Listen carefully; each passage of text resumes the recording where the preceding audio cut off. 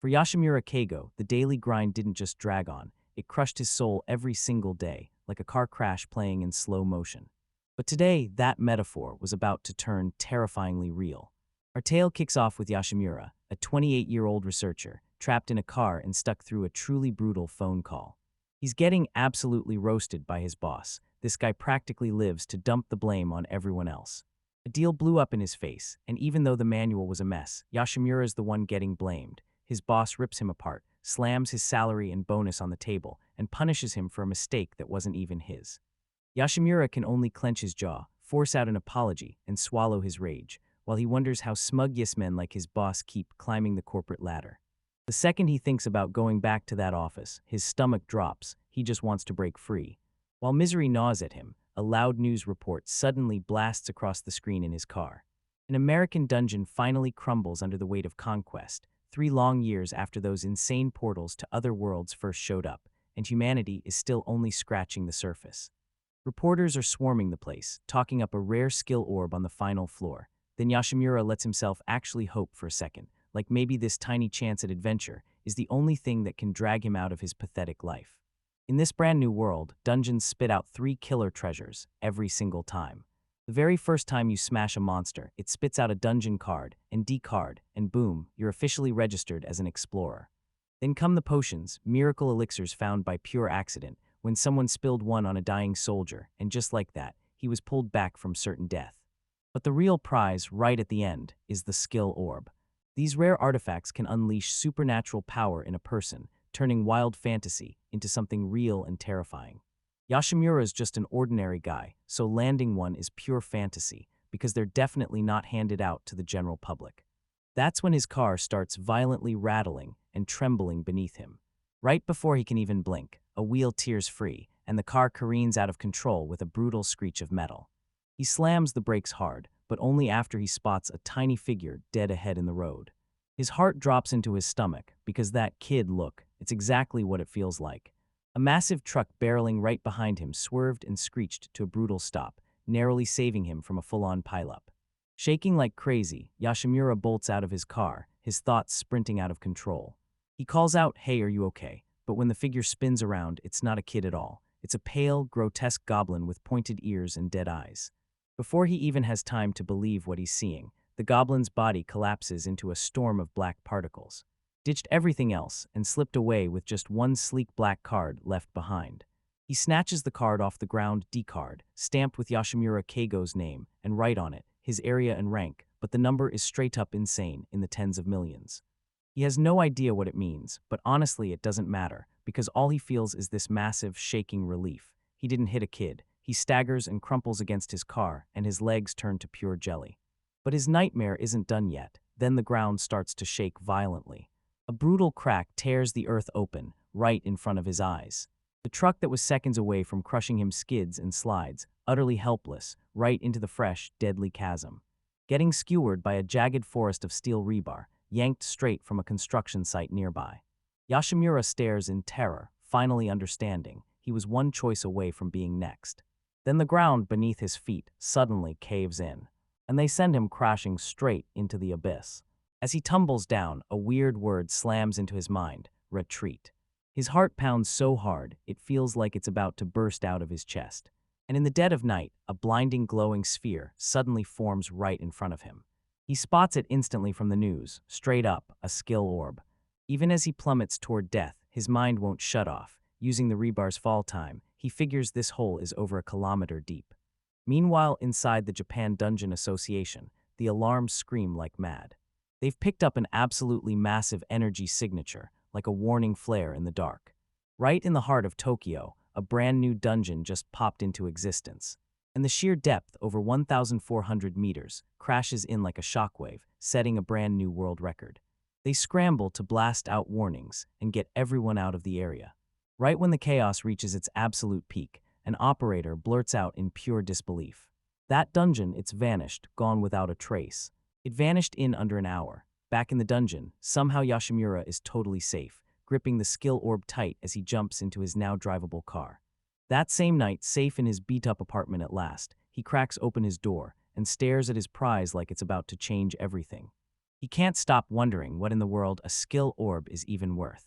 He spots a number carved into it, 0074, and that's when he realizes the skill behind it is called making. A quick online check tells me it's a countdown timer, and when that number hits 1:36, the orb vanishes for good. That ticking clock is already brutal, and the fact you need a D card just to get your hands on one makes these things insanely hard to trade. Every single official sale has to pass through the JDA. Hopefully, he dives into the JDA database, hunting for the exact skill that makes it work, only to hit a dead end and find absolutely zero results. It's a mysterious skill, then his dreams of cashing it in for a fortune and ditching his job on the spot just evaporate into thin air. So if he can't sell it, he has no choice left. He blurts out, "I'm not going to be human anymore," and with pure desperation, he slams the orb into himself. Neon light blazed, and code whirled around him like it was alive. A wild, terrifying feeling hits him, like his whole body is getting torn apart and rebuilt piece by piece, yet the moment the light dies down, he's totally fine, exactly the same. He panics and rips through the internet for answers on his new skill, but all he gets is this useless, hand-wavy line, "You'll know somehow." He throws everything he can think of at the problem, but nothing, not a single thing, works. Then it hits him, he remembers the D card. He yanks it out and his eyes snap wide open, because it's not just the skill making listed on it that floors him. The real blow hits when he sees his rank has changed. That ridiculous number from before is gone, and now it reads, Rank 1 asterisk asterisk. Little did he know, every dungeon explorer on Earth was in complete chaos, screaming and panicking all at once. The global rankings just got obliterated. An anonymous explorer from Area 12 Japan snatched the #1 spot and kicked the legendary Russian hero right off his throne. And analysts are scrambling, labeling this mysterious newcomer a comet, because they swear he just blasted into the world out of nowhere. Next morning, Yoshimura is still half awake and straight up sprinting like every other salaryman, late for work, because he overslept after a whole night of web surfing. He shrugs it off as some weird dream, until he's back in his apartment, and the truth of that card hits him like a punch to the gut. He realizes that crazy score probably came from the rebar rain. Every piece got counted like a monster he'd defeated. So, is he actually strong now? He grabs the doorknob and tries to crush it with his new power, then faceplants instantly because it fails. And yeah, he's left feeling completely normal. He storms into the office, still totally stunned and lost, only for Inoki, his tyrannical boss, to snatch the moment away instantly, intercepting him right then. Conference room, he grunts, loud and sharp. As they drag him away like he's headed for the gallows, his junior Miyoshi can't stop himself. He watches, worried out of his mind. Over lunch, a crushed Yoshimura leans in and tells Miyoshi he's done. He's quitting for good. She tries to snap him back to reality, telling him he's too young to torch his career just to chase a few months of unemployment benefits. When she asks what he's gonna do, he blurts out the first answer that hits, "I'm gonna start dungeon diving." Miyoshi's jaw drops. She's always pictured him as that nerdy, brains-overbrawn type, not someone who'd leave her speechless like this. With his pride on the line, he decides to hit her with something so powerful it flips her whole mind. After she made him swear to secrecy, he drags his D card across the table, like it's about to start a whole new problem. Her eyes dart across the card, slam into rank 1, and then she unleashes a shriek that ricochets through the whole cafe. She instantly snaps that he's just trying to pass off a fake. But he swears it's real, so she snaps into action, skeptical, and pulls up the official World Dungeon ranking list on her phone. Her jaw hits the floor, because that top spot goes to a total mystery guy from Area 12, and yeah, it's him. She can't believe her eyes. How does her nerdy senior end up ranked above the world's most elite soldiers? He straight up admits he has no idea how to use his own skill, making. Miyoshi leans in and tells him she once watched a person trigger a skill by clutching their card, tapping the skill's name, and saying it out loud like a command. And Yoshimura steels himself, ready to go for it, feeling so full of main character energy it's basically pure chuny. Before Miyoshi can wisely warn everyone that unleashing some unknown, possibly disastrous skill in a packed cafe is a horrifying mistake. Her mind won't slow down for a second. If he's the top-ranked explorer, he could rake in a fortune beyond belief. Becoming a global celebrity, because the second he bursts onto the scene and rockets straight to the top of the charts, the internet goes absolutely feral over his surprise rise. In Japan, climbing to the very top without ties to the military is basically unheard of. High rankers are almost always cut from the same military cloth. Suddenly her eyes flare with a brilliant idea, like a spark catching fire. Quit your job, she grins, and hire me instead. She tells him straight up, if he wants to sell dungeon items, he's going to need a commercial license from the JDA. If she gets that license in her name and becomes his agent, she'll step right into the spotlight, fronting his whole operation while keeping his identity buried. He leans in and asks what she thinks she gets out of it. And she winks, bursting with pure excitement. I'm already buzzing to work with you, senpai. Then, right there, Yoshimura snaps to it. He got totally outplayed. This girl isn't just good at selling, she's built for it, and somehow he just got turned into her next obsession. Yoshimura and Miyoshi sink into a cafe booth, eyes locked, plotting their next move like it's about to explode. After that jaw-dropping discovery, the real question hits harder than ever. How do you turn it into profit without ending up locked inside a government lab? Miyoshi, always the pragmatist, lays bare the danger. World and Japan's dungeon associations run the whole show. Selling dungeon goods is locked down tight, and any direct sale would leave a paper trail that snaps right back to him. But she points out if the buyer stays anonymous, the whole trail goes ice cold, just like that. And honestly, the less the authorities know, the safer you are. Yoshimura gives a sharp nod, takes it all in, and lets out a quiet relief. Thank goodness he doesn't have to deal with that shady mess himself. But as it clicks in Miyoshi's head, her eyes snap wide. Wait, you can't just barge into a dungeon. You've got to register as an explorer and take a course. Yoshimura's staring at me like he's totally baffled, but I'm already holding a D card, and yeah, I barely managed to scrape by after taking down that stray goblin. Stray goblin hangs there in the air. Miyoshi just stares at him, completely lost. Goblins don't randomly roam alleys, so what is this guy even talking about? He reels back as soon as he catches her suspicion, scrambling to backpedal and swearing he'll explain later, and she only nods begrudgingly, but her stare screams she's not dropping this. Meanwhile, miles away at the JDA headquarters, a warning siren lights up the screens. An analyst on the skills database team spots a weird search. Someone just looked up the skill maker. His coworker says this kind of one-skill hunt is almost never seen. Most people only browse for curiosity. But this feels like a deliberate target. That's a red alert. Lock in on the target skill right now. The senior analyst snaps. If anyone taps it on their D card, we'll spot it instantly. Meanwhile, Yoshimura has no clue the system is already closing in on him. That evening, Yoshimura ends up alone on a park bench, staring at the glowing city lights that burn in the distance.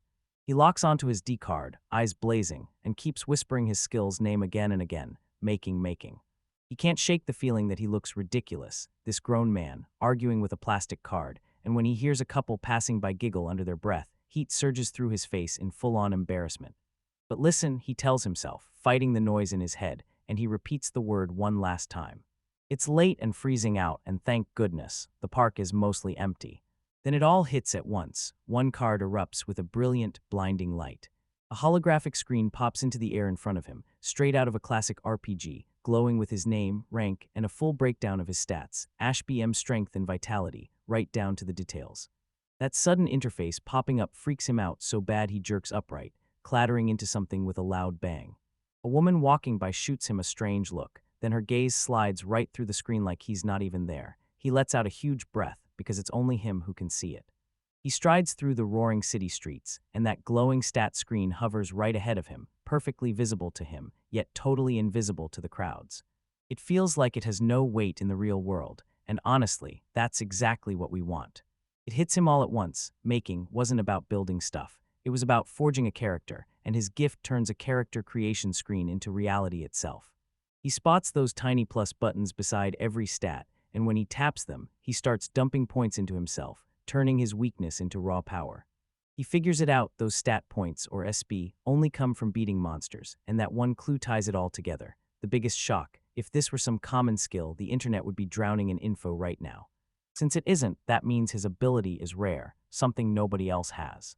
It's a secret buried deep inside him, one only he can unlock. That inner researcher in him is buzzing with pure electricity, because this is a discovery that could change everything. He bolts home because he knows he can't call anything settled until he runs real tests first. He hunkers down under the cozy glow of his kotatsu for hours, painstakingly adding 1 point at a time to different stats, then logging every single change like it's mission control. He reverse engineers the whole system, cracking the exact formulas that turn his stats into raw HP and MP. It's wild, this massive idea of what humans can do gets boiled down into just a few numbers. A wicked grin broke across his face, so if his power was a 9 and he just kept stacking points into it, Would he blow past it and turn into something 10 times stronger? The possibilities practically screamed at him. But to see how this hits in the real world, he needs specialized equipment, and then it clicks, because Miyoshi said her senior runs a medical research company. He snaps his eyes to the clock, late as it is, but tomorrow's Saturday, so there's hope. He yanks out his phone and dials her number, like he can't waste a second. The very next day, Miyoshi storms up to his apartment. She's dressed to the nines, ready for a fancy dinner, and Yoshimura just freezes, like, what's happening today? She calls him out, reminding him of the promise he made, to take her to dinner at that fancy spot, Mall Isle. He slapped his own face, realizing he'd been joking. Now he just looked like a total idiot, so he rushed to book the reservation online while Miyoshi celebrated her victory. After they put that dinner disaster behind them, he gets serious, like right now. I figured it out, he tells her, sliding over a notebook packed with hard data. She leans in and studies his messy handwritten charts and equations, then blurts, "Senpai, are these numbers the way you measure your abilities?" He confirms it and boom, her mind snaps straight to the right answer. Now tell me, does your crafting skill let you *C* your stats in your head? He keeps a straight face, but yeah, that's the whole gist. She's wide-eyed, and she's dead right to point out that this kind of intel could be a national secret. He fidgets and nervously confirms her suspicions. He pulls her in and shows her the simple junior high formulas he's been grinding out. But when she stares at the numbers, her expression snaps with sudden understanding. This isn't random at all, it's about him, and that factor system will rewrite how the world sees skill orbs, she says, voice trembling with awe. She lunges for her laptop and blasts out commands with fingers that practically fly. She tells him she's been hunting lost orbs, ones nobody fully understands, and digs up a marketplace online, filters by price, and shows him little gems that barely move the needle like Jake's 1 or SDXH2. Nobody had a clue what it all meant, until his power let him read the hidden numbers, and suddenly the code finally snapped into place. Miyoshi's excitement spreads like wildfire. She's practically beaming as she cheers, and that quantification is downright mind-blowing. These lost orbs are cheap right now, because nobody has a clue what they're really worth. The second this info hits the public, their prices are going to skyrocket. She jabs a finger at his data, then whips it back to the screen and says, if we can measure this, we're sitting on an amount of money so insane it'll blow your mind. Yoshimura stares at her, and his face hardens with pure resolve. Yeah, I think so too. Miyoshi paints a razor-sharp picture of tomorrow, where governments, ruthless corporations, and ambitious explorers all scramble to seize this world-changing knowledge. Just like a great salesperson, he says, and she flashes a smile, because that's exactly why I called you in the first place. Now tell me more. He lines in close, like he's about to hear the whole truth. The next scene kicks off with Midori. She just opened an email from Miyoshi, and it's all about his upcoming visit. Yoshimura is already laying out the plan, because before we even catch our breath, he's explaining everything to Midori. And just like that, the next chapter of their wild venture kicks off. Back in his apartment, Yoshimura leans in and breaks down the heart of his skill to Miyoshi, because he can literally crank up his own attributes from within. Their whole plan is to tap into Midori's gear to grab full, detailed measurements while he tweaks his stats, basically turning him into a walking research subject. The crazy part, they don't even know what to measure first. Miyoshi, the ever-sharp analyst, throws out a brutal question. If you crank up strength and it actually triggers a physical change, then tell me, how does your body not snap under the pressure? If his strength shoots up but his muscle mass stays the same, that breaks physics like it's nothing, so something else in the dungeon has to be changing too. They all decide to play it safe, inching his stats up one tiny step at a time. Then the talk snaps to patents. If they can build a device that tracks these shifts, they're set for life. We'll put our names on the patent together, she says, flashing a confident smile. On a rain-soaked Sunday, the two of them hustle to Ikigaya Station, and Miyoshi tags along to back him up as he heads to his Explorer license course. She squints at the JDA building, stunned by how weird it looks. Then she drops a financial bombshell. Midori's preliminary tests are going to burn a whopping 60 million yen. Yoshimura just freezes, because that number is unreal. No bank would ever hand him a loan for something this speculative. Trying to snag an investor without hard proof is basically a pipe dream. Then it hits him like a truck. If you want that kind of cash fast, there's only one way: dungeon. They burst into the JDA building, and for a moment, the thrill of finally being researchers totally wipes out everything else. Yoshimura strides up to the front desk and slaps in his license application. Just sign up for the course, get reviewed, and then bam, the license gets mailed straight to you. It's basically just a quick background scan checking criminal records and whether someone's dealing with chronic illnesses. When she asks for his D card, he pulls it out and hands it over without hesitation. That clears the whole path for him, so he can go straight for a higher-ranked license from the very beginning. The receptionist breaks down the WDA license card for you. This whole ladder starts you at G rank for total beginners and climbs all the way to S rank, where only the elite survive. This rank, not the D card rank, decides everything: what gear you can snag and which dungeons you're allowed to storm. It's built to keep everything under control, no chaos, no risk.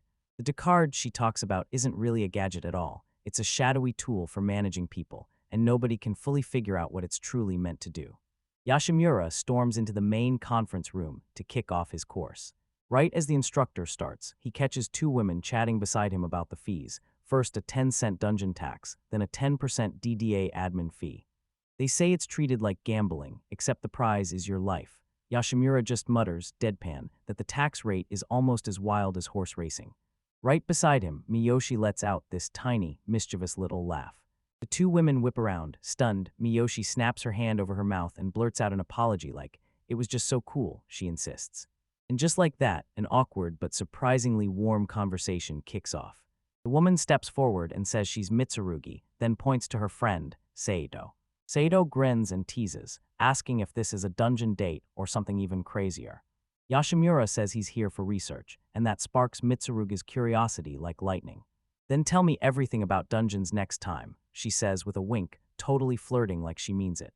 He shrugs and says, "Yeah, sure," and totally blows past the social vibe. No business card, no "what's your number," nothing, and that leaves Mitsurugi standing there confused, while he's left worrying he's somehow messed up. The man's so clueless, he can't even read the room. He walks right into the moment like it's nothing. Once the course wraps up, he and Miyoshi bolt out together for lunch. His stomach is growling like crazy. He hasn't eaten since yesterday. They finally stumble into this tiny noodle shop like it's their last lifeline. Over cold beer and steaming wontons, they spill the tea about the women from class. He just can't wrap his head around it. Why would they even want him? He's guessing it's the entertainment or fashion world pulling the strings. He scoffs at dungeon idols, calling the whole thing shady business from the start. Miyoshi slices through the chaos with razor-cold business logic, turning it into a win-win deal that leaves both sides satisfied.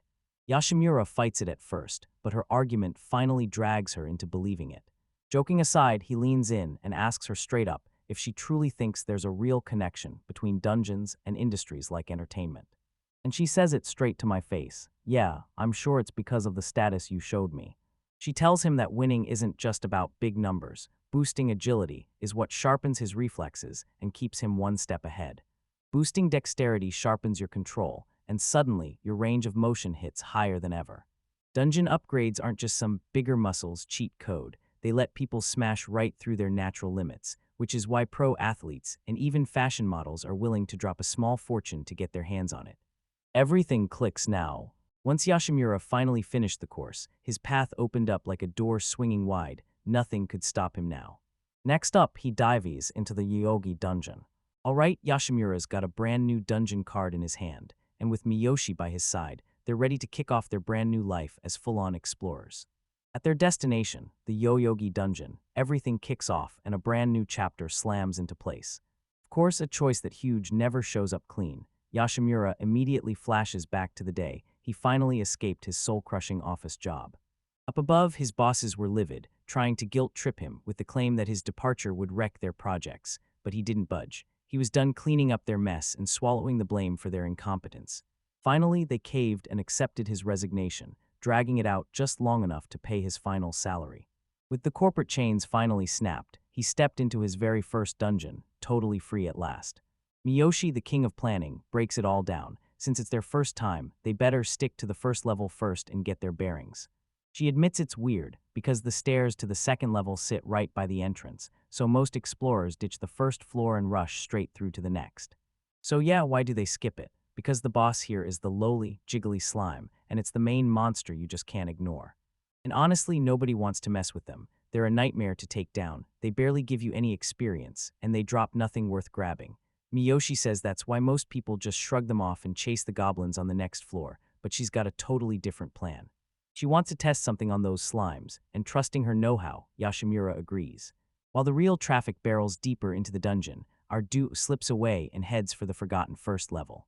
Miyoshi tells them that if you've got a dungeon as well cleared as Yoyogi, the Japan Dungeon Association, JDA for short, has basically everything online, from public maps to monster locations, the whole deal.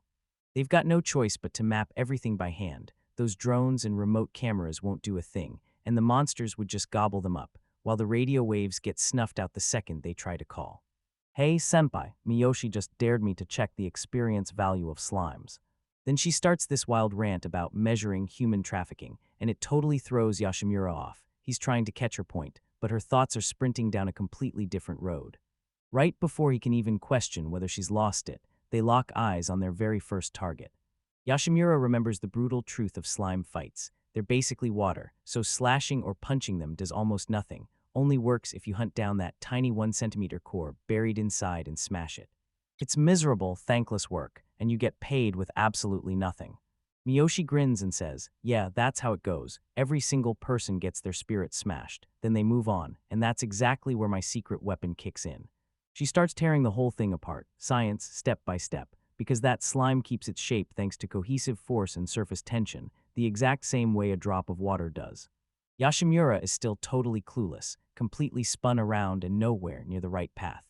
Miyoshi says that for the first 10 to 20 levels, a dungeon still plays by basic physics, so guns can actually hit targets early on, but the deeper you go, the monsters ignore those rules and firearms turn totally useless. She's going to exploit that, so she yanks out a plain spray bottle. We just have to lower its surface energy, she says, then reveals her real weapon, a surfactant, soapy water. And she didn't stop at one. She rolled out an entire lineup of different types, all set to be tested out in the field. Yoshimura spots her other gear and freezes. Wait, is that a frying pan? He blurts, totally stunned.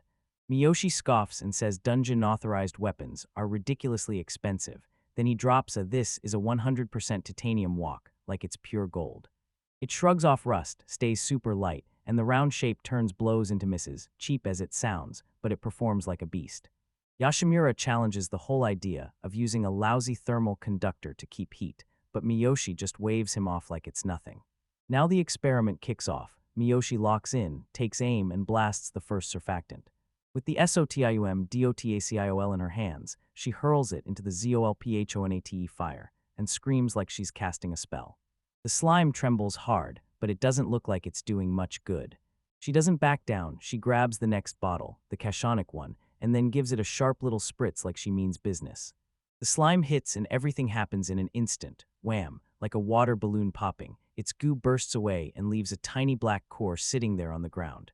Yoshimura freezes in shock. Did you spray this with alien drool or what? He demands. Miyoshi proudly unveils the main ingredient, benzethonium chloride, and makes it clear. It's a seriously lethal disinfectant. They just uncovered the slime's fatal secret. One hit from a household cleaner and it crumbles. Yoshimura snaps straight to the stock market. Should they start buying shares in pharmaceutical companies right now? Miyoshi stomps her boot down on the exposed core, and with a huge grin she laughs. Slimes, they're not a threat anymore. Then she swings right back to her original plan, stacking those experience points, and asks Yoshimura straight up if he's got a stat for it. And he confirms he's got something called SB, skill points, he can spend to crank his stats higher. Once their first test finally lands, they spot another slime, and Miyoshi raises the next target. It's his turn now. He yanks out his dungeon card, lets everyone see his stats, and then, without backing down, volunteers as the guinea pig. Yoshimura strides forward, raises the disinfectant, and barks out the chemical name just like Miyoshi did. And she shoots him a deadpan stare, flat out asking if he really has to name the attack. He whips the slime across the room. It splatters and pops instantly, then he drives his hammer straight into the core. A soft ping flashes in his head, and he shoots a glance at his card. His SB shot up, barely a hair, but it's still progress, and Miyoshi is freaking ecstatic. All right, let's go hunt down some more. Later, back at their apartment, Miyoshi slumps over her laptop, poring over the data from their 72 slime kills. The results are wild. Those first 10 slimes fed you a steady stream of SB, but the moment you cleared the 10th one, the EXP tanked, dropping to a tiny fraction of what it was for every slime after that. Yoshimura pieces it all together. No, it's not like the games where the EXP grind just ramps up for leveling. Here, the very same monster gives you less and less EXP the more times you farm it. Miyoshi nods, fully taking it in, and suddenly two wild theories start forming in their head. Hypothesis 1. The SB you earn drops the longer you keep farming the same monster, nonstop. Hypothesis 2. The real payout is the smaller amount, but you still get a little bonus for the first 10 kills when you hit a brand new monster type. They won't be able to confirm a thing until they clash with something else, like those goblins lurking on the second floor. Miyoshi tells them she's taking a course to earn her merchant's license, so that's why she's already done with her old job. Then Yoshimura studies the data with a little smirk, no regrets at all about walking away from his past, because all this analyzing, plotting, and figuring out. This is exactly the work that lights him up. Miyoshi then spots something weird. One data point just won't match the pattern, so Yoshimura snaps back to a moment where he'd kicked pebbles near a slime while another explorer was battling it, and suddenly it clicks. You can rack up experience just by pitching in, even if your part is tiny. They both realize this is totally busted. Anyone could tail people, toss a rock mid-fight, and steal experience like it's nothing, and if this ever leaks, pure chaos is going to explode. They decide to lock this discovery behind closed doors for now. But Yoshimura can't shake this unease. He keeps staring at the past explorers and imagining the tens of thousands they slaughtered over the years, the SB mountain they must have stacked. And still, a total rookie sits on top of the leaderboard like it's nothing. What is going on here? By the next day, rumors were already flying around the Yogi dungeon. Some guy in normal clothes, no gear at all, just striding into the entrance and coming back out like he owned the place. The staff are freaking out. He might be suicidal. But there's Yoshimura, eyes locked in, determination blazing, and he's back to put his hypotheses to the test. He spots a slime so deep in the wild that not a soul is anywhere nearby. And now he's clocked in, firing off his mystery beam and smashing in with that hammer attack. At least that's what he's calling them now. He slams the core, grabs his SB, and can't help thinking he really needs to rename that sprayer attack, because the current one is kinda awful. He double-checks his card. Boom, the SB gain snaps back to that bigger bonus. He strikes again, another kill, and the number plunges to the lower value. That's the proof right there. The bonus wipes clean and resets. That's got me cooking up two wild theories. Does the bonus wipe clean after some time ticks by, or does it reset the moment you step back into the dungeon? He wastes no time. He starts testing on the spot, bolts out of the dungeon, runs the entry procedure all over again, then charges back in to wipe out another slime. That ping hits, bonus points are back. It resets when he re-enters and then it clicks. His disinfectant only nukes slimes, so yeah, he's got to grind ahead, testing it on every other monster. Barehanded, armorless, and swinging a hammer, he knows a real fight would destroy him, so today, he's locking in on one thing: slimes. He marches in and out of the dungeon 14 straight times, stubbornly poking at every detail to prove his theory. During one of his runs, he finally realizes the bonus never reset, and he immediately suspects it's because he didn't run far enough past the entrance. So yeah, he sharpens the experiment and starts running tests at different distances, timing exactly how long he stays outside the dungeon. The answer is crystal clear. Time barely matters, but distance absolutely does, so you've got to physically break out of the dungeon's zone of influence, then come back, and only then will the system count it as a brand new entry. Feeling pretty proud of what he found, he makes a beeline for the exit, until a JDA staff member steps in and stops him cold. Still, she introduces herself as Naru's and tells him his constant, unprepared entries and exits have everyone on edge, because they feared he might be trying to hurt himself. She hands his card back with a sweet smile, but the moment it lands in his hand, she fires back. "Mr. Yoshimura, what on earth were you doing?" He blurts that he was only running tests for his research, and that answer instantly lights a spark in her eyes. She tells him to at least grab some basic gear so the next mix-up doesn't blow up again, then even points him towards some outlet shops. She's all edge, yet weirdly warm. She tells him to come find her as soon as his findings start rolling in. As she heads out, Yoshimura snaps his eyes back to his notes, because right now, he's already wiped out 99 slimes and still isn't done. He can't just leave it there. He locks in with sheer determination and charges right back in. 100 kills, that's it. Then everything flips. A system window slams into view, and after he wipes out 100 slimes, his unique skill unlocks a brand new function, making. Turns out his power wasn't just for spending SB. Under certain conditions, he can unlock some brutal new skills. A brand new list pops up, packed with slime-related skills, plus physical resistance, water magic, hyper-recovery, storage, and a vault to lock it all down. His mind spins at full speed, because these skills usually show up only in the most legendary, once-in-a-lifetime monster drops. The numbers beside them are straight-up insane, 1 in 100 million, 1 in a billion, like the odds are so brutal they basically don't even exist. He clocks the gap between storage and vault, then leans in like, if the numbers are right, the vault has to be the upgraded tier. And the rarity, it's straight up off the charts. But when the choice hits, he goes full gamer mode, grabs the rarest thing on the list. A glowing orb snaps into existence right in front of him. After he learns the new skill, he wastes no time. He slams another slime and tests it on the spot, then he shoots an email straight to Miyoshi. She bursts into his apartment with eyes blazing in pure shock. Wait, you really pulled a skill orb. He soothes her down, swings the door wide, and reveals the prize, an ultra-smooth marble orb stamped with the word vault. Miyoshi yanks out her laptop and dives into the JDA database. Just like she feared, that 1 in a billion drop is nowhere to be found. Yoshimura whips out his notes and tells her exactly how his making skill works now, like the whole world just flipped, and suddenly he can basically pick his own reward. The implications are huge. This one ability could flip the whole world upside down, and they both know they've still got a ton left to test and prove. Their next move, wipe out 100 goblins back-to-back and see if the mechanic comes back to haunt them again. Curiosity bites, Miyoshi checks the market price of water magic, another skill on his list, and just like that, he finds it already registered and sold for a whopping 80 million yen.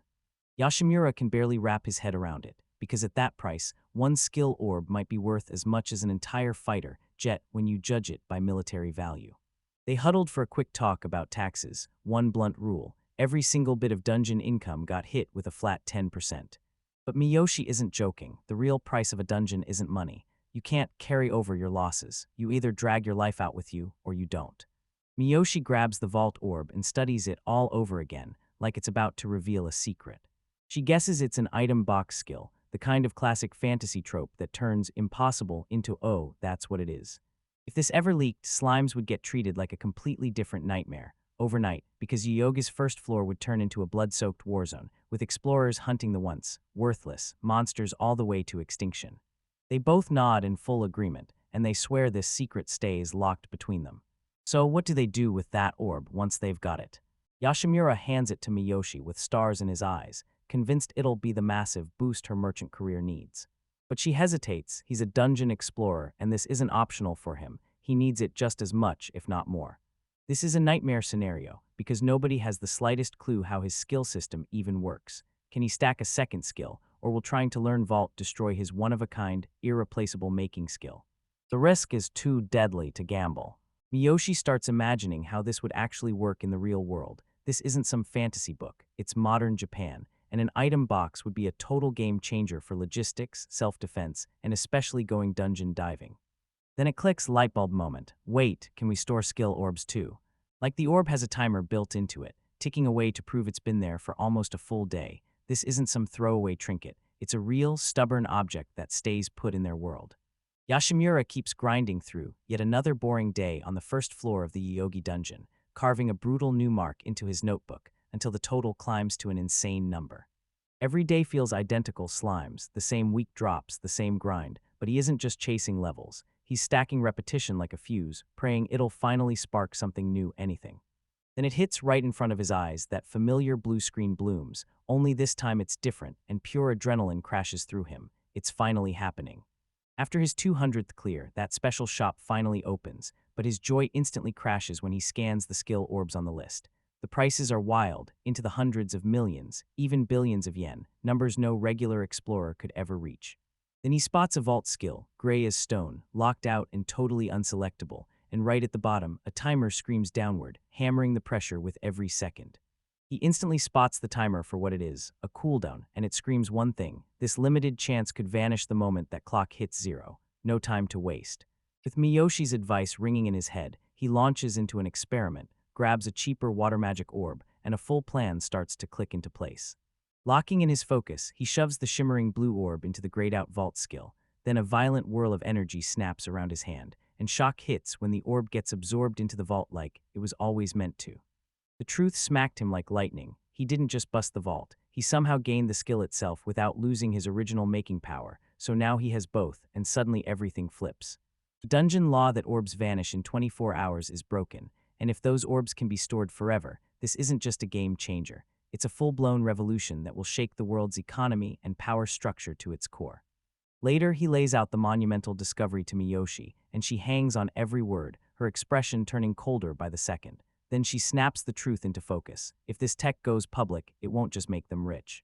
It will paint them as targets for every major corporation and government on Earth. The pressure is crushing, but Miyoshi's resolve won't budge. She slams the table with a jolt of raw intensity, and you can feel the fear and the thrill bursting in her chest, like it's about to explode into a full-on Hollywood movie. She locks eyes with him and makes it crystal clear. If that orb is still sitting in his vault tomorrow, she's walking out of her job and going all in with him, because this is their one shot, and she refuses to let it slip. A month later, October 26, and Yoshimura's world has flipped completely. His peaceful life is gone, replaced by the shock of going from nobody to the one-ranked explorer overnight. True to her word, Miyoshi quit her job, and so did he. They've carved out a little office right in his apartment, and their grind is already paying off, because now it's packed with a handful of prized skill orbs they've farmed, including hyper-recovery and a few elemental resistances. Miyoshi, taking charge of the business side, lays out the nightmare they're up against, because in Japan, you can't pull off big transactions without your name getting attached, and that would paint a huge target on Yoshimura's back. With a sly grin, she reveals a brilliant workaround. I'm going to use the party system. She tells them the system was built so explorers could split profits and score gear, but when it comes to money, it all acts like one single legal entity. Once she becomes the party leader, her name becomes the mask everyone sees, while Yoshimura slips into the shadows and stays invisible to the whole world. Yeah, and it's not some freebie. She slams her bankbook on the table and groans as her savings vanish fast, all to keep their startup alive. Even with the price tag staring her down, she refuses to slow. She's already slapped together a placeholder website to start selling the orbs, just a bare framework for now, but it's the first brick in building their empire. They've officially formed their brand new party, and Yoshimura, nursing a wave of guilt for making her shoulder all the work, can only bow low and apologize. Their new company's name, Dungeon Powers. Yeah, it sounds a little cheesy. Miyoshi cooked it up after a night of celebratory drinks, but it's theirs. Miyoshi takes the lead. Yoshimura is the lone partner beside him, and together they blast off into their brand new adventure. The second their website launches, the whole world stops and reacts. Across the globe, every screen suddenly blazes with an auction site nobody has seen before, and that's when a hardened military man and a shadowy government agent both freeze mid-task, their faces wearing nothing but shock and burning curiosity. The world goes into full-on turmoil, official as day. A brand new era has exploded onto the scene. When the dungeon powers finally launch, shockwaves rip across the entire planet like a thunderclap. At the Kasumigaski Dungeon Agency, everything goes berserk, total chaos erupts everywhere. Phones are shrieking nonstop as agents panic scramble through a wave of calls. Is this a scam? Is it legal? And nobody, not a single person, has the answers. Meanwhile, Yoshimura is stuck in the Yogi dungeon when a familiar face, Miss Naris from the JDA, cuts his way and stops him cold. It hits him. She's one of the rare people who knows Miyoshi is the public face of the whole operation, and that means she's tied directly to the chaos he can't escape. They plop down and Narus wastes zero time. He goes straight for the jugular. The JDA is getting flooded with calls about their site. Yoshimura stays cool as ice, smirking and asking if this is some kind of prank, maybe even an early April Fool's joke. Narus isn't buying it at all. She knows those orbs are supposed to blast water magic and shrug off physical blows, and she also knows they're not meant to stick around and vanish. That physical resistance orb, it's an unbelievably rare skill, proof positive this isn't some lazy hoax. She leans in, eyes blazing, and fires the one question everyone's been dying to ask. Did you find a way to save the orbs? The tension in the air tightens like a snare, and Yoshimura snaps the attack aside, then dodges the question with a vague, non-committal, it's a tough one. He knows every step is a tightrope, one wrong move and it all could snap. Narus lays out the grim political truth. If this method actually exists, the government will demand it. Explorers be damned. But Yoshimura knows he can't let that happen. Those profits could be massive, yet his freedom is worth more than all of it. Narus then springs a flawless trap, asking if the JDA can hire them to store an orb. When they say yes, it proves he's got the tech, and when they say no, it forces a deeper investigation, and now they've got him cornered. Yoshimura spots a real opening, nods in agreement, only if the terms hit a few key conditions, and then he flips the whole game, demanding that Ms. Naoru herself step in as their mediator for every future deal with the JDA, turning a feared opponent into a vital ally. He walks away so she can think it over, and a tiny grin tugs at the corner of his lips. Elsewhere inside a cold, sterile government building, a top official waves off the website as nothing but another scam. His subordinate Sairo, a sharp young guy, cuts in fast and corrects him. the commercial license is legit, officially registered to Azusa Miyoshi, and if that auction's real, its value is basically beyond measure. The official demands a recommendation, right then and there. Cyro's assessment chills you to the bone. This site's technology is a priceless treasure and a deadly threat to everything. He snaps it to those wild rumors of another world's language, like that could be the missing key. The official makes the call, he'll launch an investigation, and if it checks out as true, they'll strike fast, all in the name of public safety and keeping order. Back at their apartment base, Yoshimura leans in and tells everyone how his meeting with Naris went. He lays it all out, how she trapped him, and how the JDA is throwing a full-on meltdown. Miyoshi sighs, admitting the world can't dodge the truth forever. Yoshimura then drops his master stroke, making Naru the mediator for their deal. They hammer out the service terms, and Miyoshi suddenly clocks that they can charge a fortune. She demands a brutal 20% storage fee and adds a 10% commission on top. Yoshimura screams extortion, but she stays cool and calmly lays it out. After taxes and all the fees, it's a totally normal rate. They decide to let the auction play out, squeezing out a true market price. Miyoshi's confidence is skyrocketing, because they're the only ones in the entire world who can pull this off, and even legends like Sotheby's and Christie's couldn't touch an item that straight-up disappears.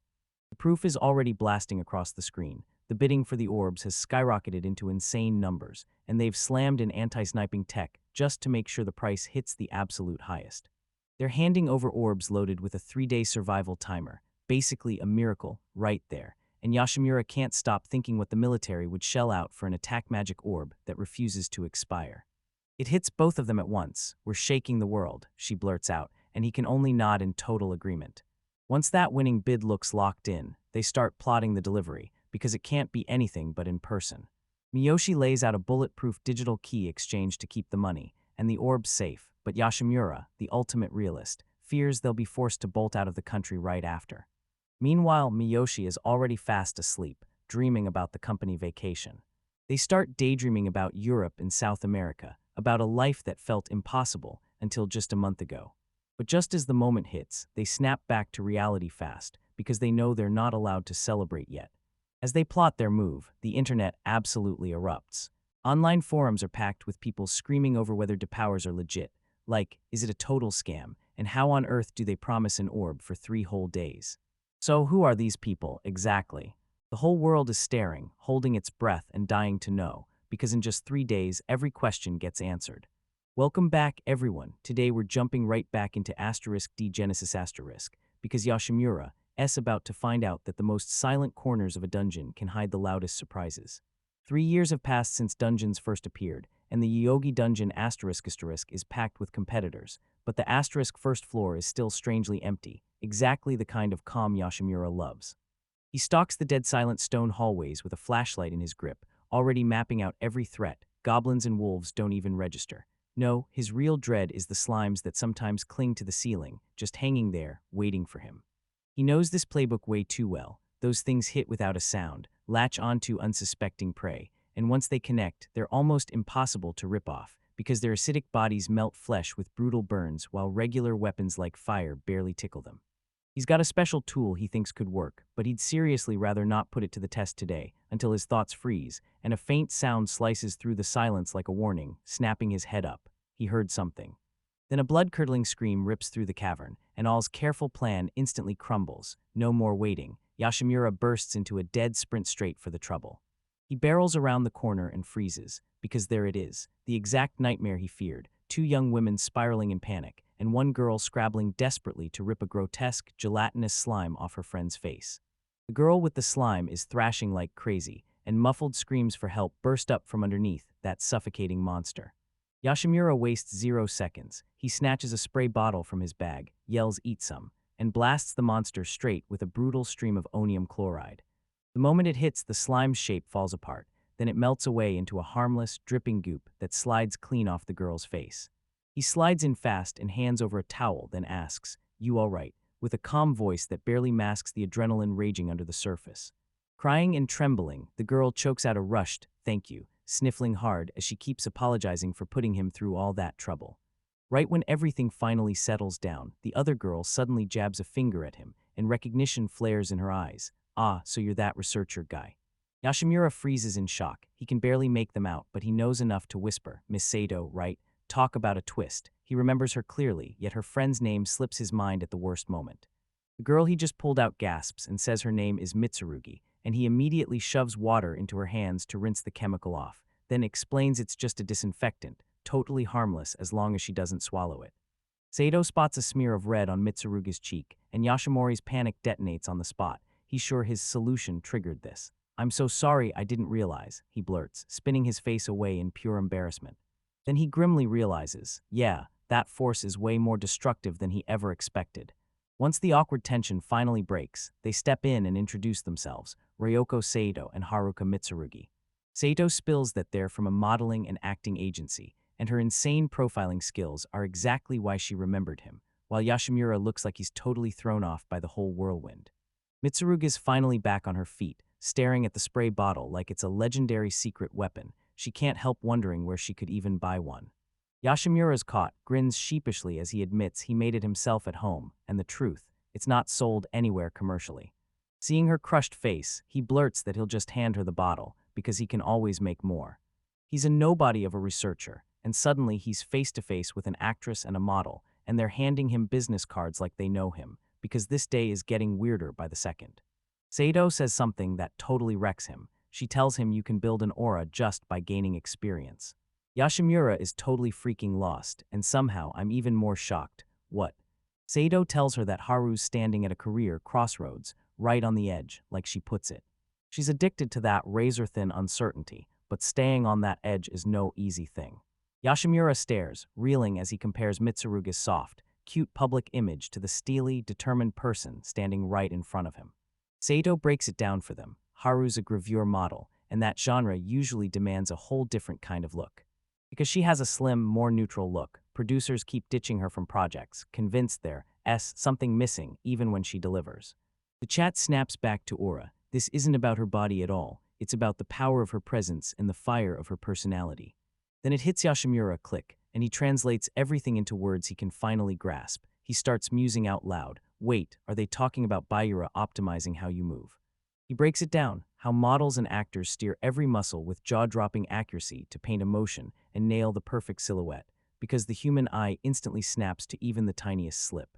He connects every dot, so when you optimize your movement, you can move your body any way you want, with zero deviation. Then he makes the final jump, and suddenly you're talking about that mysterious power you unlock by defeating monsters.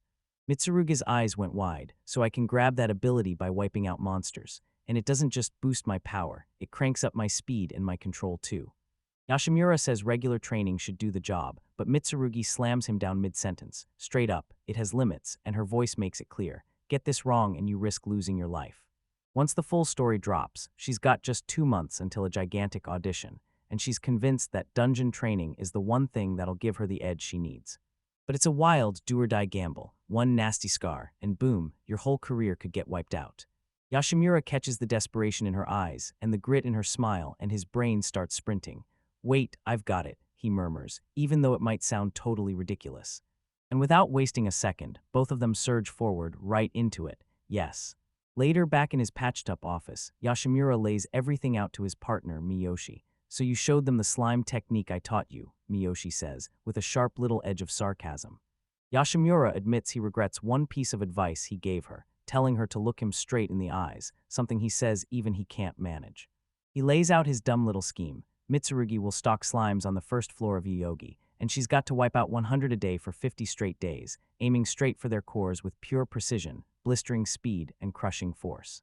Miyoshi just can't believe it. Most folks would be thrilled to scrape together 10 attribute points in that same window, but Yashimura's gamble could shoot her to a wild 100 points in 2 months flat, an unheard-of speed of growth. Miyoshi's skeptical as hell, but he bites the bullet and trusts his senpai's wild logic. Yashimura waves it off like it's nothing. Sure, she gets the boost, but he's convinced she'll still fade into the crowd as just another mid-level nobody, so there's no reason for unwanted eyes to land on her. At that point, he had zero clue that the government was tracking those rankings like a hawk, or what it really meant to be a 4-digit ranker in Japan. Meanwhile, halfway across the world, 2 men are locked in a wild, completely different kind of conversation. Simon crouches over his laptop, staring at an online skill orb auction site. His colleague Joshua immediately goes on high alert. This looks too clean to be a scam, he insists, but the math just won't work. Skill orbs are supposed to disappear after 1 day, yet this site is already running a 3-day auction. But those bidders hit hard. He spots the Japanese National Police Agency and the Ministry of Defense right on the page, which screams that someone's already cracked a way to preserve the orbs. Simon's face snapped serious, and man, it's wild, mankind keeps pushing forward.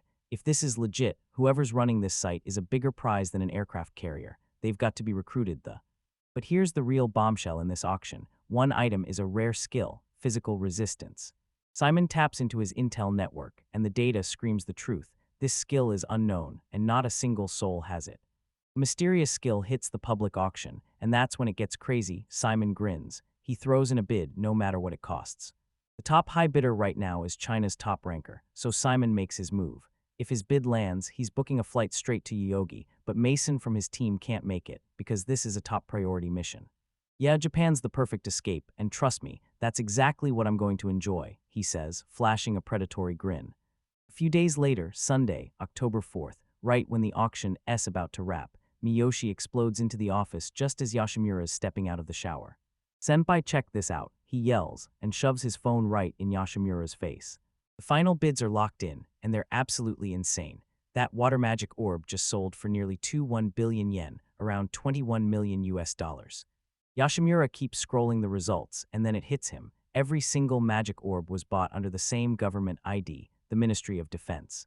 He figures it makes perfect sense. Out here in the New World, a top-tier warrior is a strategic weapon, maybe even more valuable than a fighter jet. Then it hits the main event, the physical resistance skill orb, and when they reveal the final price, your jaw will drop, over 35 billion yen, nearly $30 million. The winning ID is a personal one, Mr. Simon Gershwin. Miyoshi snaps his eyes up to the name and his face drains of color. Wait, what are you saying? Because it's him, the phone that connects straight to Yoshimura, the leader of the Evans dungeon capture team. The 12th ranked explorer in the whole world. Reality slams into them. After taxes and fees, their total profit lands just shy of 9 billion yen, about 79 million US dollars, and Yoshimura grabs his head, lets out a heavy sigh like, of course it's packed with surprises. Miyoshi, the ultimate pragmatist, is already plotting how they'll cover the development costs for their slime-dissolving spray. Yoshimura is weirdly unbothered when the world calls him a new billionaire. He leans in and tells Miyoshi, since it's just you and me in this party, I get half of that huge payout.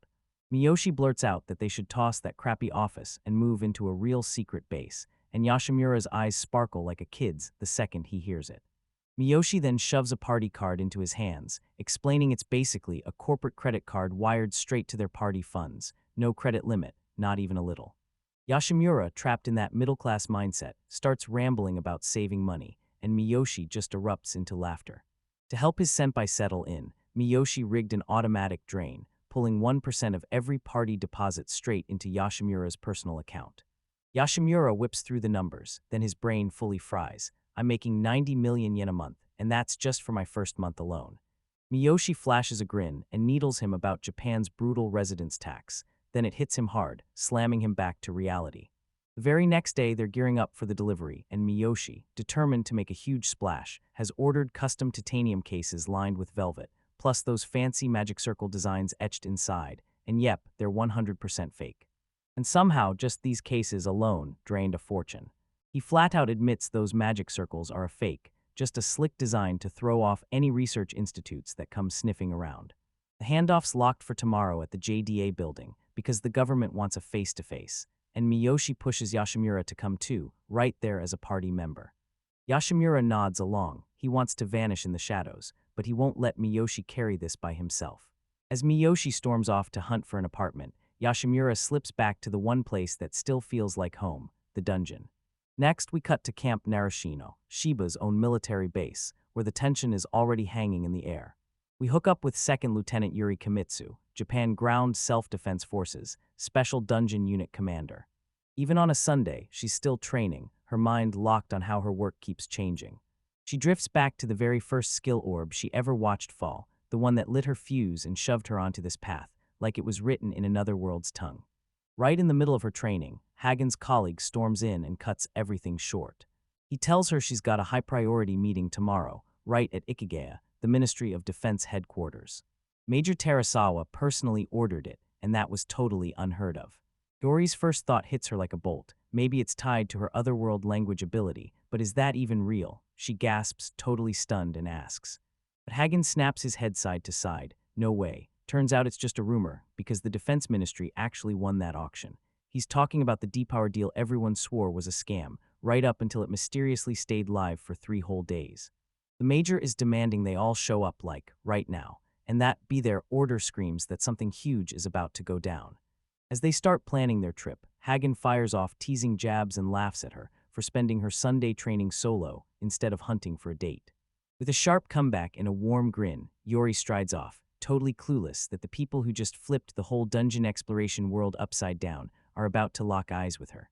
The day after a huge dungeon run always feels a little unreal, but for Yoshimura it's even worse. He's hit with a brutal hangover, and he's telling Miyoshi he feels like every last bit of life got sucked right out of him. But Miyoshi, chaos incarnate, throws out a bombshell that snaps him out of his haze, because while he was still recovering, she got fed up with searching for a house and just went ahead and bought the place. And not just anywhere, apparently. The headache of wrestling with real estate agents pushed her to say enough, and she just grabbed a huge 2-family house to make it all go away. The setup is spot on for their big new move, a ground floor office for D-Powers and 2 separate apartments upstairs, one for each of them. Now that their HQ is locked in, they're ready for their very first real mission, sitting in a sterile meeting room, about to make their first thirst delivery of goods. Terasawa, the stern man in the military uniform, runs the whole deal like a pro, and then he slides an SD card into Miyoshi's hands while she snaps it into her laptop. With one sharp click, she confirms, yep, everything inside is exactly what they expected. Then she slaps down 3 sleek metallic briefcases. Everything's ready, and they're waiting to be inspected. JDA's mediator, Ms. Narus, steps in and slams down the ground rules. Once those orbs get touched, the deal is finished. No second chances, no takebacks. She double-checks everything, 3 water magic skill orbs, each with shockingly low numbers, and the moment the results hit, it screams pure and powerful, leaving Terasawa and his partner staring in real disbelief. He demands they check the goods, and Narus breaks down the payment step by step. Every last cent gets routed through the JDA, which pays the taxes and fees first, then sends the seller the final amount so the whole deal stays spotless and legit. With everyone on board, they seal the deal and confirm the transaction for good. Terasawa gives a heavy, solemn nod. Those orbs are now under the Ministry of Defense's control. It's official, the deal is sealed right now. A wave of relief crashes through the room like a sudden exhale. But Terasawa isn't done yet. He leans in, eyes blazing with curiosity. So how did you pull all 3 out of the dungeon in under an hour? He demands. Miyoshi only grins like it's a game and shrugs, trade secret. Right when they're about to wrap it up, Terasawa suddenly slams the brakes. Wait, there's one last thing, he says, and he points to the quiet guy who's been lurking in the corner the whole time. The man leans in and tells everyone, name S. Tanaka.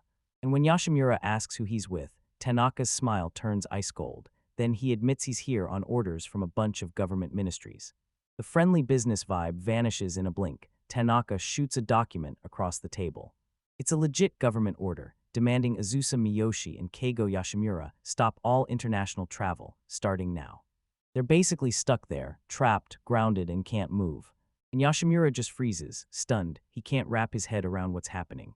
Tanaka lays it out. Ever since that huge skill orb auction, intelligence agencies from all over the planet have suddenly locked onto them like prey. Yoshimura insists it's a total overreaction, but Tatanaka digs in and refuses to budge. From the government's eyes, the two of them are a ticking time bomb, and they're about to blow up national security. If they absolutely have to travel, they need to reach out to him first. Then he assigns them a security team, usually saved for VIPs. He slides his business card onto the table, and it lands like a final, undeniable answer. With a respectful, rock-solid bow, he announces his business is done and strides out of the room. Yoshimura is left standing there, utterly stunned as the door slams shut. Even Terasawa looks shaken, as he admits his superiors basically forced Tanaka to show up for the meeting. He slips away fast, and Yoshimura and Miyoshi are left standing there, stunned, trying to wrap their heads around what just happened. And then reality punches Miyoshi in the gut. Her dreams of roaming Europe for crazy good food and seeing Angkor Wat get snatched away, and she just slumps onto the table, beaten before she can even fight back. Even as that crushing silence hung in the air, Ms. Nara's forced a bright spot into it, because they'd just raked in an insane amount of money in under 30 minutes. But Miyoshi only groans, basically saying, Yeah, I'm not getting the commission for this one. Naru swings an invite to lunch, but after they trade a few words about that fancy restaurant, the truth hits hard. They're out of time and totally broke right now for something like that. Yashimura throws out a way more practical idea, and Naru slides the JDA cafeteria right over. Turns out it's a shockingly sweet deal, an absolute feast, served up for a ridiculously low price. After their shockingly normal lunch, they rush off to the next meeting. Narus drops the bomb. They're about to meet her boss, Section Chief Saiga. As they step into the room, Saiga isn't there. An old, imperious man stands waiting, and he introduces himself as Executive Director Mizuho. He skips all small talk and fires off a jaw-dropping offer of 100 million yen right away. Yashimura and Naris get hit with a total shock. They never see it coming. Okay, but for real, what the heck is this guy even going on about? Seeing their confusion, Mizuho snaps, drops the offer, and bluntly says he wants to buy their orb preservation technology. He flicks his hand dismissively, acting like the deal is gonna come in seconds. Yashimura catches the game in motion, flashes a polite smile, and insists it's all a misunderstanding, because they've got zero tech to sell, they're just regular people. Mizuho sputters froze, absolutely stunned out of her mind. Yashimura twists the blade like a pro, saying he spotted Ministry of Defense guys in the lobby earlier, and the message hits hard. So, is Mizuho trying to snatch a deal straight from the military? The moment the truth hits, the director starts sweating like crazy. He realizes he's been caught in his lie. Yashimura seals the whole master plan by slipping into the role of an ordinary merchant, then casually drops the line, explaining how they're finally relieved to sell the orbs they fought tooth and nail to get. With the director fully exposed, he's left staring, completely stunned, because he has zero clue that JDA is even thinking about building orb storage tech. He snaps on his subordinate, Farai, who's basically dissolving with terror. With a rage-filled scream, Mizuho storms out of the room, yanking his terrified underling along for the ride. Narus's mortification explodes as he blurts out the messy office politics. This meeting was meant for Saiga, but her boss, Farai, got power-hungry and dragged in the executive director to snatch the spotlight. Yashimura, sharp as ever, admits he'd already cracked it just by reading about the JDA's internal power battles in a magazine. Miyoshi totally needles him for the shockingly soft way he's been treating Ms. Naris. That's when everything softens. Yashimura admits that Miyoshi's reckless spending is exactly what helps them tick, and she tells him he'd be a total hit if he showed that genuine side more often. Right then, the man they were really meant to meet finally shows up. Section Chief Saiga strides in, and he keeps apologizing like crazy for his director's stupidity. Now the real negotiations can finally kick off. While Miyoshi catches his breath, Yashimura strides forward and takes charge. Saiga cuts the small talk and jumps right in. He's here to talk about storing orbs. He lays it out, this market's broken. Explorers either grab the orbs themselves, or they're stuck staring at a brutal waiting list just to sell. D-powers don't just exist, they can conjure rare orbs on demand, and that's where they get insane leverage. Saiga's pitching it like this. The JDA should be able to summon the group whenever they need more orbs for the auction. Yashimura instantly gets it. This isn't some partnership pitch. They're demanding an exclusive, on-demand supplier. Yashimura seizes control and dives in, firing off a few sharp questions to see exactly where Saiga's limits snap. He lays it out, grabbing a mountain of orbs is totally possible in theory. It's just brutally hard. Then he drops his genius demand. If JDA wants any orbs, they've got just 48 hours to make their move. He swears it's just a clean misdirection. Let the orbs slip away, watch them lose everything. Then when the JDA finally scrambles for them, they'll magically stumble onto the exact orbs at the perfect moment for delivery. This plan hands them flawless plausible deniability, like they can summon orbs out of thin air, but somehow it can never be traced back to them. Saiga's razor sharp, he clocks the game on sight like it's nothing. Yashimura knows the JDA is about to rake in a fortune, but he also realizes those orbs carry terrifying political and military weight. So he drops his terms, 100 million yen per orb as the baseline, or he takes D% of the final auction price, whichever one pays out more. He also demands exclusivity with the JDA's auction house. But he's not done, he drops the real bombshell. This is a high-stakes gamble. If either he or Miyoshi dies, every orb they're holding vanishes forever. He lays down a 3-year deadline, an entire window of time he's betting on to finally crush this problem. After a tense pause where Saiga wrestled with the decision, he finally nodded and agreed to everything. The bargain gets sealed, right then, no turning back.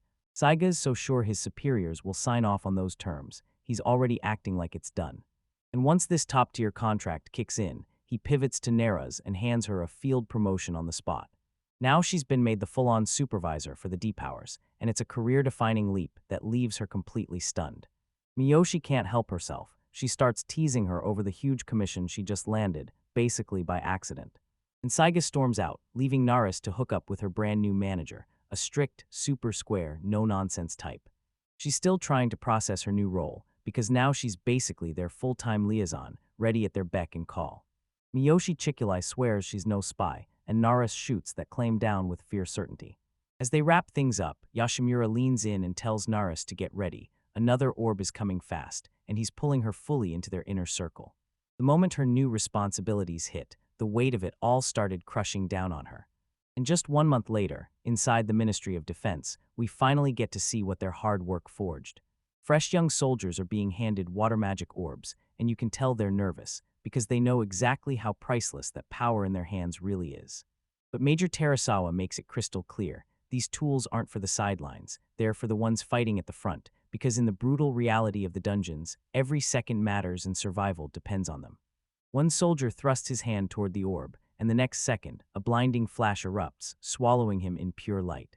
And he stares at his hands like they're brand new, like his old self is gone, and he's been reborn from the ground up. These orbs aren't just loot, they're straight-up lifesavers. In his office, Terasawa leans into a heated powers talk with his subordinate, Lieutenant Kimitsu. He's still trying to crack what's going on, and it freaks him out how those guys can grab orbs so effortlessly.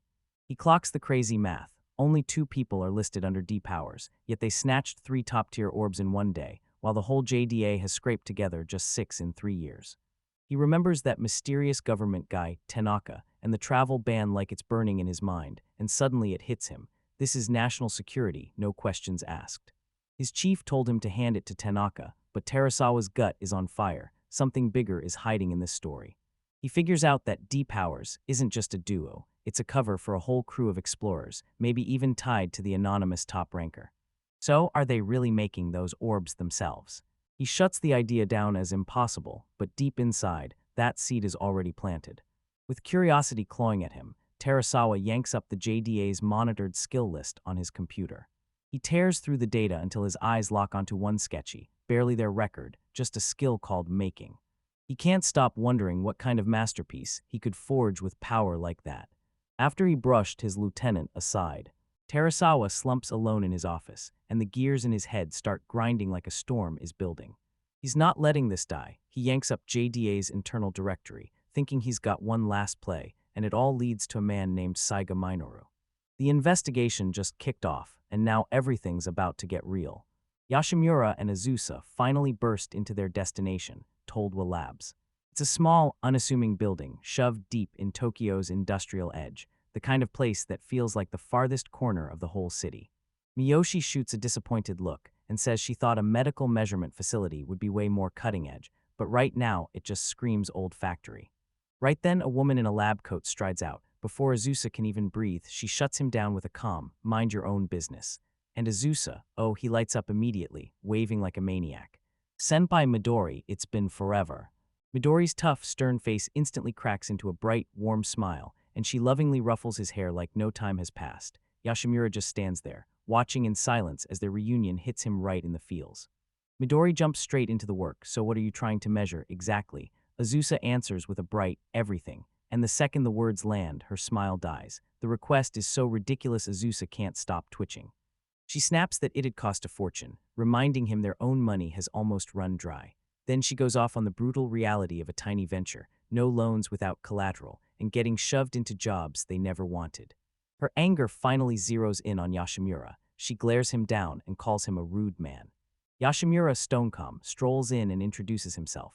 Then Midoriya shoots up and blurts that she's Naris, before she hammers down one terrifying warning: don't you dare touch Azusa. Yashimura's name pops up, then his brain freezes as he stares at her, shocked because she looks just like Ms. Naris from the JDA. Midori doesn't even blink, she answers on the spot. You mean Miharu, she's my sister. Now it's Azusa's turn to freeze in shock. When she realizes the JDA's managing supervisor is her own sister, the whole world suddenly feels way too small. Once that shocking connection clicks into place, Midori whips them inside, guns the paperwork into motion, and kicks off the experiment. Inside, the real weight of what they're asking hits hard. Midori slaps a plan down on a clipboard, tells them they'll measure every item, and that the trials will be 30 in total. Then she stares at them like they've lost their minds and makes one thing crystal clear. It's going to cost about 6 million yen. She thinks they're shelling out for Azusa's almost dead company, but Yoshimura snaps her out of it. Turns out they're footing the bill themselves. He brushes it off like it's nothing, just some harmless research and development cost, and Midori stands there, completely stunned, like she can't even find the right words. Yoshimura strides into the sterile testing room and closes in on a massive, cylindrical machine that screams high-tech MRI. He drops onto the platform, bracing himself as the procedure is about to begin. Midori tells him this is only a prototype, so they'll have to hook up the sensor cables by hand. Then she warns he'll feel a tiny sting in his arm every time they pull blood, 30 times in total, and he just nods, stone calm. He's all set, flashing her a confident thumbs up like he's got this. As the platform starts gliding into the machine, he blurts out, "How am I supposed to signal you?" And she shoots back, "Don't worry, I'll hear you perfectly from the control room." All by himself in the capsule, Yoshimura shuts his eyes and murmurs one single word, "making." A ghostly screen blooms in front of him alone, and suddenly his stats light up, insanely huge for a rank explorer. His SB alone blasts past 1,000. This is the secret he's hunting. Before the test kicks off, he fires one last request. Make sure every single result is time-stamped with. With everything locked in place, the machine roars to life, and the second the experiment kicks off, a sharp prick from the needle slices into his arm. Yoshimura locks in, methodically focusing as his status screen pops up. Then he sinks 2 hard-earned points into his strength, and the machine instantly records the change. And it keeps happening again and again for every single stat and every item, until the 30th and final measurement is done, and somehow over 2 hours have blown past. Yoshimura bursts out of the machine, letting out a tired sigh, drained to the bone. Then Midori shoves a small data card into his hands and points out the results, with the deadpan note that his arm is swollen from all those blood draws, and that they don't usually run 30 tests in a row. Azusa gapes at how fast they're pulling the data. Midori says it with real pride, like that speed is one of their biggest selling points. Yoshimura barrels right into it, firing off a question. Did they spot anything strange? Midori just shakes her head, confirming his vitals, blood work, and every last physiological readout stayed perfectly normal across all 30 tests. But then another researcher, Nakajima, bursts in clutching a tablet, and it screams a whole different story. He looks shaken like something eating at his mind. His brainwaves crackle, and then he cuts off mid-sentence. He breaks it down. As the measurements run, Yoshimura's brainwave frequency ticks up a little, but it jumps in 6 clear stages, and that pattern is an anomaly they can't make sense of. Nakajima makes it crystal clear. This isn't a medical diagnosis. They're just breaking down the raw data. Normally, his brain waves would screech into a slowdown, but what they're picking up is way too weird, yet he shrugs it off like it's nothing serious. Then he drops the bombshell. Strange, wild fluctuations in the electromagnetic waves showed up on the records. Midori leans in and tells Yoshimura the whole room is mapped in sensors, down to the tiniest grid, after Yoshimura had laughed, half-jokingly, that they should measure everything all the way down to the minimum. Nakajima lets out a small, smug smile and admits Yoshimura's joke might have hit dead on, because something in that room with him is real, pulsing through an energy field they can't explain. On the ride back home, the two of them stared at those wild results and started processing the reality. Azusa throws out a wild guess. Maybe it's a dungeon-powered exoskeleton. Then Yoshimura cuts in right away and slams the flaw. If you supercharged his body that hard, his own punches would wreck his bones and rip his muscles apart. His cells aren't getting stronger on a physical level. The proof hits hard. His mind flashes an infographic showing the problem clear as day. Double the power you push out, and you've got to double the energy you pour in, and that slams the body with huge, unmistakable changes you can actually see. The only explanation that makes sense is that nothing inside him changed, something outside did. A field of energy wraps him up like a silent suit of armor, and those 6 brainwave stages they tracked. They line up with the 6 main attributes, like strength and vitality and intelligence. So the jaw-dropping truth hits them at the end. His power isn't biological at all. It's a supernatural force brewed by his own mind, basically psychic magic. Meanwhile, right at Yokota Air Base, the world's power players are shifting like chess pieces. A top-ranking officer gets the lowdown on Lieutenant General Martinez's arrival, and the entourage rolling in with them, Team Simon, the explorer crew. They're insanely capable, but trouble somehow follows them everywhere. They just pulled off their boldest win yet, snaring a dungeon even deeper than any other on Earth, and the US was celebrated like it had just struck gold, big time. The officer stares across the tarmac at the plane, thinking, if the dungeon progenitor theory is right, these reckless explorers might someday become the heroes Earth needs. The second they step off that plane, Team Simon's loud, boisterous energy explodes everywhere. They're already bickering over hotels, acting like this mission is just another rowdy vacation. Their charismatic leader swings it, locks in a top-tier hotel in Shinjuku, and the whole team erupts in celebration, already pumped to finally settle in. Back at JDA headquarters, Director Mizuno is getting crushed by mounting pressure. A major from the Ministry of Defense just got hit with the worst surprise, an unwanted bomb in his own lap, along with a classified document about a skill orb they found in Russia. Mizuno can't pin down what the ministry is really aiming for. Why dump this info in the first place? What do they know that the JDA does? Still rattled, he summons his most trusted right hand, Miharu Naruse, into his office. He goes straight for the jugular, demanding why she's suddenly so obsessed with D-powers. She fires back that polished corporate line about profit and safeguarding unknown tech, but he doesn't let it slide and pushes harder.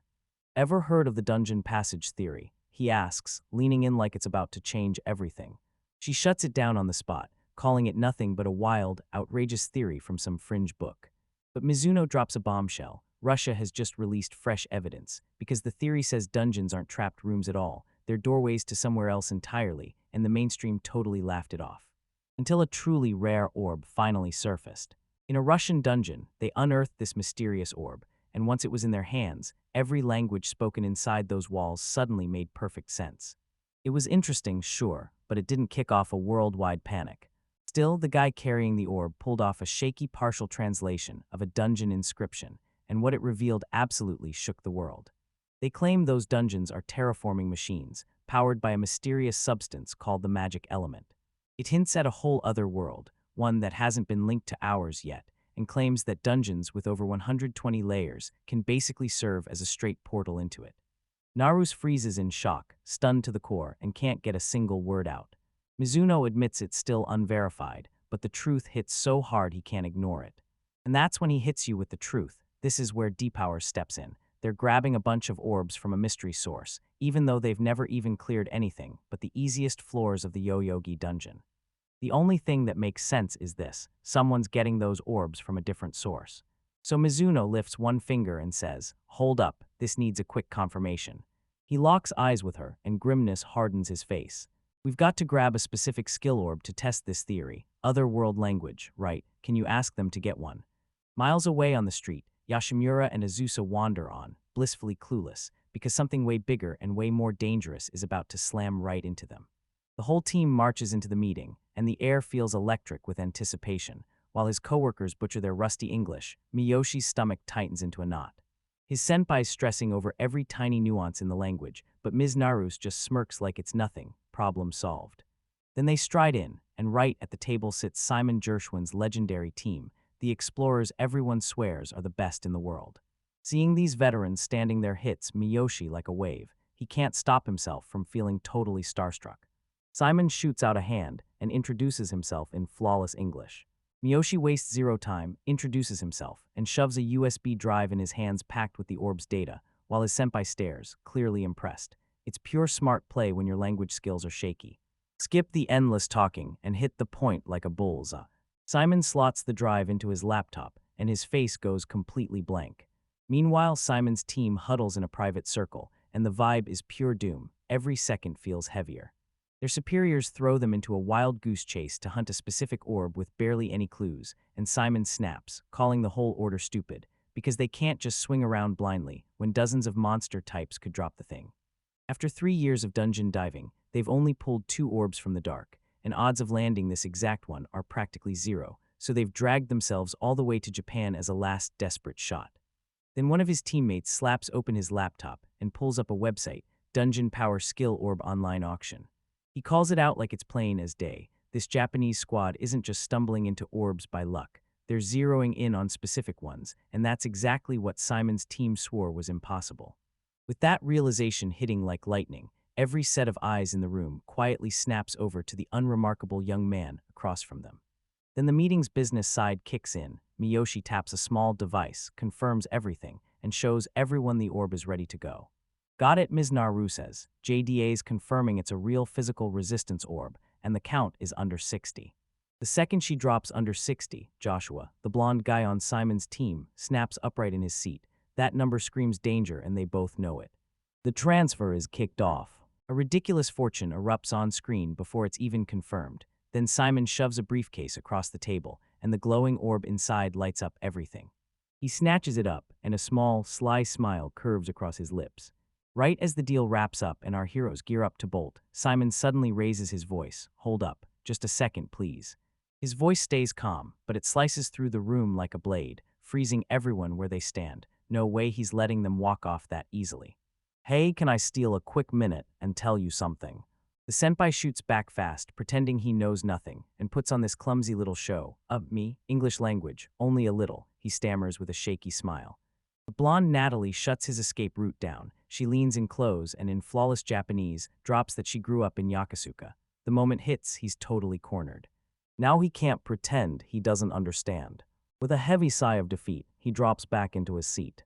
Simon cuts straight to it, smile wiped clean, then he leans in and demands, so how did you do it? Not business talk, no, he wants to know the miracle. He's dying to know how they even tracked down an orb with a count under 60. The senpai fires back fast, brushing it off like it's pure 1 in a million luck. Oh, I got it about an hour ago, he says, flashing that smooth, disarming smile. Just then, Simon's face screams that he's not buying a word of it. Joshua, hunting for a fresh angle, points to the ornate case the orb showed up in and demands answers. Miyoshi slides right past the question, dodges it with a grin, and insists it's a trade secret, plus a seriously stylish perk of being made in Japan. After a few more sharp questions about the Yogi dungeon, Simon flips the whole switch and changes his game. He tells them we're sticking around Tokyo for a bit, and then insists on diving into Yogi themselves. Then the pressure hits, she drops that loaded request. All right, can you guys show us around? Your senpai's body goes ice cold, and sweat starts pouring like he just got caught. He's cornered and forced to spill the embarrassing truth. So far, they've only been explorers for under a month, and none of them have ever made it past the first floor. Simon's intense, razor-focused, and analytical, and the look on his face isn't shock, it's pure confirmation. Afterward, he calmly yanks the offer back, then tells everyone he'll find someone else. Right as they clasp hands like they're about to split, Simon casually tosses out one final, jaw-dropping bombshell. Recently, an explorer from Area 12 snatched first place in the WDA World Rankings, and right after that, he stared straight at our protagonist like he'd already decided their fate. You guys already know each other, right? The question hangs there like a guillotine, and the senpai can feel the noose tighten, because this guy's eyes aren't smiling, they're tearing him apart piece by piece. He forces a fake grin, lets it hang there in sheer desperation, then they bolt, slamming the door behind them as they retreat in a panic. He finally exhales, like he's been holding his breath the whole time, and yeah, that was way too close. Simon just stands there, watching them drift away, a predator's grin creeping over his face. He knows. A fresh sunrise hits, and with it, the team's next chapter. Today's the big move. They're hauling everything into their brand new office. Ms. Naris from the JDA shows up with a housewarming gift, but this isn't a friendly drop-in. She's got something far bigger in mind. She's got a big favor to ask, properly formal, and they're going to hunt down a specific orb. The catch is brutal, the request is so vague it's pointless, and nobody even knows which monster drops it.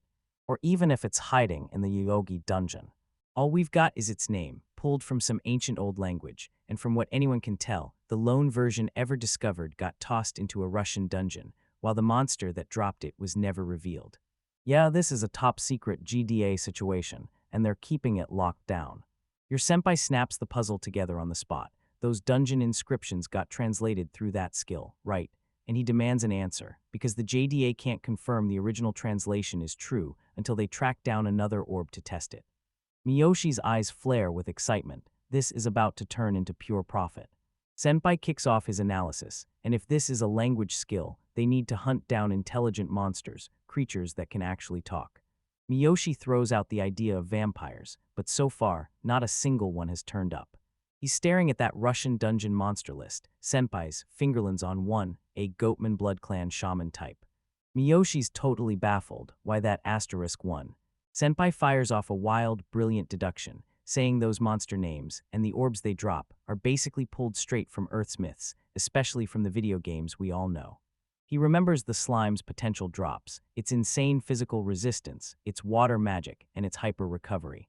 That's the classic JRPG starter mob loot table, like the game itself is screaming, no way this is a coincidence. It's like the dungeon master isn't just building traps, he's reading human hearts with terrifying accuracy. He lays out 3 theories, and then immediately swats the first one aside, calling it nothing but coincidence, flat out impossible. It's basically proof of some cosmic perfect idea, like Plato's theory of the forms, an unreachable ideal hovering out in space. Or for the third option, the strangest one that still makes perfect sense, the dungeons were built by an actual Earthling. Miyoshi chases his own train of thought, and the old Earth myths hit hard. Language and magic are tied together, every single time. So if a monster drops a language orb, it's almost certainly a magic user tied to a social clan, and the Goatmen fit that bill perfectly. The Blood Clan isn't there in Yoyogi, nope, but the Moon Clan is buried deep on the 14th floor, tucked away in a section almost every explorer refuses to enter. The plan's locked in, now they're diving into a dangerous multi-day trek, going full adventure mode with a tight crew, betting everything on a wild, high-risk, high-reward run. The senpai is laser-focused. He wants the laziest life imaginable, and this is the quickest way to bankroll it. Once Miss Narus walks out, Miyoshi blurts out his worries, because they've never even set foot on the 2nd floor, and now they're actually talking about diving all the way to the 14th. But that senpai's all confidence, he just has to snag one thing first. He slams 4 glowing orbs onto the table, proof of their one-of-a-kind skill. Now they've got a tiny arsenal on lock, storage, paper recovery, water magic, and more, and their move is simple. Gear up, then hawk the leftover stuff at the next auction. Last year, Yogi Public Hands turned up just 4 orbs, and now everyone expects their hidden stash to blow the market wide open. Miyoshi thrusts a storage orb into the senpai's hands. For his first move, he cracks a grin and says, "Sorry, I'm retiring from being human," and the senpai just smiles right back.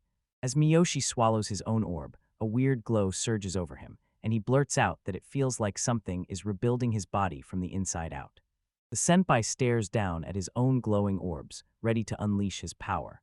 He jokes to himself about whether his head is about to explode from cramming in so many at once, but Miyoshi isn't worried about his senpai's head, he's worried about the mess that could follow. Good news, no heads are getting chopped off. With a fresh stack of brutal new skills in their belts, they brace to charge out for one place, the dungeon's darkest depths. Uproarious, fresh off his recent win, Yoshimura Keigo is buzzing with new skills he can't wait to put to the test. He strides into the Yoyogi dungeon, where explorers flock for a good fight, and stops dead, because the lobby is spotless and sleek, like some ultramodern tech company, not the entrance to a monster-breeding nightmare. Right when he's barely got his bearings, a shout cracks the air. He whips around and spots a squad of heavily armored professional explorers, Team Simon, one of the most famous crews in the whole world. Keigo instantly feels like he doesn't belong, staring at this elite team and thinking, why are they here this early? Before long, other explorers spot them and break into hushed whispers, staring in awe at the legendary team. Takeigo freezes in terror because Simon, the maniac leader, locks eyes on him and blurts his name with a gigantic, friendly grin. And just like that, every eye snaps to Keigo, and the last thing he wanted was to draw attention to himself. Simon greets him warmly, so warmly it shatters the tough, hardened soldier act Keiwi was bracing for. Simon eyeballs him up and down, stunned by that casual jacket and backpack, like, are you out of your mind? He snaps, asking if he seriously plans to dive into a dungeon dressed like that, and then yelling, don't you care if you live or die? Keigo tries to play it cool, claiming he only stays in the safest spots, because he's sure he won't die there. But Simon yanks him back to reality. Down in a dungeon, anything can snap at any second. Right when the unwanted attention feels like it can't possibly get worse, another soldier steps into view in full military camo, and the whole vibe flips instantly. Simon's warm, friendly vibe vanishes instantly. Crap, he mutters, it's Yori. And Keigo, he clocks the woman right away. Second Lieutenant Yori Kimitsu, Japan's top ace, the most powerful dungeon explorer alive. Keigo tries to slip out of the room, but Yori's razor-sharp eyes are already pinned to him, like he never even lost track. The air turns heavy with tension, and you can tell these two aren't strangers, they've got history. Her razor-cold, analytical gaze drilled into him, like she was studying every single move. And it feels like something is hunting his weak spots, right under his skin. She cuts right to the chase, her voice slicing the air. So you're really going into the dungeon dressed like that? The exact worry Simon had before, but now it hits like a full-on accusation. She grills him about his bond with Simon, totally side-eyeing whatever's going on between them. You with D powers, she demands straight to your face. Keigo nods and says, yeah, he is, but only as a G-rank member, the absolute bottom of the ladder. But Dory isn't buying any of this, her mind is sprinting. G-rank explorers are usually quiet nobodies who don't even dare to mention their rank, yet this guy talks to Simon, a world-class explorer, with zero hesitation. That confidence screams one thing to her: he's hiding something. She leans in and asks when he got his explorer card, and he grins, yeah, last month. That simple answer flips a switch in her mind. Suddenly she's back in that past encounter, staring into the memory of a shadowy figure so powerful it practically swallowed her whole. She clicks the last piece into place: his brand new registration, his link to those D-powers that blew up out of nowhere, and that weird confidence he carries like he owns the room. So yeah, it wouldn't surprise her at all if he's hiding a rare power, one forged with a skill orb. Right before she can push him for more, one of her teammates shouts her name and calls her back. She locks eyes with Kaga one final time, like a storm about to break. With a quiet promise hanging in the air, she says, "Don't worry, we're not done." Then she sprints over the railing and rockets straight into her squad. Said Kago watches her walk off, and a cold sweat breaks over his back, because catching the SDF's top explorer's attention is the last headache he needs. And just like that, he decides he's had enough attention for one day, turns on his heel to leave, and thinks, I should get home before someone else starts poking at my outfit. Meanwhile, over on the Explorer forums, the digital world is going up in flames. We're diving into D-Power 69, the secret crew everyone whispers about, the one pulling off impossible feats like it's nothing. People are completely stunned when they suddenly end up with a whole stash of rare orbs, one of them even the legendary Hyper Recovery. Scoring 4 orbs in just a couple of weeks, that's basically impossible. One user says it, and everyone else backs them up. Wild rumors spiral out of control, and half the people are even joking that someone's got copy-paste skills on tap. The whole community is in chaos. Everyone's throwing wild theories that intelligence agencies and spies are behind it. The latest sightings of the top-tier explorers, Simon and Dory, running around the Yogi dungeon. Yeah, that's just pouring gasoline on the fire. Back at their headquarters, Keigo and Miyoshi are running their own stealthy experiments, keeping things way quieter than before. Keigo leans in and asks Miyoshi if he's finally tried out that storage skill. Miyoshi smirks, winks at him, and says, check this out. With a flick of his wrist, that cup disappears and pops back into his hand like magic.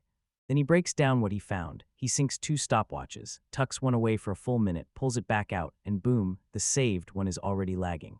Then he realizes something wild. In the storage dimension, time crawls by at half speed, and Keigo instantly clocks the danger and the advantage because it doubles the shelf life of food, a simple perk that's insanely useful.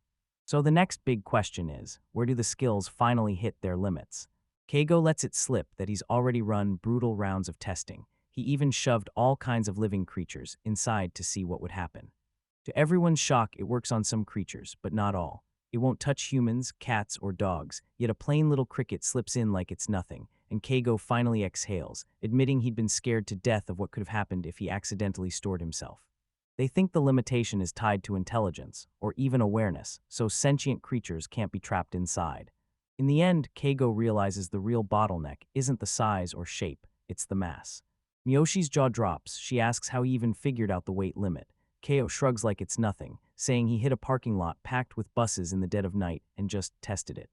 Because most of the big buses in Japan all come in 3 standard models, each weighing around 10 tons, this was the perfect test. Next, one bus rolled in no problem, but the second one refused to budge, so everyone knew the bridge's weight limit was trapped somewhere between 10 and 20 tons. Then he breaks it down by comparing it to his vault skill. Vault freezes time completely, while storage only cuts it in half, so each ability shines for a different kind of moment. Now that they finally understand what they can do, they start plotting their next big dive, because they're going after shamans, and that hunt will demand serious prep for a brutal, long expedition. Keigo tosses out a brilliant, though kind of lazy, idea: build a cozy living space inside a container and just shove the whole setup in there. And yeah, while they're hashing out the water and supply logistics, he's already taken it a step further. He lets it slip that he already had Miyoshi order a custom-built camper van. The camper's still a week away, so for now they're diving right back into slime hunting.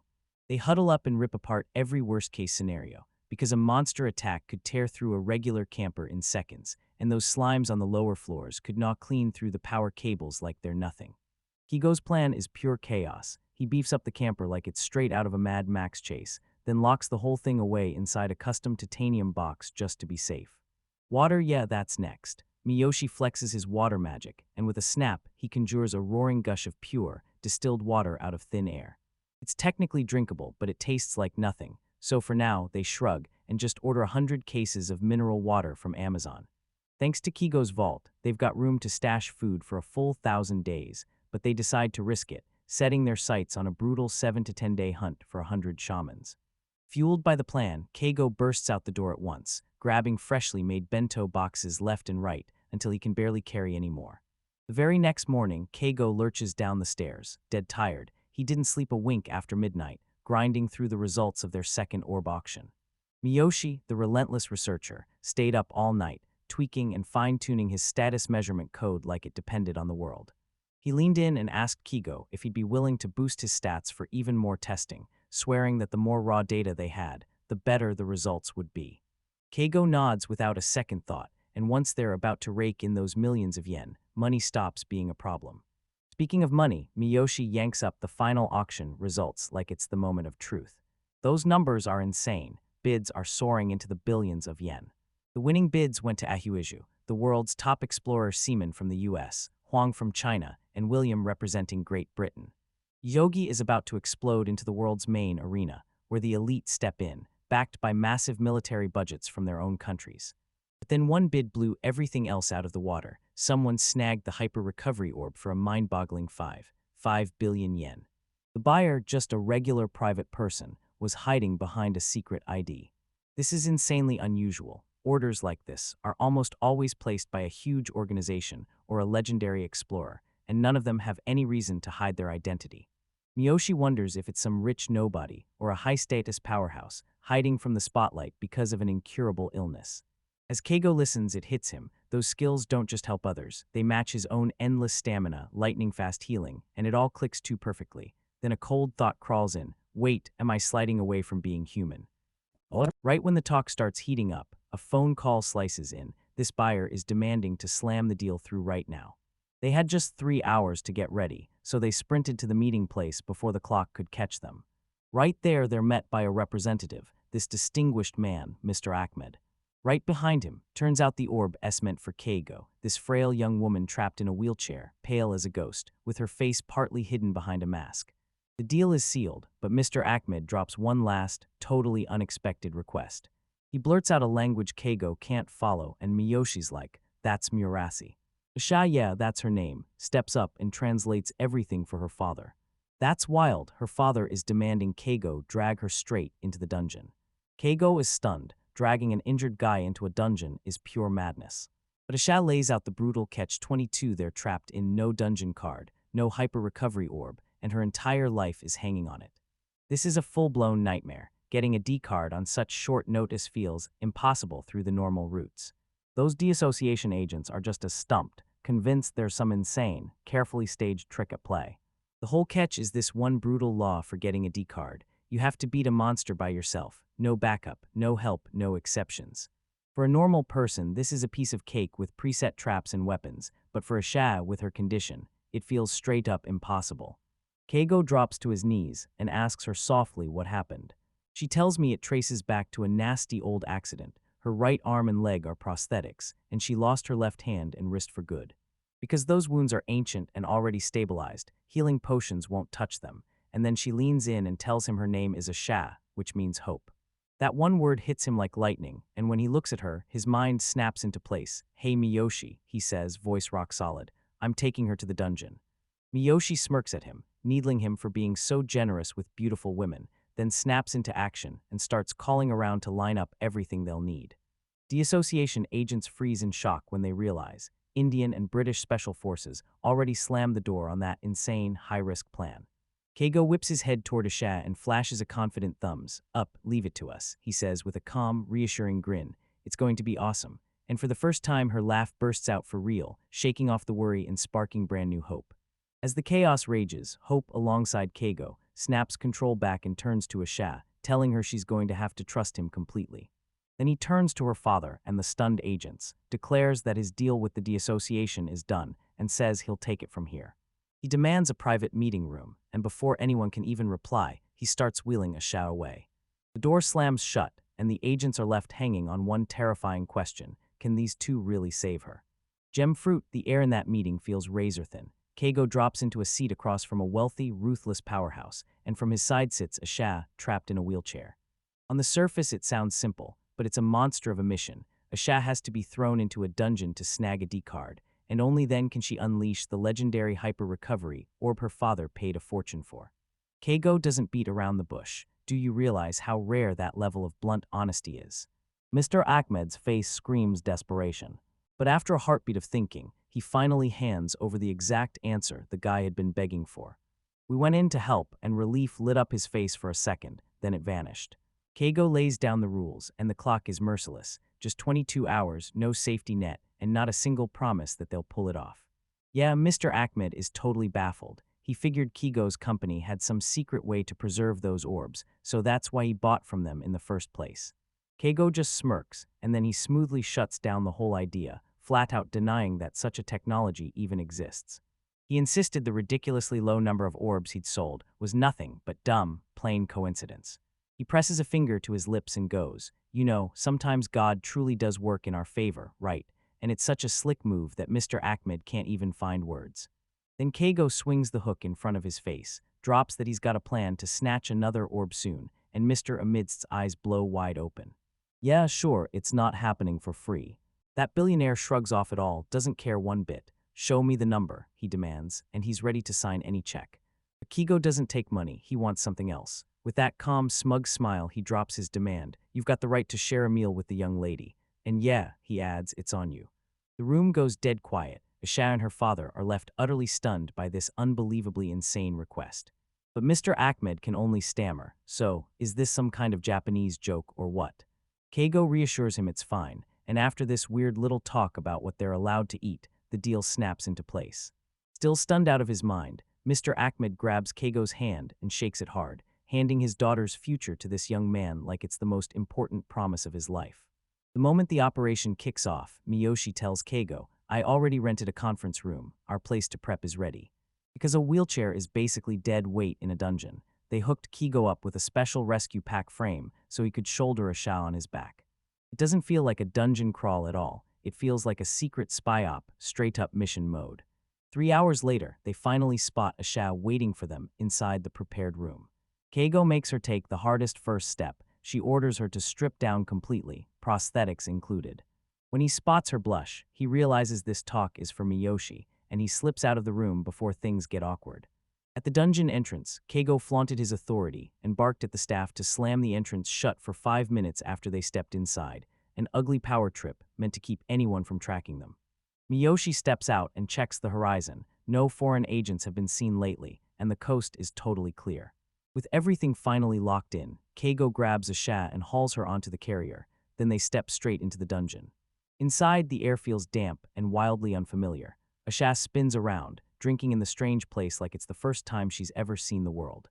Keigo drops a mat on the floor and lays out the wild rule for getting a D card here. She has you lie down, grab a straw, suck up slime goop from nearby, and then spit it right back at the creature. He grabs her up, steadies her, and slides a pair of protective goggles over her eyes. With those sharp eyes, she drops to her stomach and leans in real close. He leans in and takes a long, shaky breath. With a sharp exhale, she blasts the liquid straight back at the slime. With a gentle plop, the liquid splashes into a microscopic glass bead, and just like that, it hardens on the spot. Asha is left speechless as Keigo grins and proudly declares his discovery to be alien drool. He says the last step is brutal: smash the core with her boot. As she lifts her foot, ready to smash it down, Miyoshi blurts out, "Senpai, wait, someone's coming." Keigo's screaming again, no time to hide now, while Asha stomps down with a brutal kick and shatters the bead. In a snap of blinding light, a sleek black card drops into her hand. Boom, it's her D card. "Congrats," Keigo grins at you with a warm, friendly smile. Tears burned in Asha's eyes. This was real, and now she's whispering the orb's power, her voice shaking with pure emotion. Overflowing with gratitude, she slings her arms around Keigo and thanks him over and over. Right then, the other explorers burst around the corner. Keigo stays cool, tells them they're just heading out, and smoothly dodges their offer to help. As they start drifting away, Miyoshi fires a question. "Do you think we'll get followed?" And he answers like he always does. "Probably, but yeah, we've gotta stay on guard." In a safer hideout, Asha clenches the hyper-recovery orb in both hands, gripping it like her lifeline. Keigo pushes her to use it right now, inside the dungeon, where everyone swears its power hits harder. She crushes it, and a massive burst of light and raw energy crashes over her like a wave. Then everything takes an unexpected turn. Asha starts letting out raw moans and cries so intense and suggestive that Keigo's face instantly turns beet red. It sounds so dangerously fake that Miyoshi grabs him aside, trying to stop him from dying of pure second-hand embarrassment. The light finally flickers out, and the whole world plunges into darkness. And the prosthetic over her eye slips off and hits the ground with a sickening thud. Asha crumples completely, drained to the bone, and collapses into Kigo's arms. He and Miyoshi lock eyes and freeze in stunned silence. She slowly drags her eyes open, both of them then gasps, "Oh, those orbs are incredible." When Keigo spots her exhaustion, he slams the decision down. This pack frame is done. He carefully scoops her up in his arms and carries her out, step by step. As he keeps moving, he realizes his legs don't even feel tired, and the fact that he's getting monstrously stronger makes his stomach twist with unease. The reunion hit even harder than they ever dreamed. It was everything they hoped for, and then some. Asha breaks into a run on her own 2 feet, sprinting straight to her father. He grips her tight, and pure joy crashes through him. He can't even believe it. Keigo, Miyoshi, and Narus just stared, stunned by the breathtaking result. This mission hit a perfect home run. During the debrief later on, Narus drops the bombshell. 2 British agents slipped in right after they escaped the dungeon, tails still hot. Then the talk swings straight to what the orb actually does, and Narus leans in, demanding a clear description so it can be logged into the WDA database. But Kigo hesitates, because if the world learned that this orb could trigger total body regeneration, greed and chaos would explode out of control, so he decides to keep the truth buried. Miyoshi quickly covers it up, insisting it's only there to crush his fatigue. But Naru clocks it in seconds. Miyoshi had to be using one too, so now both she and Kigo are sitting on mystery skills we still don't know about. Kigo steps in, pushes for patience, and makes sure they keep it all under wraps. He stares at Asha's brand new D-card, eyes locked on it like it just sparked danger. Hyper Recovery shows up on the list, but it's faded and boxed off, like the game S telling you, not yet. A chilling thought slammed into his head. If any big shot ever got wind of this, they'd snatch Asha in a heartbeat and gut her for science just to figure out how it works. The burden of their secret starts to crush down on their shoulders. The very next morning, Kigo jolts awake, late. Still trying to catch my breath after yesterday's chaos blew through like a hurricane. Miyoshi says Mr. Ahmed yanked them out of nowhere and hauled them to Ginza for a wild, no-holds-barred celebration to thank them. Today's plan is way easier, just 3 orb deliveries. After a quick check-in on Miyoshi's programming, which Keigo can't make heads or tails of, they bolt out. Their very first client is Mr. Huang, the world's 4th-ranked explorer, and he's so impatient he blasts the orb right there on the spot, then storms out without a single word. Next up, Simon, a top-tier explorer who acts like he knows a little too much about everything they're doing. He drops a cryptic line about Yogi Dungeon being the perfect battleground for global intelligence agencies, then vanishes without a trace. Their last appointment is with their British client, William. Keigo tore through the meeting with flawless English, like he owned the room. William stands stone still, a stone-faced military officer from the elite DCU. While they're trading, Keigo leans in and casually drops the bomb. His orb stash is now under 60. The butler next to William jerks like he's been struck, because that wasn't random chatter. It was a calculated jab, and it landed perfectly. Back in their office, the whole team is left reeling at Kigo's jaw-dropping audacity. Was that a declaration of war? Miyoshi gasps in horror, then Kigo just grins and swears he's an idle pacifist. Suddenly, the door blasts open like it's been punched from the inside. Asha barrels in, then flings her arms around a totally bewildered Keigo. Her eyes glitter as she promises, "I'll carry it out, just watch me," and Keigo is totally, hopelessly lost. She reminds him of his reward, dinner with her. He said to keep things light, but she heard it like a real, blazing invitation. And she's showing up in person to deliver it herself. Go Charmed accepts. Miyoshi can't resist. He snatches a peek at the invitation card, and his eyes go wide with pure shock. Senpai, tell me that isn't Sushi Nato. It's a legendary sushi spot, one of just 3 in Tokyo, and it's sitting on a 3 Michelin star throne. And that's the catch, your reservation is for Sunday, and every single time they're closed. Mr. Ahmed's pull is absolutely unreal. He even cracked open one of the world's most exclusive restaurants on their day off, just to serve them. While Miyoshi tries to wrap his head around the sheer absurdity, the team jumps straight into planning who to invite next, and this wild new partnership starts to lock in for good. We kick off at a classy, high society party, where Yoshimura is locked in an intense conversation with Miyoshi's father. This guy radiates authority and commands respect the moment he speaks. They're showering him with thanks, calling him a benefactor to their family, pure sky-high praise.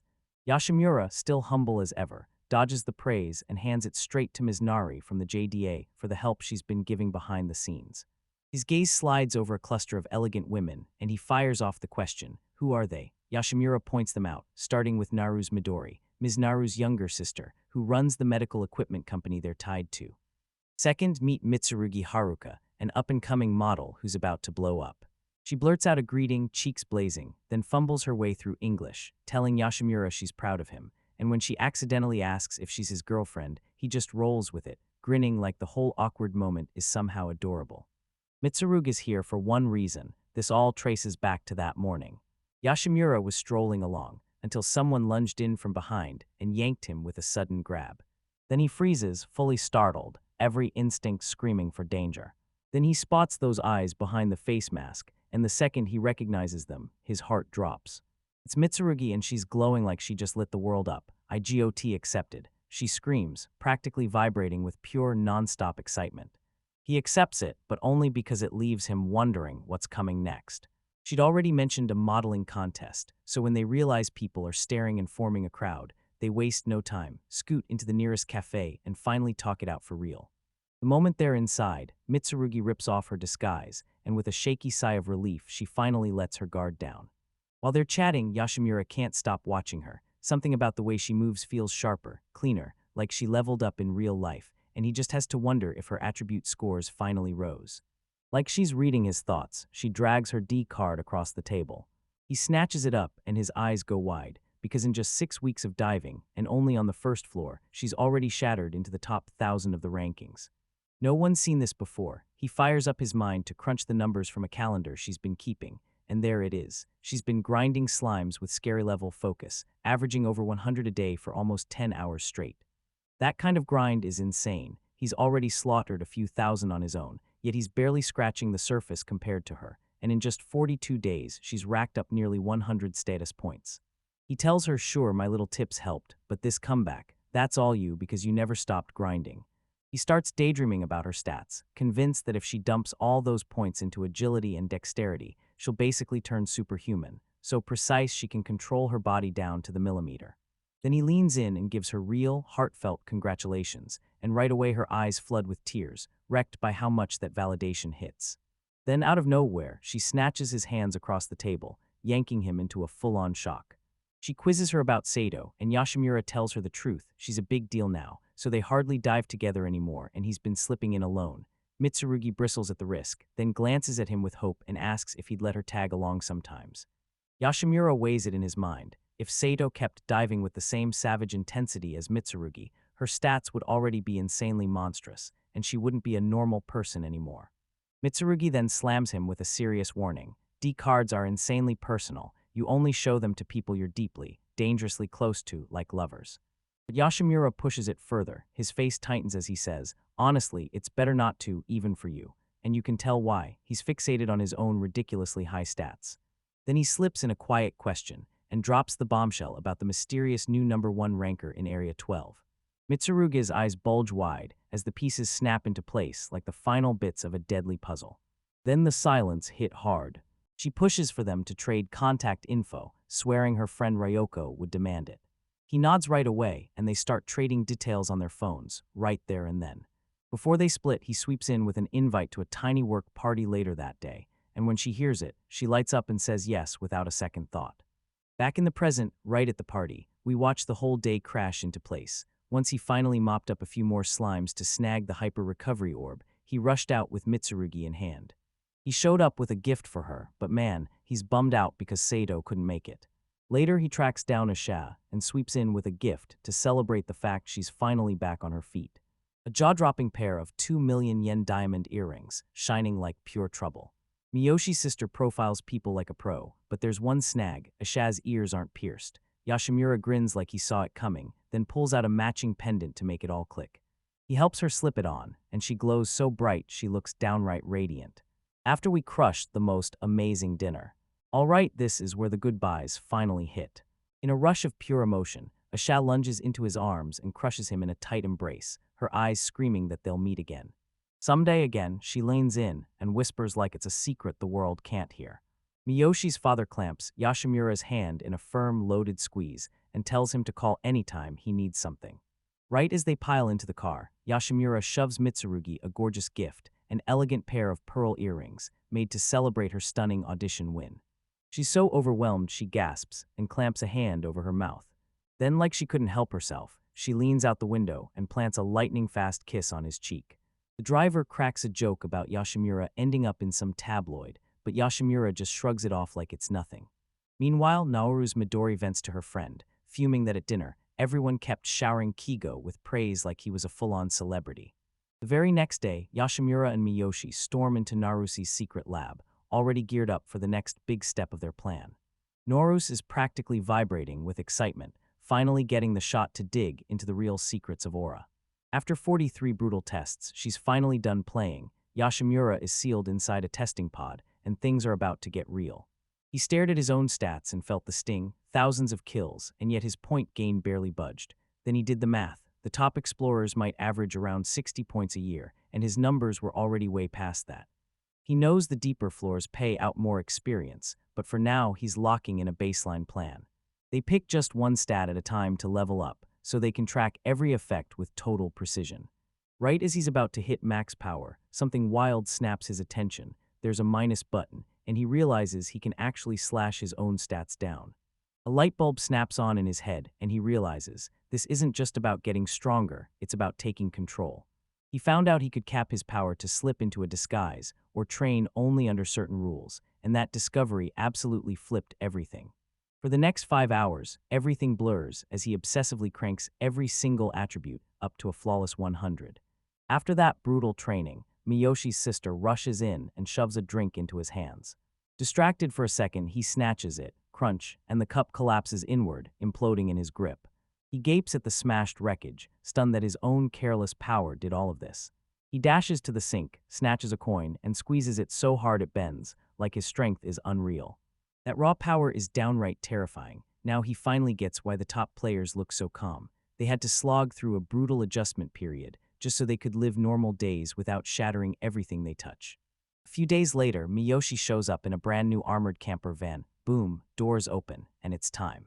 At last, they're ready to barrel straight into the deeper floors of Yoyogi. Clad in tactical gear, they look straight up ready to march into a war zone. They had one mission: hunt down that mysterious orb on the 14th floor. This isn't a game anymore.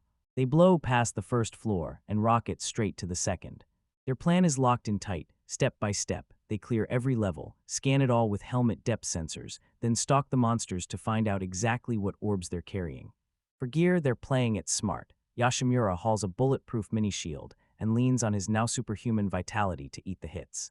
You've got simple weapons that hit like a nightmare, carbon steel tomahawks and iron balls, and Miyoshi can just fire them straight out of his storage with insane speed, right as they drop in and run into another diver who spots them instantly, sharing tips and warning them that the 5th floor is where the real pros get sorted from the amateurs.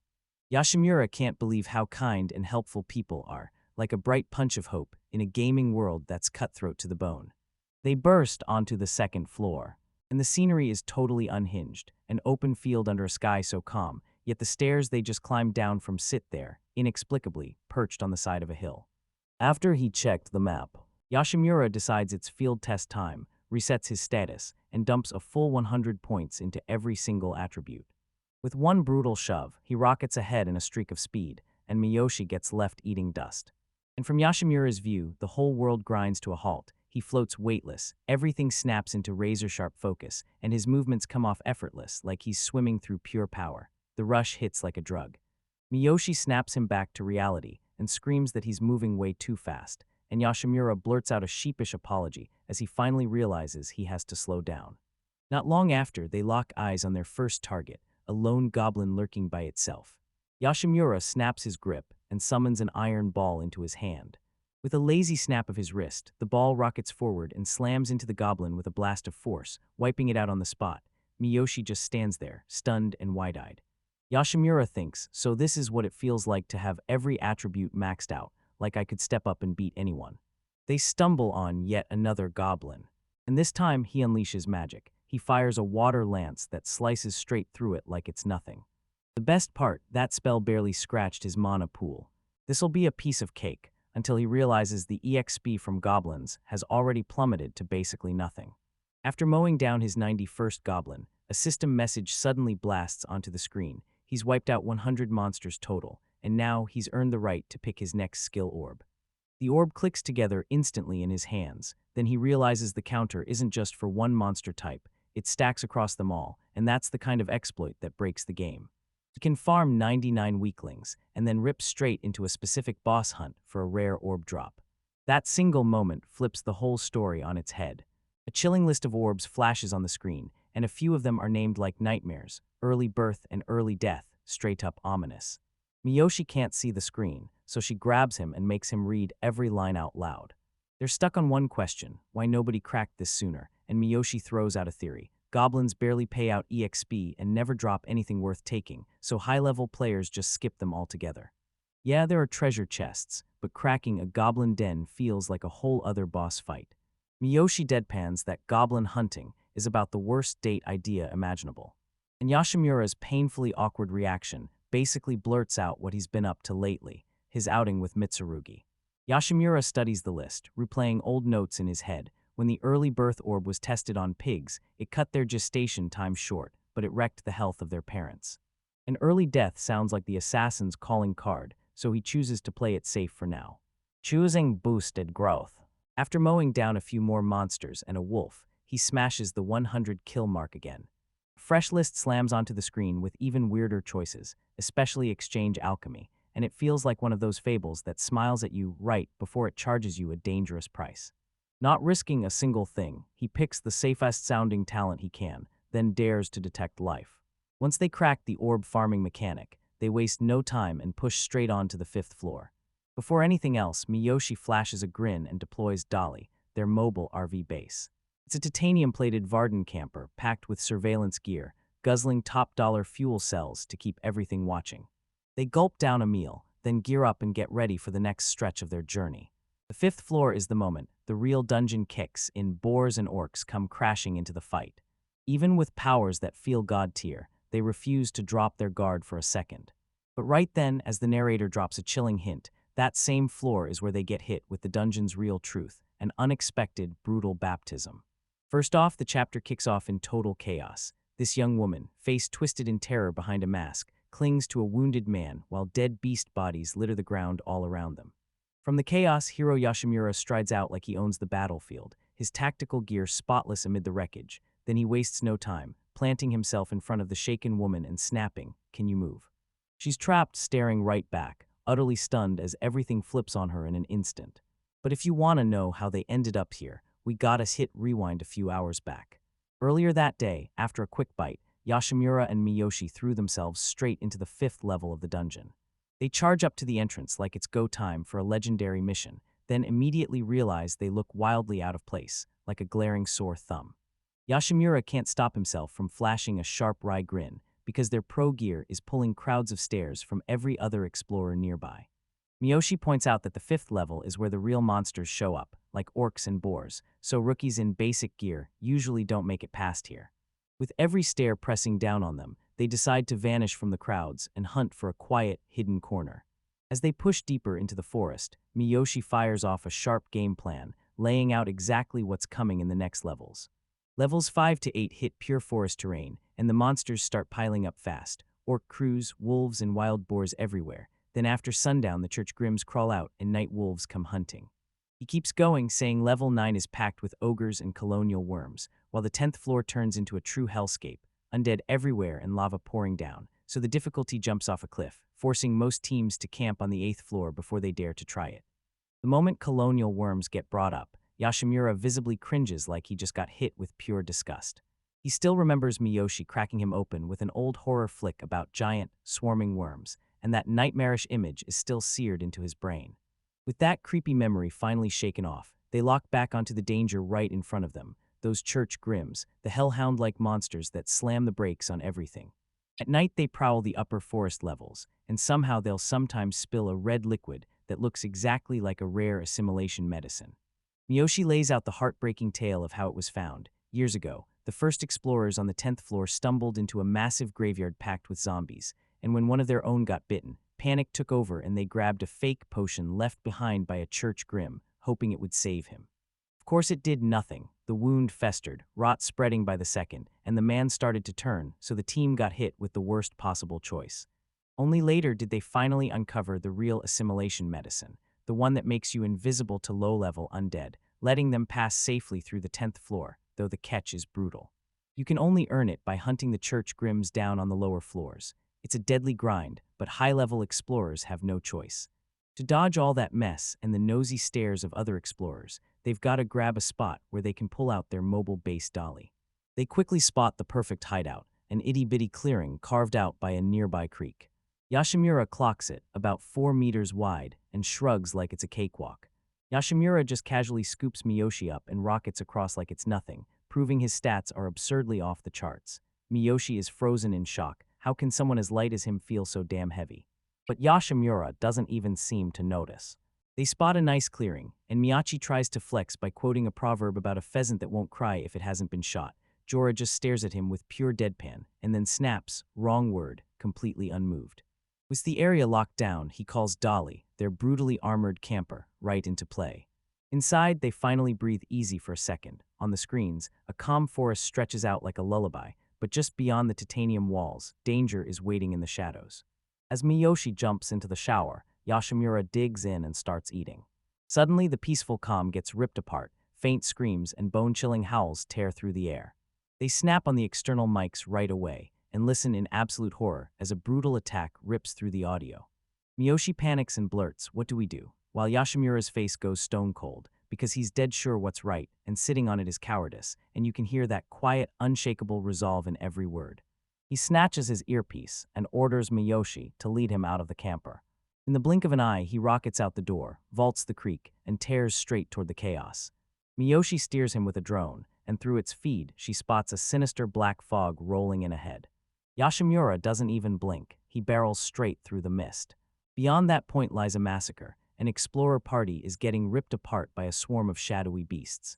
The creatures are jet black and church grim-looking, all glowing red eyes, but something feels horribly off. The survivors lose it, screaming that the grim can't travel in packs and that they only come crawling out on the 8th floor. They whisper in panic about a black mist, an accursed thing called a barghest. In a coward's heartbeat, the party leader makes the call. He tells them to leave Shota behind. And Miss Hiro, his injured brother's sister, refuses to leave him behind. The leader snaps that 9 hellhounds plus a barghest on the loose means they're doomed, then whirls around and bolts, ditching the siblings to whatever fate awaits them. But Miss Hiro isn't helpless. She snaps a bow into her hands, locks in with grim resolve, and starts blasting the pack, dropping 2 beasts in rapid succession.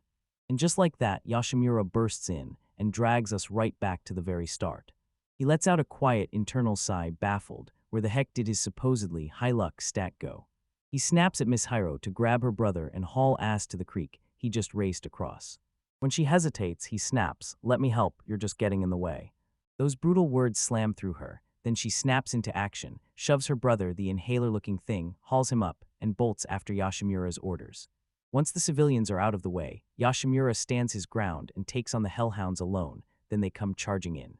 But he's more than ready. He snaps up 2 blazing, circular energy shields and slams into their attack head-on, effortlessly pulverizing the beasts into sparkling motes of light.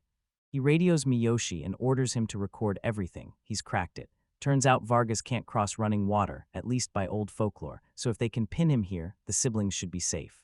Right then, Miyoshi catches a huge shape, sliding into view on the drone's camera. Yoshimura catches the chilling rattle of chains, and then the world goes dead silent. Suddenly, the ground blasts open with glowing magical circles, and the earth spits out even more hounds to hunt. With a resummoned grin, Yoshimura's face lit up. Could today finally be my lucky day? He snaps his eyes over the whole mess. This is Vargas's gift. If he wants to reach the boss, he has to cut through the minions first. Next, Yoshimura turns monster hunting into a full-blown masterclass, hammer in hand, shields up, charging like a storm and smashing every summoned hound, one by one, until they're all counted down.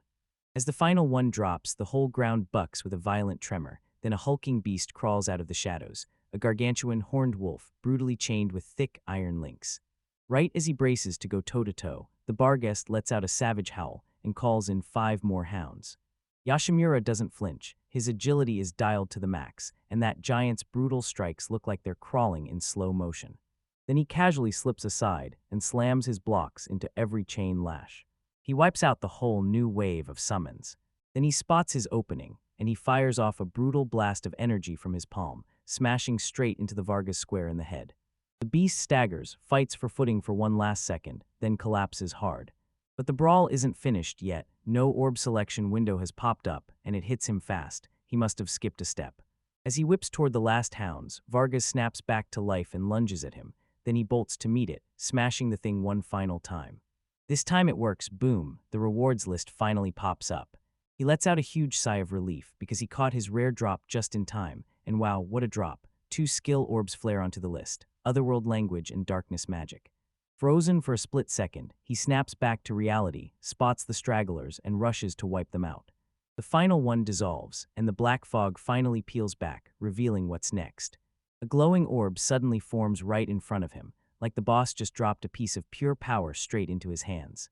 So yeah, it's the Oral World Language skill.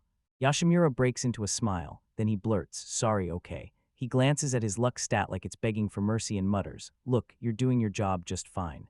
Over the comms, Miyoshi is spiraling. He just saw the drop list and freaked out, because the language skill drops at a brutal 1 in 1,000, meaning it's probably only something you can snag from special boss monsters. He fires up Yashimura and begs him to take it, saying that if a skill this rare and powerful ends up in the wrong hands, trouble is guaranteed to explode. Yashimura nods. Dark magic is probably tangled up with the Vargas summoning, something that's far from unheard of. He switches to another world language, and right when he's stunned, a second orb pops out of nowhere. He ends up with both. Right when you think it can't get worse, he spots the ground strewn with scattered loot everywhere. This is brand new. He's never gotten physical drop items before. He snatches them up and boom, their names flash on screen, heal potions and cure potions pop into his hands, and even a pile of monster parts drops into the mix. Then it hits him. He spots a horn and a magic crystal, coming straight from a Hecate hound. He realizes this isn't some random Vargas from English folklore at all. It's a named beast pulled straight from Greek mythology, and the weight of it hits like a truck. Overwhelmed and shaking, he grabs everything and locks it away in his vault, mind sprinting nonstop. As the dust finally settles inside the Yogi dungeon forest, Yashimura comes face to face with a terrifying standoff he never saw coming. An archer girl in her prime leans over him, worry on her face, and asks, "You okay?" Yashimura, still reeling from the brawl, swears she's okay, while everything around them screams that he's anything but. But right beside her, her companion is crumpled on the ground, bleeding out in torrents. She's fought with everything she has to stop it, yet nothing she does can stop the blood. Yashimura's eyes harden as he scans the mess, grim as death. This wound isn't just any cut. A hellhound shredded his arm. No cheap first aid kit is saving him now. This injury is way beyond that. She watches with a heart-shattering desperation on her face, because there's literally no other option left. "Sorry, Miyoshi," Yashimura mutters under his breath as he dives into his inventory, snatches a tiny glowing vial, and holds it out to her.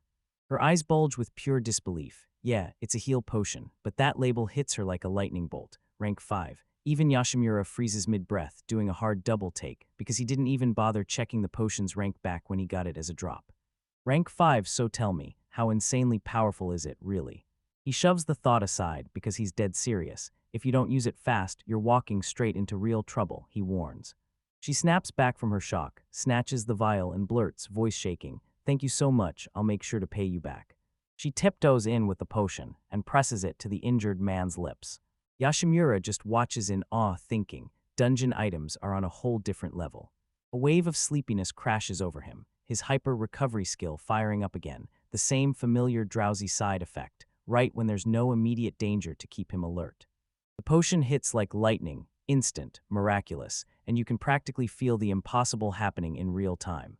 A scorching glow surges over the man's mangled arm, and the shattered flesh and broken bones snap back into place, reforming into a perfectly healthy limb in front of their eyes.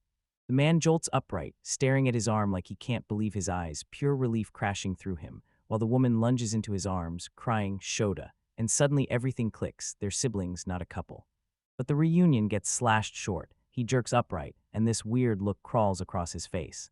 He clenches that freshly healed fist, his face flipping from shock straight into seething rage. Then he raises his rank 5 heal potion and roars, glaring at Yoshimura. I didn't ask you for help, and I wasn't even that badly hurt.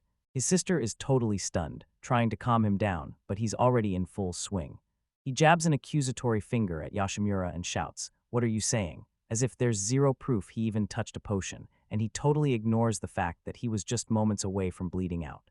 Then the story hits a wild twist. This lewd old creep tries to trap you in his debt with some high-ranked potion, and it's all a setup meant to fool you. Yoshimura is completely stunned. This level of audacity is almost unbelievable, and even Buddha would raise an eyebrow at this logic.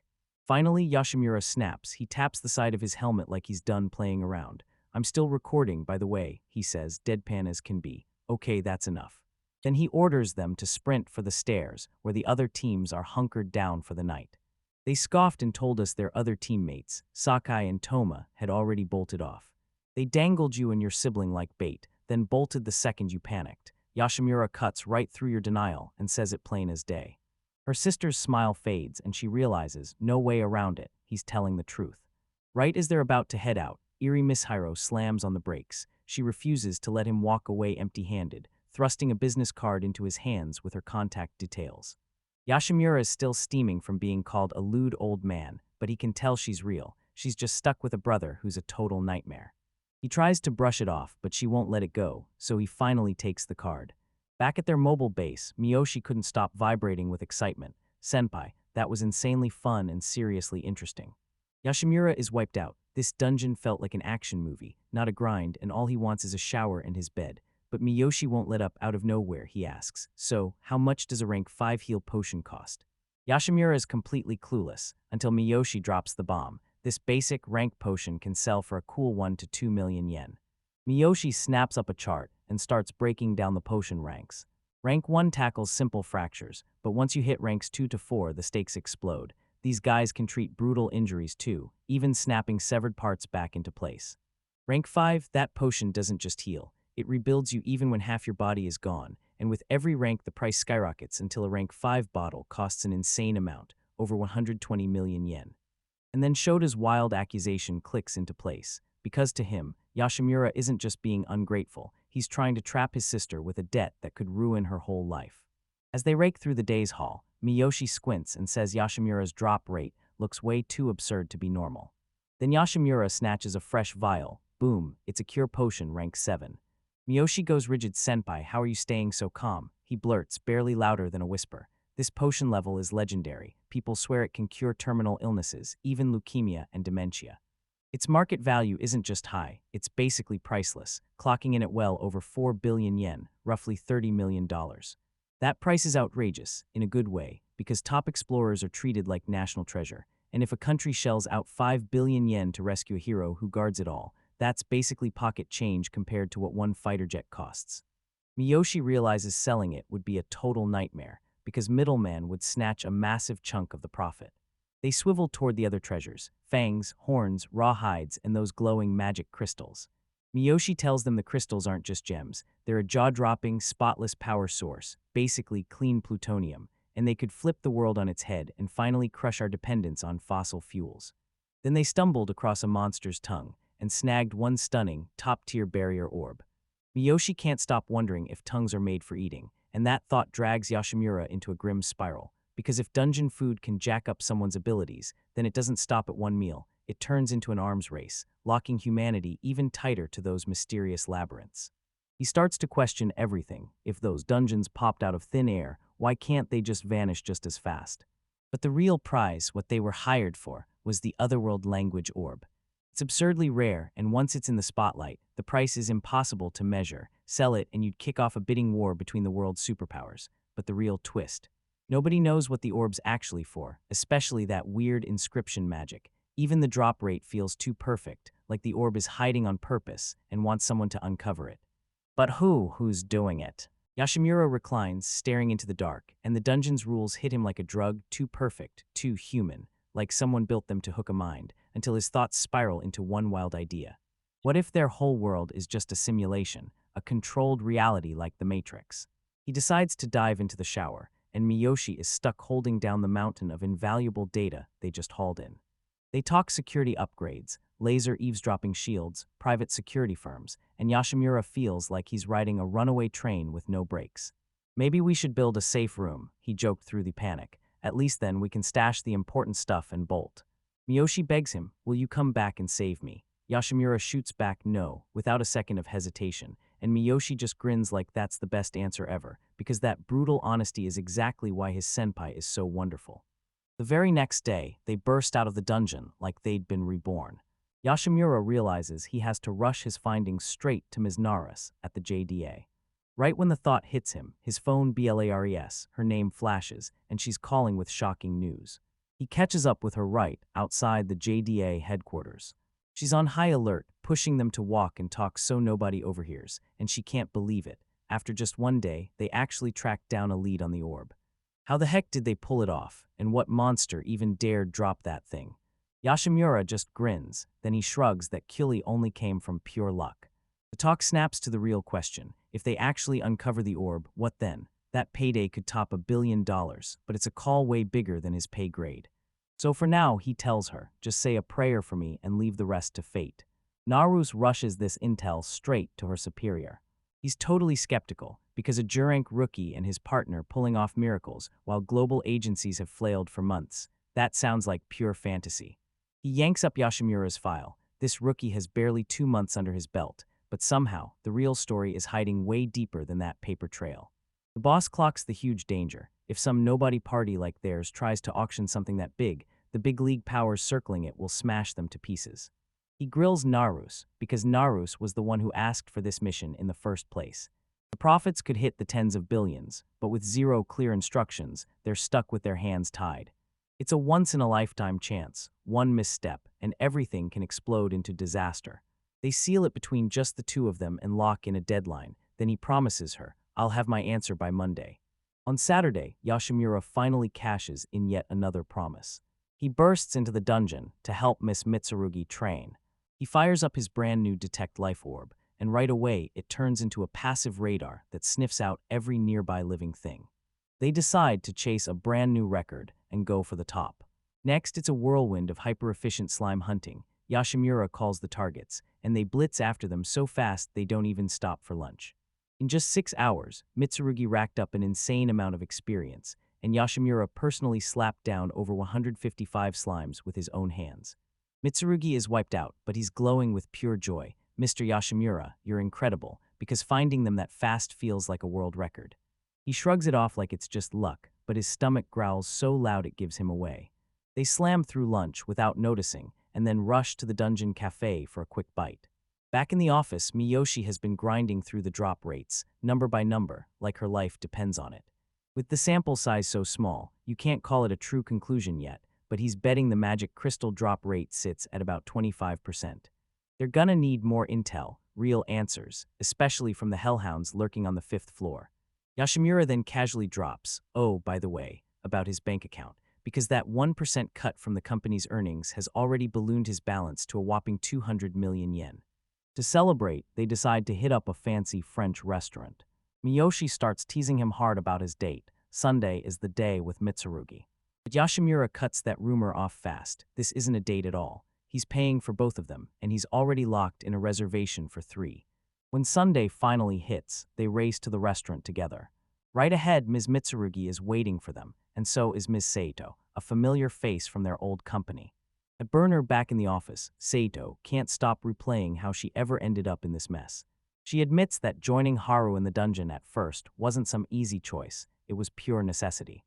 But after just 2 weeks of hunting, something flipped. She walked straight into an audition for a minor role and crushed it, like the dungeon cracked open a secret part of her mind. Suddenly, lines she'd only skimmed once came back instantly, and her body moved with total control. And yeah, it was a wild twist, but the best kind of surprise. Keigo confirms her hunch. This dungeon doesn't just challenge you, it boosts your brain power. For Saito, this is only the opening act. She's done playing supporting parts. She wants the spotlight, and she wants it right now. She suddenly leans in close to Keigo, dropping her voice into a serious whisper like she's about to spill something life-changing. Then she snatches his leg with a grip that's way stronger than it should be and whispers, "Become my angel." Keigo's body jolts, his mind screams, "Wait, is this some kind of honey trap?" Before Sato can even blink, Mitsurugi yanks him away like it's already too late. She makes it crystal clear, Sato's talking business, not love. In the finance world, angel means an investor, and then Mitsurugi slams right into the point. Does some regular nobody like Keigo even have the money to back an aspiring actress?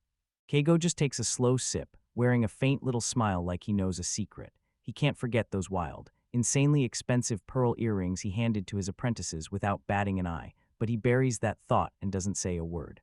Switching gears, he invites Mitsurugi to dinner as a thank you, then tosses the invite to Sato too, and Sato is beyond thrilled, already promising he'll be there. Then Keigo nonchalantly drops the bombshell that Miyoshi's coming too. Sato's grin flashes, then wobbles for a heartbeat, and Mitsurugi spots it instantly, but Keigo doesn't catch a thing. When Mitsurugi asks if Miyoshi joining is the problem, Sato snaps on a bright smile and quickly agrees to go because it's Keigo's treat. Later on, the two women slip away for a private chat, and Mitsurugi can't help but think Keigo sounds like a real catch. But Sato shoots that down because labeling him as a herbivore doesn't fit. This guy looks totally uninterested in dating, and honestly it feels weird. He's rich and good-looking, yet he doesn't seem to cheat. Keigo catches it and his mood drops fast. He grumbles that he's just a normal guy who never got the chance. Then he tries to dodge the whole romance talk by suggesting they go hunt goblins. Inside the dungeon, Keigo sharpens them for the next hunt and straight up asks if they're ready to take on humanoid monsters like goblins. Right when they're about to swing, he slams the brakes, then tosses them two high-tech compound bows. Mitsurugi knows her way around archery, but this kind of bow is brand new territory for her. Keigo tells them, "Don't worry, you're good." He says their strength has already blown up from grinding slimes on the first floor, so with a bit of practice, they'll be able to handle those bows no problem. Sato turns out to be a natural. She researched bows after watching Miss Hiro fire one, and her form is absolutely flawless. Keigo fires off his detect life skill and zeroes in on a lone goblin lurking inside a nearby cave. He shoots Sato the signal. She pulls the string taut, locks her eyes on the target, and looses the arrow, bam, right in the goblin's head, like a shot made in heaven. Keigo grins and gives her praise, and Sato shrugs like he's totally fine, because that kill stays at a distance, keeping it from hitting too close to the heart. Once the warm-up's over, Keigo fires up his detection skill again, and bam, he spots a huge nest, right in the cave's corner. He jabs his finger toward it and says there's a pack of about 20 waiting over there. He reassures them to drop the panic and just lock in, shoot calmly, and stay steady. They follow his signal and unleash a storm of arrows onto the goblin nest. The creatures tumble down one after another, totally blindsided. When a handful of savage goblins finally shove past the volley and charge too close, Keigo just calmly lifts his hand. A shimmering water lance slams into the monster and punches clean through it in an instant, and he calmly orders the girls to forget the stragglers and zero in on the ones hanging back. The hunt goes off without a hitch, and Sato and Mitsurugi practically glow. Sato even laughs that her new hobby is archery. Now for the reward, Keigo leans in and reveals the secret. Goblin dens usually stash a treasure box under a rock lid. They scour the cave wall for cytotaps, and when they tap one, it rings hollow like something's been hiding right behind it. Right here, Mitsurugi sizes it up and realizes her stats are way too low to even try cracking that stone lid. Keigo effortlessly hoists the massive slab of rock, and bam, hidden cash spills into view. They burst inside and spot two tiny vials. Boom, jackpot unlocked. Keigo lanes in and tells him these healing potions are so rare, they're basically worth a fortune each. He leans in and tells the girls they can take them, one talisman for each of his professions, a lucky charm for the actress and the researcher. He even offers to turn them into pendants, then hands over a trophy for their very first successful group hunt. That morning they only stumbled onto one more potion, but somehow, everyone's still buzzing with high spirits. That night they all head out for a fancy dinner, and the girls dig into the delicious food while teasing Keigo with playful grin after playful grin. He's getting swamped by all the eyes on him, then it hits even harder when he remembers he's the one footing the bill for this crazy expensive meal. Keigo doesn't miss a beat. He gets the potions turned into sleek, simple pendants and hands one to each of them. The very next day it's grind time again. Keigo sits down with Miyoshi and lays out his huge idea, the Miyoshi level-up plan. Miyoshi's stats are crumbling, and his resistances are dangerously thin. One strong magic blast could wipe him out instantly, so Keigo is planning to power level him on the 10th floor. Miyoshi is absolutely terrified. He knows that if he tries to level up like Mitsurugi did, by eating hits at the dungeon entrance, it'll be suicide for him. Keigo spreads the targets on the map, two monsters waiting on the 10th floor, the Barghest and the Minuai, and he can't shake the feeling the Barghest are using dark magic, like that Hound of Hecate he wiped out before. He wonders if this is unregistered summoning magic, and the idea hits like a spark, insanely tempting. Calling up a hellhound would be a game changer, so brutal and powerful it could carve them a path to escape, even when the fight turns savage. Then Keigo hits us with pure genius. He shoots his finger into the air like a light bulb just popped, and he asks, "What about the appraisal?" Miyoshi instantly gets the point. Appraisal is basically the go-to power in reincarnation tales, letting the user read stats and info as cold, hard numbers. If he could see concrete numbers, that would flip everything upside down. Miyoshi is practically buzzing with excitement, swearing that Keigo has to get one the second they find it. But when the truth of the 10th floor hits Miyoshi, his excitement crashes into pure dread because he remembers it's packed with undead. Keigo lays out his plan, slip in with an assimilation potion, because the undead can't resist living humans, and that pull lets them glide through the swarms without anyone noticing. By day, they go hunting monoeyes, and when night hits, they lock down the bar, running circles around everyone and squeezing out every last bit of efficiency. Keigo's got this. He's sure his water magic will carry him, as long as his intelligence stat stays sky-high. And if their magic ever runs dry, they've still got a whole stash of iron balls ready to slam into the fight as backup ammo. And then Keigo drops the bombshell. His item box is ridiculously huge, with more than enough space to haul every single supply they're going to need. But they can't bolt yet. JDA is still on the line, and they're stuck waiting for that call. Keigo finally spills his bigger master plan. Ms. Narus's sharp business instincts lit the fuse in him, and now he's going to clean house. He's going to weaponize the orb to twist world politics, making a minority party cast the vote that decides between two superpowers, and right as he lays it all out, Ms. Narus walks up and shows up at his door.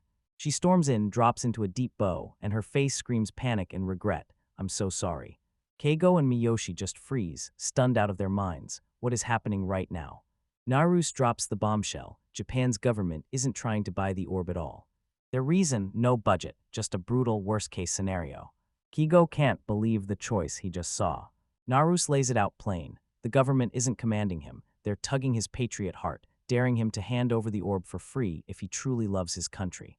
Keigo snorts at the outdated, manipulative logic, because the mastermind behind this disaster is none other than Executive Director Mizuo. He made the call right in a private meeting with the Ministry of Finance, slipping past every proper channel.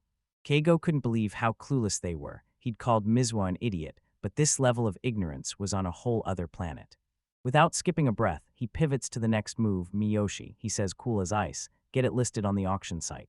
Narus throws out another apology, drowning in guilt, but Keigo just waves him off, because if the whole world's power is on the line, then yeah, those meetings have probably been bugged for ages. Now his eyes turn ice gold. Once the auction kicks off, he snaps that we'll have to disappear and lay low. He braces for a brutal wave of harassment and pressure, crashing in from countries all over the world. The dungeon he just chose is now the safest hideout for all of them. If they leave right now, they'll reach there fast, because the moment they head out, other countries will assume they're rushing to grab the orb, and nobody will dare mess with them until they figure out exactly where Keigo's party is going. Then he whips around to the flustered Narusis and makes this super dramatic gesture, only for her to swear it's a marriage proposal.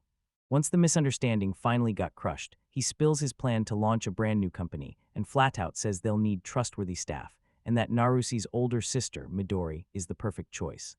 They nailed the auction date for the 28th, giving everyone a whole day to blast the news everywhere. Miyoshi blurts out, asking if he can go all in on the preparations, and Keigo flashes him a green light. As they hash out their plan, Keigo spots the true danger, right the day before the trade and the day of it, and by ducking into the dungeon, they can slip past the chaos that's coming no matter what.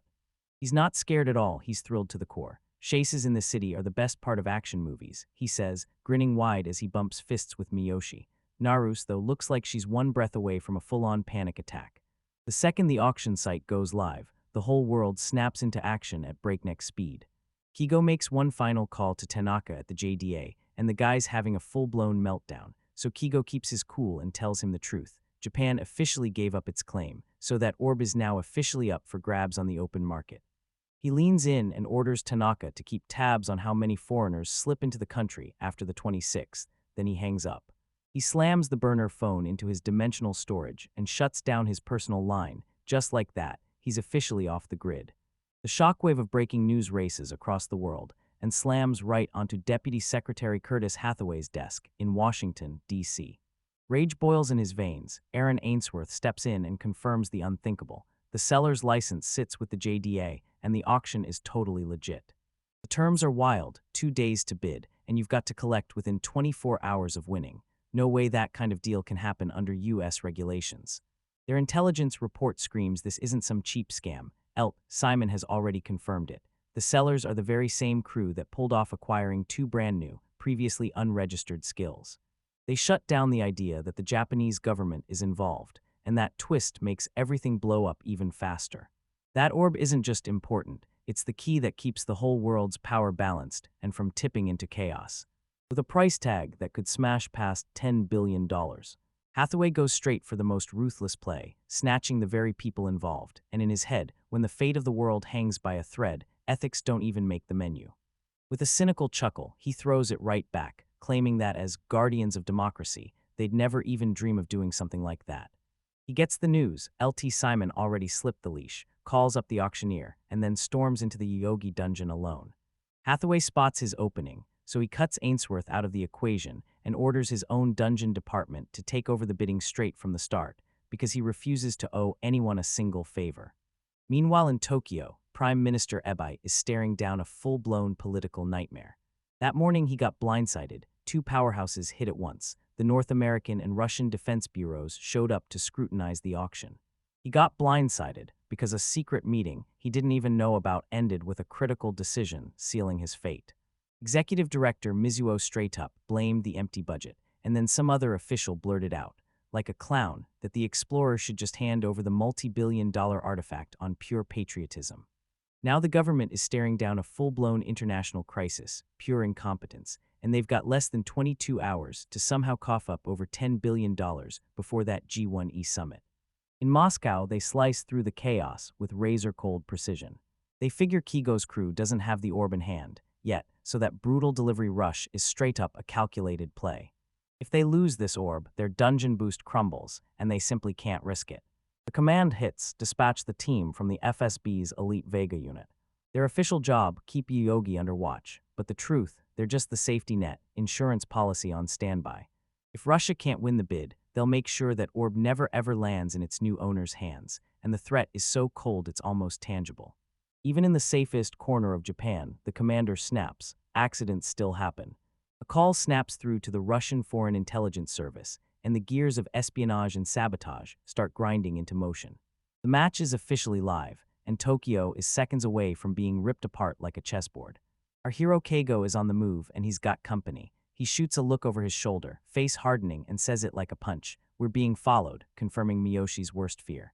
Then he realizes it's not some random crew, it's 4 separate teams. And right away, he calls out the heavy hitters, the Americans, the British, the Chinese, and even their own people from Japan. Miyoshi ducks as they power through the snow, and the tension hits like a punch. Kigo knows this isn't chance at all. These teams aren't trying to stop them, they're tailing them, mapping every move just to figure out exactly where they're headed. This whole international chaos boils down to one insane game changer, an orb that lets whoever holds it understand the other world language. Right after he tipped off his contact, Tanaka, Keigo, and Miyoshi charged straight into the Yogi dungeon. This time, Kigo learned his lesson and came ready, throwing on a plain cloak to hide the rookie gear that gave him away. But their pursuers don't quit, no matter what. Miyoshi can't crack how they're tracking them so easily in this thin, scattered crowd. Is it some kind of personal radar? She blurts the question out loud. Yeah, CAGO picks up on it fast, guessing the military's sitting on tech that could fit in a backpack and still blast with a kilometer-wide range out in the open. Their only move is to drive deeper and sprint ahead of them before they catch up. Meanwhile, inside the Japan Dungeon Association HQ, top brass are slamming into a high-stakes briefing. D-Power's latest deals have raked in profits so massive they're almost unreal, but the real bombshell isn't money. It's the sudden flood of foreign agents pouring in. UK and China teams have already rolled in, claiming they're just there to visit Yogi. The director rockets straight to the point. Why would they ditch their own dungeons just to show up here? because everyone knows the real prize, the auction for the Otherworld language orb. And it's set to roll straight into the JDA headquarters right here in Ikigaya. The visitor list just keeps exploding. France, Germany, and even a specialized American team are all demanding access. One of the agents cuts in with a warning, saying the Simon team is a president-controlled direct action force, nothing like some harmless support unit.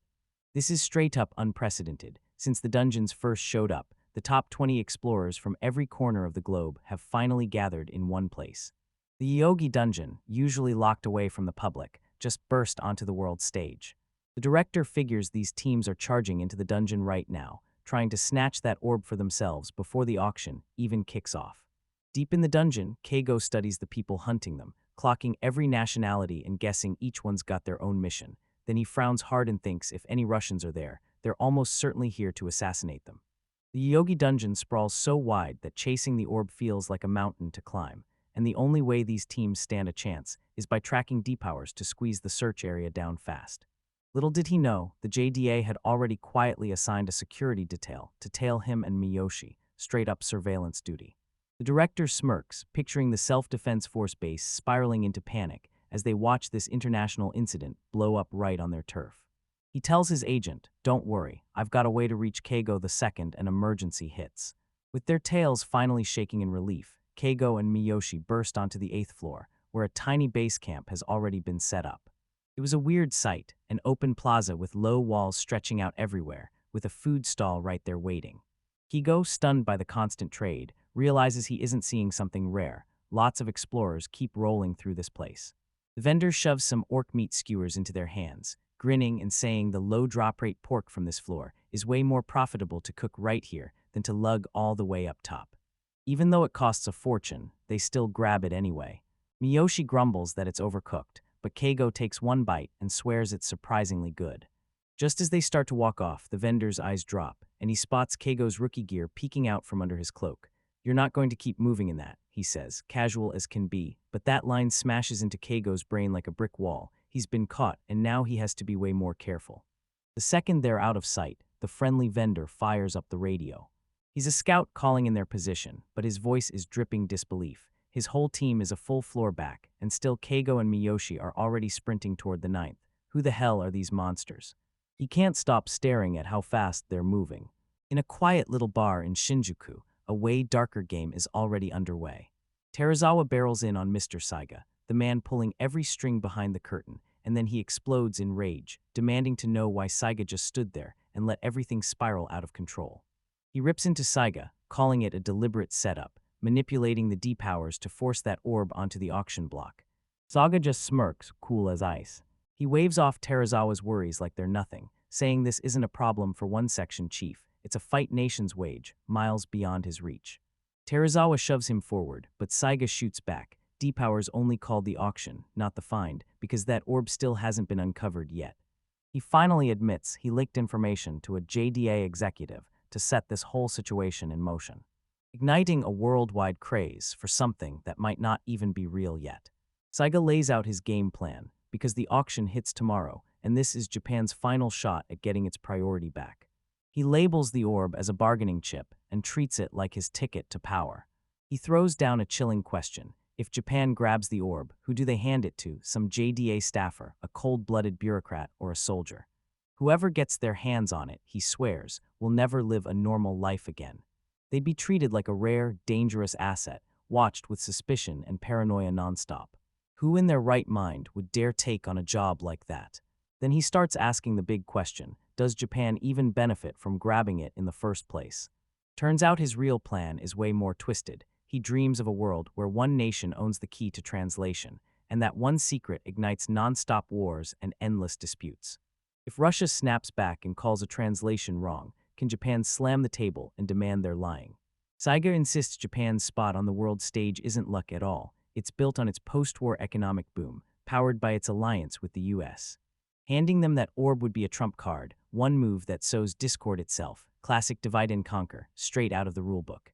The world's most militarized nation, the US, would feel anything but safe if Japan, just a smaller country, got its hands on an independent translator of its own. Saiga's plan is brutal. He lets rival countries grab onto each other's throats and ties them down.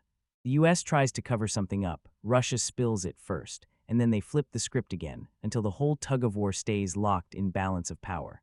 "We're at the same table," he tells Terazawa, but while they're there, the other countries are playing a whole different game, and Hennel's orders are crystal clear: let the US pull the trump card. And right back in the dungeon, Keigo and Miyoshi finally kick down the door on the ninth floor. It's a dense climax forest, straight up a cozy, familiar Japanese woodland, not some wild jungle at all. Keigo keeps score of his kills in his head, hunting for that last 33 to finish his own big personal goal, then sweeps the area with Detect Life and spots a few monsters. So for now, they book it straight to the 10th floor. On the ninth floor, it's packed way more than you'd expect. Other explorers swarm the place, and even those heavily armed self-defense squads stand shoulder to shoulder in tight, formation-perfect lines. Keigo studies their moves up close, bunker shields snapping into place, rifle volleys blasting in deadly waves. This force is no joke. To stay hidden, Keigo and Miyoshi slip past them like ghosts, then bolt for the stairs toward the 10th floor, where they plan to camp the night away as darkness crashes in. The 10th floor feels like a living nightmare, a sprawling graveyard where zombies moan and stagger around like they're stuck in hell. They bolt to a hilltop and dig in fast, and Keigo hurls his magic. Those glowing, ethereal circles rip through the air and blast the undead apart. But these zombies are terrifyingly hard to kill, they just won't stay down. It lunges forward, hauling the severed lower half behind it like a nightmare ripped from a horror movie. Keigo and Miyoshi sync up their strikes and tear through the zombie horde with blast after blast, reducing them to gore and dust. They scramble back to their secret weapon, a tank-like, heavily armored camper van. He slammed the reinforced door shut at the exact last second. Inside, Keigo sucks in air. He's already smashed through 30 of them, but there's still a long road ahead. Miyoshi grimaces at the horrible stench zombies leave in the air, even after they're gone. From the shelter of the camper, Keigo fires off his Detect Life skill, and it actually works on the undead, too. He watches them crawl and swarm outside on his monitor. The view is crystal clear, like someone dialed the world up with infrared or light amplification. They decide to grab dinner, while the dead, mindless and frantic, claw at the titanium shell of their vehicle. Back on the 9th floor, the Chinese team gets ready to descend, and their guide flat-out warns them. Even the best squads steer clear of the 10th floor after dark. But their leader, Lao Wang, won't back down. He points and shouts that the British and Americans are already falling, then orders his team to move out.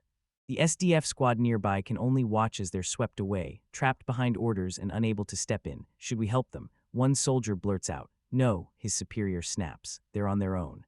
He knows these two D-Powers guys are Japanese VIPs who need saving, but his orders slam him into strict surveillance only. He can't help but think, jumping in right now would only unleash the worst possible outcome.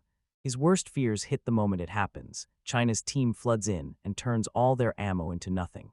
Zioing, one of their own, gets yanked up by a monstrous zombie. The leader roars at her to stop the barrage. Those bullets will just bounce back and hit someone. Seeing they're hopelessly outmatched, he snaps an order for a full retreat right now. Inside the camper, Keigo and Miyoshi tense up as distant explosions and terrified screams echo through the air.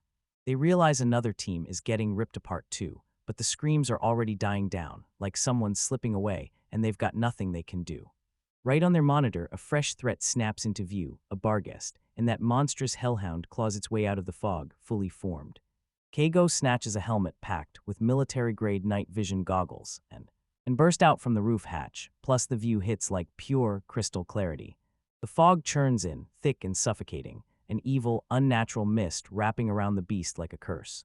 He sees it, and in the blink of an eye, he unleashes a relentless barrage of magic. The projectile slammed into the hound with a sickening impact, but it zips away from the last blasts at supernatural speed. Keigo readjusted his aim and fired again, and this time, the creature got blasted into nothing but smithereens. From the Varga's remains, a whole stash of fresh skill orbs erupts into existence. Keigo shoves the list right into Miyoshi's hands. They just unlocked a whole arsenal of brutal new powers, darkness magic, status resistance, and even resistance to disease. These resistance skills are insanely valuable. They shield you from poison and even stop paralysis in its tracks. That darkness magic isn't some basic spell. It's a top-tier orb, so they decide to lock it away for now until they can get it properly appraised. With the danger instantly gone, Keigo hops right back on the job, popping up through the roof hatch and mowing down zombies that are still swarming. He unleashes water lances like a machine, and with his storage skill on lock, he wipes them out in seconds and scoops up every drop.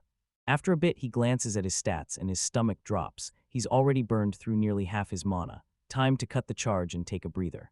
Right as he yanks back, an arrow whistles past his head like a bullet with a mission. He ducks on instinct, just in time. Peeking around the corner, he spots a skeleton archer, then realizes it's a monster that definitely isn't in the dungeon database. He screams, "Don't drop your guard for a second." Miyoshi, already locked in, snaps her attention to the monitors because a brand new enemy is closing in.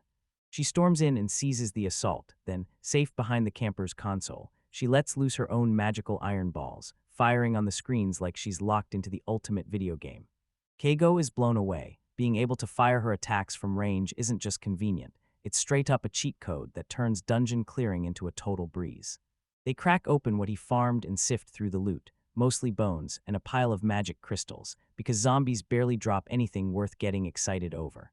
Miyoshi chuckles and says, "If we've got a real bass in here, you could rock that forever." Keigo grins, then slips into the shower while she keeps watch at the same time. On the 9th floor again, the battered Chinese team stumbled out of the stairwell, barely holding themselves together. The SDF commander snaps into action, ordering a rescue team to rush in and help the injured right away. Their wounds look brutal, like a warning from the universe about what's waiting on the 10th floor at night. Later, back inside the camper, Miyoshi grabs Kigo's attention. "What is it?" he blurts out, stepping out of the shower room. She jabs a finger at the monitor, her face split between shock and pure awe, because out beyond the graveyard that was there a second ago, a gigantic Western-style mansion has just popped into existence out of thin air. Then it just showed up. The dungeon's rules had flipped again, and this time it hit Burstman. After a brutal day of grinding through zombies, Yoshimura and Miyoshi are seconds from calling it quits when the whole world suddenly glitches. One second they're standing in a snowy field they know like the back of their hand, and the next, boom. A gigantic, Western-style mansion suddenly rises out of nowhere, like it blinked into existence. No warning, no sound, just a building where there had been nothing. They jump straight into rationalizing it, an illusion maybe, but no way. Their ultrasonic sensors say the terrain's the same, so this isn't some teleport stunt at all, it's a brand new mansion dropped into place. It feels like it has weight you can almost touch, stretching a long, creeping shadow across the dim light. They start tearing back through it all, hunting the trigger like it's a missing piece, but the final monster they wiped out was just a plain zombie, nothing special at all, so what gives? Even the analyst can feel it coming, and he grills Yoshimura for his kill count for the day. Turns out it's 3073. For most people, it's just a number, until Miyoshi locks in. He says 373 is a palindromic prime, the kind that reads the same from both ends. Not just anyone, this is the 13th one. No coincidence, no randomness. It screams that this dungeon runs on rules linked to Earth's culture and math, and that's downright terrifying. The rabbit hole gets even darker when Yoshimura links the number to Golgotha, the Aramaic word for skull, because today isn't about theories, it's about battling skeletons. This mansion isn't just some random stop, it's a secret stage, a killer reward, or a trap waiting to spring, and it only unlocks when a very specific condition gets met. They've pushed this far, and curiosity wins over caution every time, so they shove their base dolly out of sight, suit up, and charge on. The mansion's gate looms with ornate, ironclad details that look straight up menacing. As they close in, they realize the whole thing is plastered with inscriptions, this wild blend of crackly cuneiform and ancient hieroglyphs, like some alien message got dragged straight out of the past.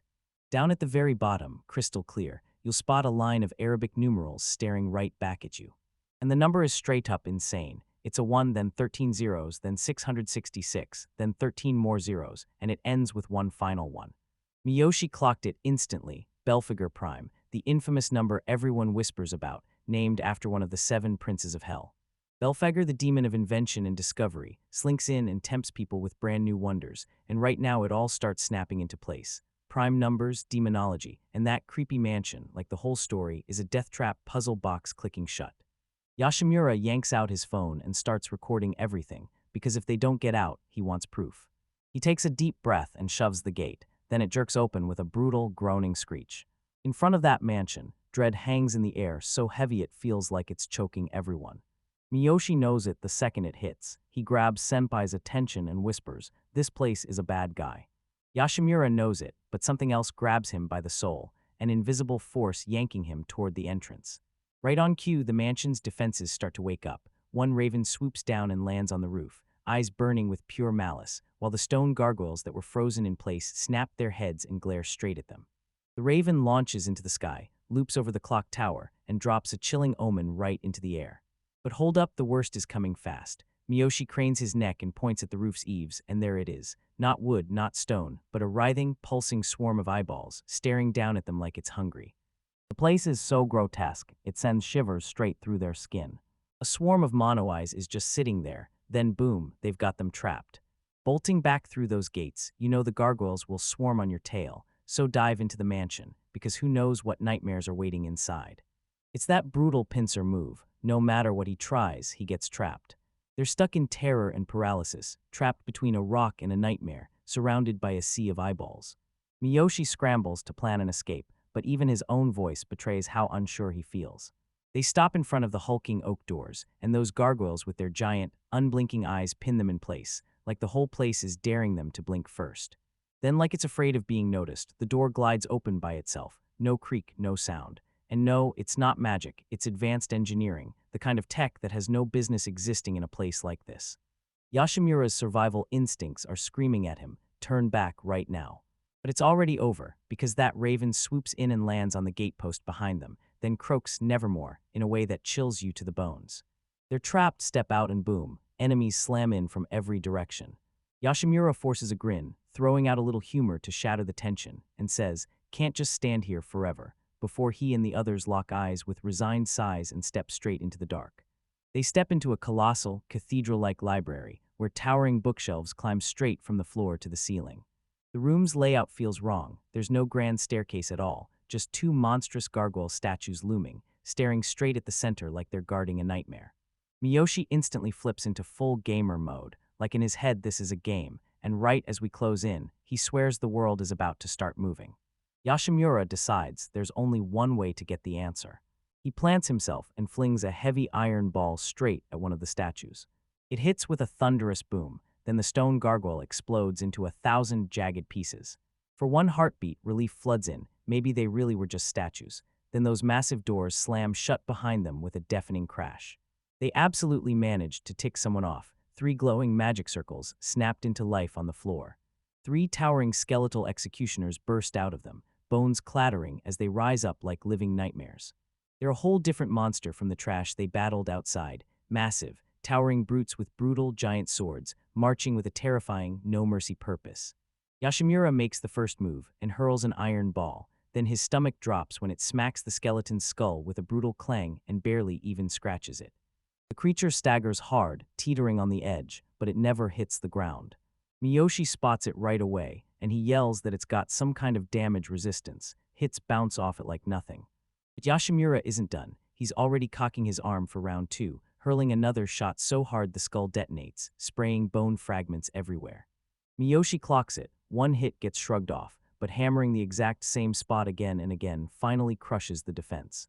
They drop the first one, then swivel toward the other 2. This fight is going to be brutal, and they can't let their precious iron balls get wasted on these minibuses. Suddenly, one of the skeletons starts to spin, its massive sword whipping into a deadly whirlwind. Yoshimura unleashes a classic area of effect strike, barks at Miyoshi to dive into the corner, and promises that this square room will block the spinning blade. The plan clicks into place, the attack dies out, and that bookcase and every wall stand rock solid. They spot the opening in their enemy's defenses, team up in perfect sync, and slam in one last crushing hit, watching the final skeleton collapse into dust. When the monsters finally dissolve, loot explodes out in a glittering shower, healing potions, a handful of magic crystals, and then the big prize, the scimitar of deserts. Miyoshi, the biggest Lord of the Rings nerd alive, instantly loses it, geeking out by comparing those skeletons to Barrow White's and that brand new sword to Frodo's blade, Sting. This isn't some random drop, it's a named weapon, the kind the Explorer's Guide doesn't even bother listing. But the name Cemetery of Deserts feels wildly out of place inside a Gothic mansion. Right as they're still stuck in disbelief, a brand new magic circle flares to life in the middle of the room, and the stone pedestal shoots up from the floor. And there, right on top of everything, sits a new inscription, just another mystery begging them to crack it wide open. It's carved in the same wild, twisted script from the gate. And yeah, they can't make sense of a single word on it. As Miyoshi scrambles to snap a picture, Yoshimura snaps a warning, "Watch your step, the traps are waiting." Yeah, he has every reason to be cautious, because the bookshelf right behind him starts to ripple, the wood and paper warping into a full-on nightmare monster. "We have to go," he yells at the top of his lungs. They sprint for the side door, yank it open, right as the library erupts into motion and snaps shut around them like a hungry trap. They burst onto the balcony, because they just leapt from the frying pan straight into the fire. The raven and the last surviving gargoyles are waiting right there. The beast barreled forward, and the fight is about to explode, right now. Miyoshi hurls a magic orb blam and sends the raven crashing out of the sky. As Yashimura snaps his defensive shields online, the air around him crackles with protection. His iron balls crash into the gargoyles, ripping off wings and limbs, but these monsters refuse to stop, scrambling forward even after they're torn apart. He's got no choice left. He charges for total annihilation, smashing them to pieces with raw, unstoppable brute force. He slips in and out of danger, his shield snarling under heavy hits as he methodically smashes the final enemy down. Finally, he clears the balcony and gets it under control. But it's not over. Every inch of the mansion starts melting like wax, and the whole architecture drips, warps, and collapses into a full-blown nightmare landscape. The ceiling rips open, and a nightmare colony of eyeballs crashes down, their optic nerves slithering like living tentacles. They slam onto the ground with nasty wet plops, then instantly surge forward, swarming right at them. Miyoshi gets grabbed by the ankle, and Yashimura has to yank him free with everything he's got. The eyeballs lunge ahead like a full-on tidal wave of flesh. Right in the middle of the chaos, a loot screen explodes onto the scene, just as Yashimura takes down the gargoyles, but he snaps at it and ignores the whole thing. Forget that, to the gate. He can't even face that disgusting wave of eyes closing in. He's terrified they'll bury him alive. The ground buckles and melts underfoot, turning into a sticky, squelching swamp that grabs at everything. They spot the gate ahead, but right behind them, the clock tower bell starts booming. Bong, bong, each heavy toll screaming that their time is finally up. They sprint, boots slamming into the ground as it crumbles away beneath them. As they burst through the gates, a blinding flash detonates behind them. When they whip around the mansion, and even the eyes are just gone, only a few dropped things shimmer in the snow like they never existed. They crumple to the ground, completely wiped out, adrenaline draining fast, legs trembling with sheer weakness. What was that? Miyoshi chokes out a gasp, while Yashimura just stands there, absolutely clueless. Later, once they're safely sealed inside their armored RV, they finally get to stare at the prize they dragged out of that hellscape. That special loot screen hit him with a brutal choice: fear monitoring or appraisal, both insanely rare, and yeah, the price was astronomical, but the upside was impossible to ignore. They're wiped out, still trying to process the fact they just barely didn't die. But they somehow snagged the appraisal skill, then snapped the whole mystery into place. This mansion was a timed event, triggered by a specific kill count, and it vanished right at midnight.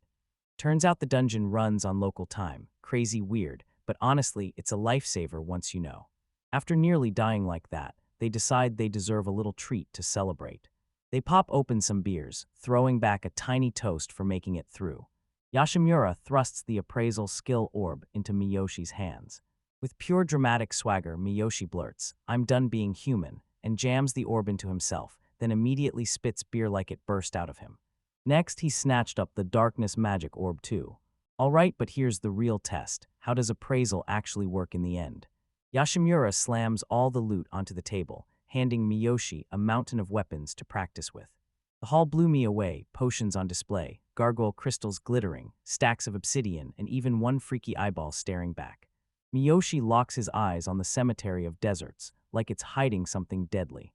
He just stares at it for a second, then it hits him like a lightning bolt, and the information floods into his mind. And the weapon goes by a plural name: deserts, an unforgiving sword of retribution. A status screen flashes inside his mind: stats, a huge attack boost, the terrifying chance to reflect damage, and a chilling line: those who bring calamity will be wiped out by calamity, and retribution will come for anyone who harms others. Now it's time for the real test. Miyoshi stares at Yashimura and starts appraising him, only to spit out a list of numbers that look totally random. Confused, Miyoshi shoves it onto himself, then all he gets are cold, useless zeros. This doesn't add up. Yashimura's got a plan. He manually drags his own stats down in the system menu, even though they're usually maxed for dungeon diving. Miyoshi sizes him up again, and yeah, the numbers have changed, but they still don't make a lick of sense. After some wild brainstorming and a quick meal break, they finally cracked the code.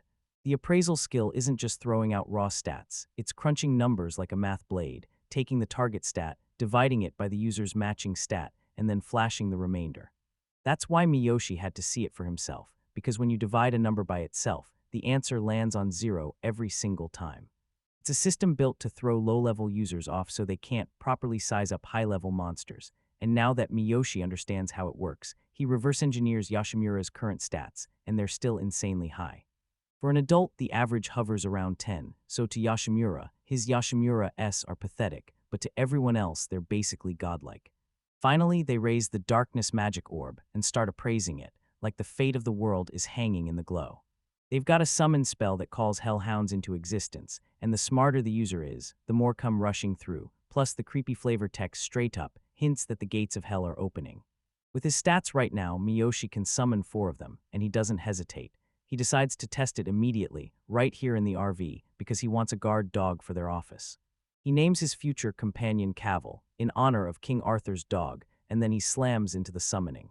A blazing magic circle ignites the cramped room, flooding every corner with brilliant light. Just moments later, a gigantic, shaggy hellhound lunges into view right in front of them, pure intimidation, eyes burning with terrifying, otherworldly power. It actually worked, like, no joke, it totally landed. As the summoning circle blazed with light, Miyoshi's face split into pure, unfiltered joy, because it worked, and he whooped as the magic gathered right in front of him. And just like that, a shadowy, furry creature bursts into the scene, and Miyoshi snaps his arms around it instantly, totally hooked. So fluffy. Eda just stands there, totally stuck, his brain trying to catch up with what he's seeing. Whoa, he blurts, isn't it kind of huge? And he's not wrong, this isn't some hellhound. Miyoshi keeps his grip as the beast looms, and then he fires off the truth. Its mouth sits right at Ieda's head, over 3 meters long, way closer to a Bengal tiger than any dog. Its fur is a deep, matte black that somehow swallows the light, and its eyes don't glow that usual hellhound crimson, they burn with a sharp, almost golden brilliance.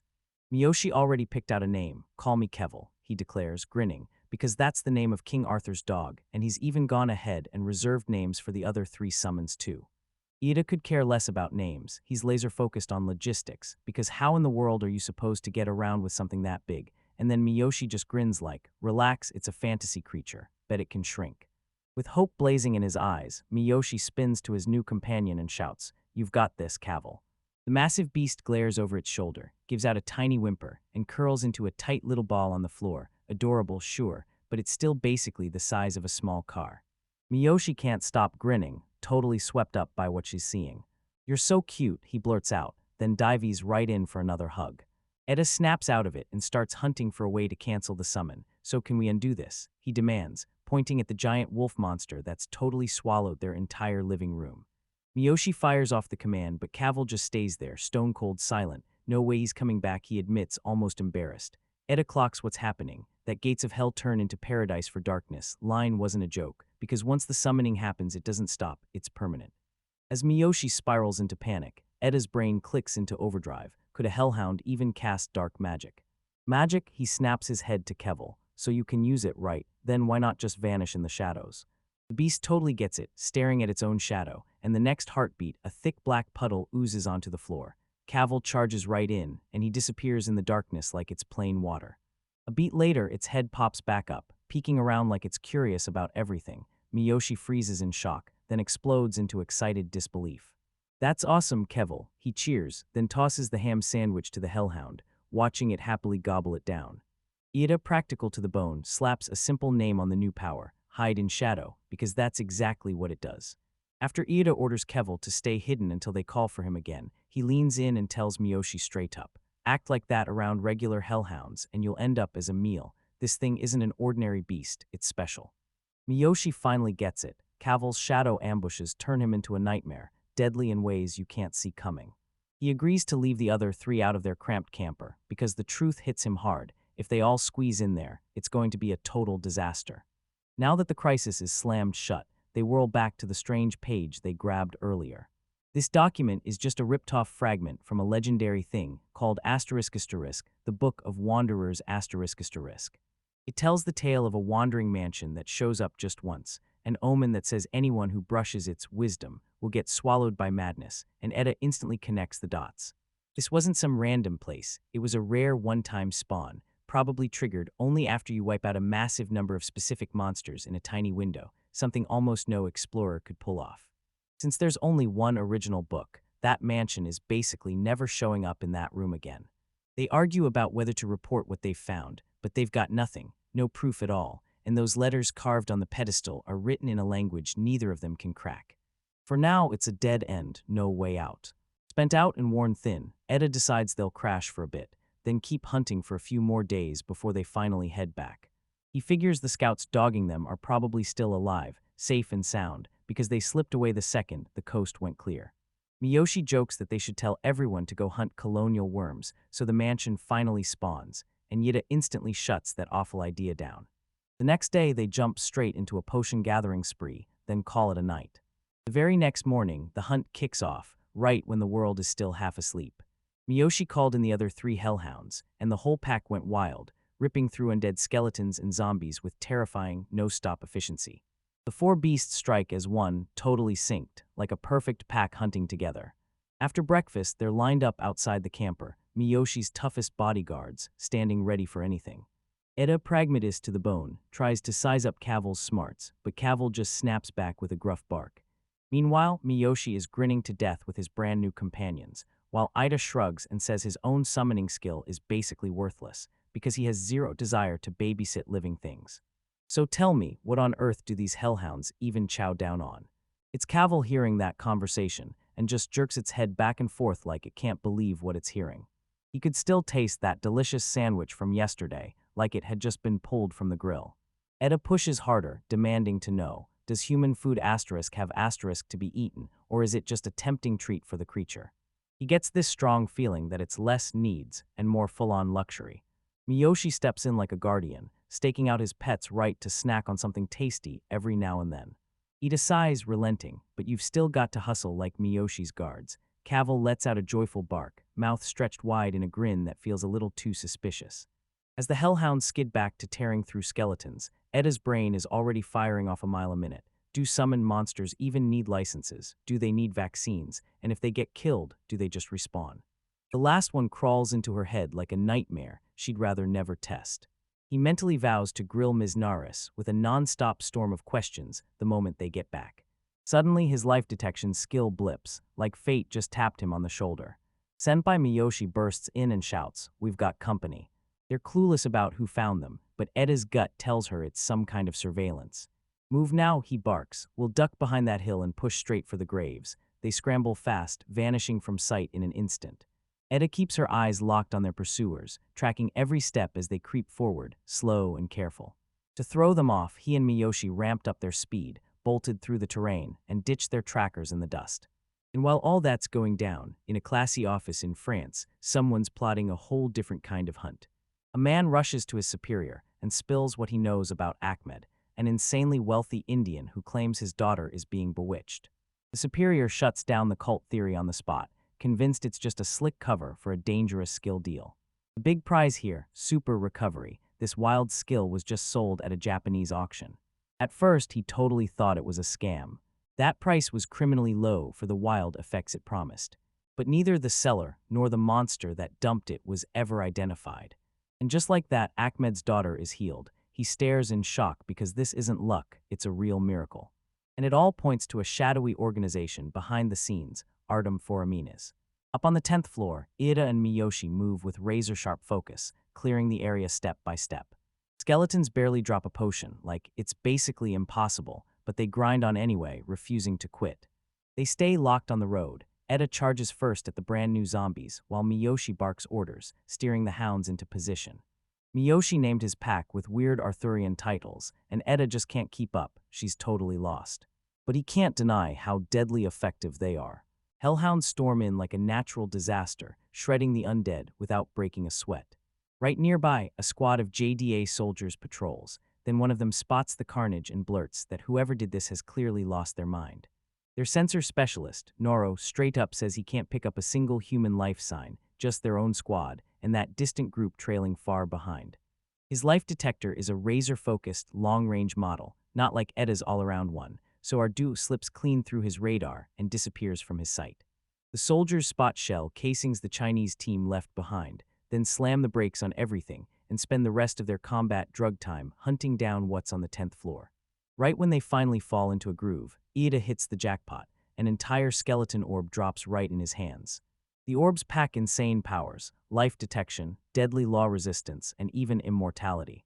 But here's the catch: this immortality doesn't make you human again, it freezes you into an undead skeleton. It's a twisted, no-joke take where the word gets taken way too literally, like it's daring fate to mess with them. They instantly agree, this isn't just any story, it's a vault-worthy warning, packaged in item form. Killing 373 skeletons, just to make the mansion appear, feels downright impossible.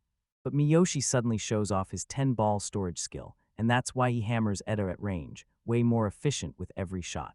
It's not the magic that's failing, it's the money holding everything hostage. Those iron ammo balls cost a fortune. He left plenty on the table, so the surprise wouldn't hit empty-handed. Miyoshi shows him a set of cheaper, smaller pellets she's been hunting for, like they're the answer he didn't know he needed. Eda grins and tries to flick one off. Firing it like a bullet, he finally lands the shot and knocks down a zombie. But then realizes accuracy is about to become a brutal problem.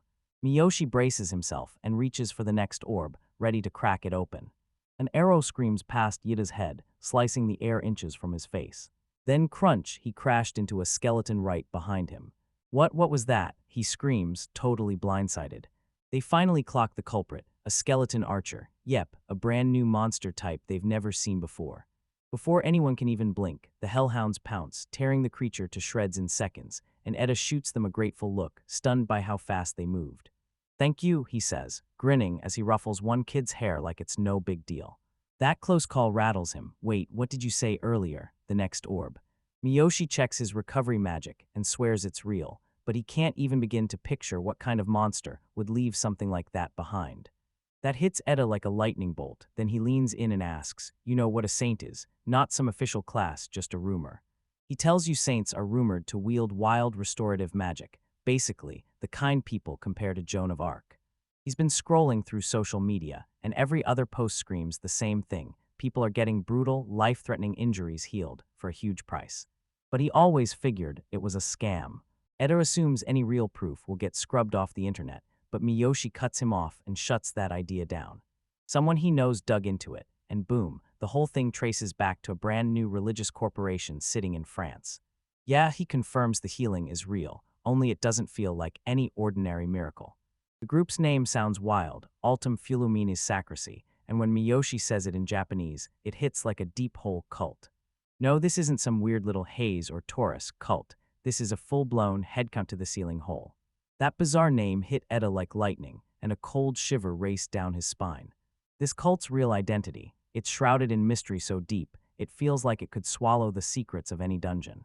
Singitsura, now hold on, because we're diving headfirst into the dark world of dungeon cults, and this one's called the Altum Forminis Sacracy. This crew stays on the edge of everything, but one brutal detail makes them different from every other group out there.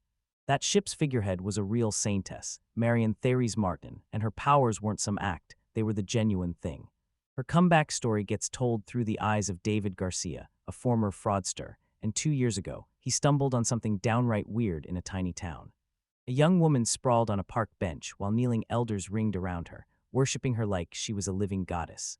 His curiosity hit full throttle. He watched from afar as a man dragged his wife into view, her body swallowed by brutal, nightmare-level burns that looked absolutely lethal.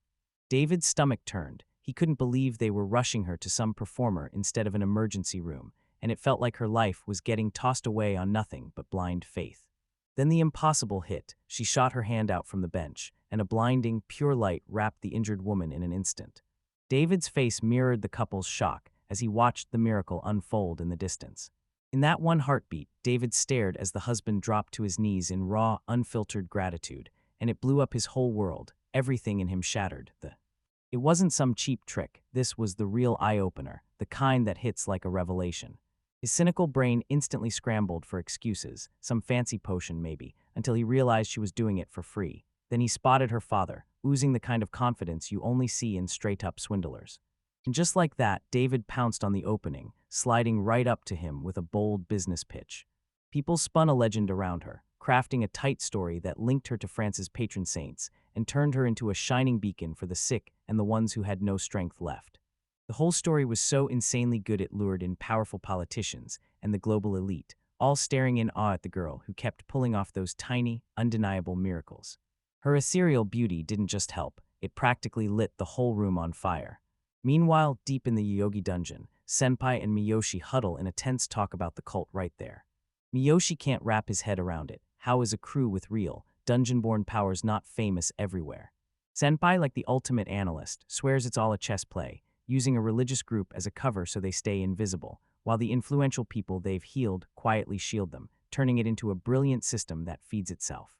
And because France's tax laws let the rich donate their way into savings, it feels like a win-win, money benefits first, miraculous healing promised next. And that thought makes Senpai squirm, especially since he can't ignore the same pattern in how Miyoshi shields him. So the real mystery is this: did that saintess genuinely rip her healing magic straight out of some dungeon in France? Senpai yanks up the skill database, blank, no record, so it isn't registered, he mutters, staring like he can crack it, convinced it's some rare, one-of-a-kind method he somehow hasn't found yet. They slam their heads together, racing through wild ideas, from ancient shaman rites to the strict, polished rules of clerics and priests. Miyoshi lands on a wild idea. What if those sacred monsters are real, like a unicorn? Just like that, their chat gets yanked to a stop. Senpai's senses suddenly scream, because something's charging straight at them on a beeline, off route and heading right for them. He spots two newcomers, numbers cranked up high, but still not matching the monsters he's been wrestling with. They decide to push forward, then drop down to the 11th floor, a blasted sea of rock and ash, where they hunt the lesser salamanders. Senpai can't resist poking at Miyoshi for always throwing out water magic, and he flat out calls it suspicious. Right in that second, a fireball howls out of the sky straight at them. Ruin, Senpai screams. Miyoshi snaps into action, hurling up a shimmering magic shield that slams the blast back with a thunderous concussive boom.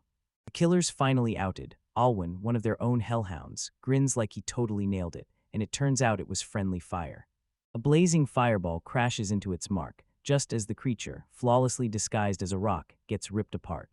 A lesser salamander, yeah, and then it clicks for Senpai. It's been faking everything with mimicry. While the creature thrashes, its tail snaps clean off. Senpai, Miyoshi screams, that's a rare drop. We've got to finish the main body right now or it'll vanish. Right as they're about to move, Owen rockets forward and rips the salamander apart before it even gets a chance to react. Miyoshi showers the hellhound with praise, while Senpai just stands there stunned, because their goal got crushed by their own damn pet. He has to swallow it. Hellhounds can smell and sense things way beyond what he's capable of detecting. When the monster finally crumples, a skill orb plops to the ground and Senpai snatches it, then his eyes go huge.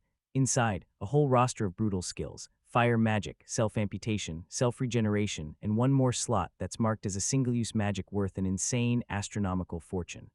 Miyoshi cracks a joke that those regeneration skills would be perfect for a lizard, yet. But Senpai is locked in on that last skill. He grips the orb like it's alive, and the power hums through his hand. So you want to use it? He asks Miyoshi, like the answer's already obvious. With grim resolve, Senpai snaps, I guess I'll stop being human, and then starts absorbing its power. Miyoshi froze in panic, waits Senpai, then blurts, the magic is called Inferno. That name screams danger, and we have zero clue what it can do. But Senpai is already spiraling in thought, Inferno. That name alone feels like a curse, like a skill that has no right to exist in this world. While Miyoshi spirals into a panicked, nerdy rant, Senpai shoots a hand up to shut him down. It's deadly serious. The aftermath hits like a punch. Senpai is totally wiped out, his energy drained from one brutal, colossal push. Right in front of them, everything is wiped out. An enormous, perfectly smooth black crater has been carved straight into the dungeon floor. Every last bit of it, monsters, the drops, all that potential, gets instantly wiped out, like it's been vaporized in one savage blast. Miyoshi double-checks the numbers, and her face drops as the spell's MP cost hits her like a gut punch. Suddenly, Senpai's head snaps around. Miyoshi blurts, what's wrong? And then those people. Right before anyone spots them, Miyoshi yanks him close, and they bolt into a full sprint. A short distance off, a military squad leans in as their radar suddenly flashes with two blips, then they vanish in the blink of an eye. They're completely lost, and their supplies are vanishing fast. When they finally reach that spot, they slam on the brakes and freeze in place. The ground is vitrified, turned into glass, like something blasted it with a heat so insane you'd only see it from a tactical nuke. Could a dragon really show up? One soldier blurts out right away and instantly shuts the idea down. They realize the blast must have caught their targets, and in an instant, they just vanished from the world. First, when a power that no one can even wrap their head around crashes in, their commander makes the only move that makes sense: pull back. Now. Then the timeline flips, November 30, 2018, because this is it, the last day of the auction for the language comprehension orb. High in Japan's most powerful government offices, a geopolitical chess match is raging, every move calculated, every outcome deadly serious. No matter who snags the auction, the message is crystal clear: international tension is coming, and it's unavoidable. They've cooked up a plan to make the US come out on top, pulling out financial backing and sharing intel so Japan's global power gets a massive boost. While online forums are lighting up over the bidding war, it's already hit an insane 60 billion yen. The real war is fought behind closed doors, while on the surface, Miyoshi and Senpai finally burst out of the dungeon the second the auction wraps up. Senpai double-checks the final price, and his jaw drops like it hit the floor. Miyoshi drives the point home, and suddenly it's clear that number is bigger than the yearly budgets of entire prefectures. So yeah, the US took the win, but it wasn't smooth sailing. Fierce in-house wrangling and some razor-sharp backroom deals with their NATO allies sealed it. But Miyoshi just drops a bombshell. Japan's government never threw in a single bid, and for the auction of the century, that kind of silence is way too suspicious to ignore. Then it finally hits them. This isn't some game anymore, and with this kind of money at stake, Miyoshi instantly becomes the biggest target in the room. Right when they're arguing over what to do with that coming 10% cut, a call suddenly blasts in from Naris. Miyoshi's paranoia explodes in his head, screaming that they need JDA protection right now for the handover. But Senpai isn't worried. His office is already a damn fortress. He's not playing it up. The Hellhounds were forged by Miyoshi into a top-tier security squad, drilled with shadow magic that locks intruders in their tracks, and they even crave magic crystals, which Miyoshi happily feeds them. Senpai can only pray it stays as delicious as a treat. But they're not as safe as they think. Across the street, a foreign intelligence team is quietly setting up a surveillance post. Now it's crystal clear. Go hunt down intel on Senpai's crew and figure out how they managed to steal that language comprehension skill. That apartment building is the only place they can use, but somehow it's filling up fast with brand new tenants, almost like other agencies are slipping in too. Their target's house is a tech fortress, laser mics, and every remote surveillance tool they bring can't touch a thing. They're trapped in a tight spot, with only one brutal, high-risk move left: direct infiltration. As the night drops, the team leader snaps the order: move out, and everyone surges forward. The hunt is underway, and under the hush of midnight, a perfectly planned operation is already in motion. From a rooftop that overlooks their target, two figures in tactical gear double-check everything. Alpha already handled a guard below, and the poor guy's out cold, knocked out and sleeping. His commander slaps the order down. Mission Picnic is a go. They're not here to do some dirty wet work. Going after people in Japan would blow up too many diplomatic problems, so it's a clean, stealthy infiltration, quiet as shadows. The moment the green light hits, Alpha kicks off the operation. He slips forward with practiced smoothness, then vaults over that towering fence like it's nothing but a puddle. Trust me, this isn't his first rodeo. Their mission is razor clear: hit the ventilation unit on the side of the house. He and his partner vanish into the shadows, their night vision goggles slicing through the dark like a blade. No twists, no traps, slink up to the house, slip in a microphone fast and silent, and then fade into the shadows, just waiting for the perfect moment to tune in and listen. A quick, no-nonsense spy mission. Inside the house that's getting targeted, everything's oddly calm. Yashimura and Miyoshi just wait, watching the door for their associate, Naris-san. Miyoshi brags that she's a hard worker, but Yashimura clocked her instantly. She's not working for the job, she's just scared for them. Their latest moves didn't slip past anyone, not even their friends. They're desperate for her help to crack the strange characters they've uncovered. Right after that, Naru shows up, and she's every bit the expert they prayed for. Then she dives straight into the data and spots the script instantly as a twisted blend of ancient classical Hebrew and Aramaic.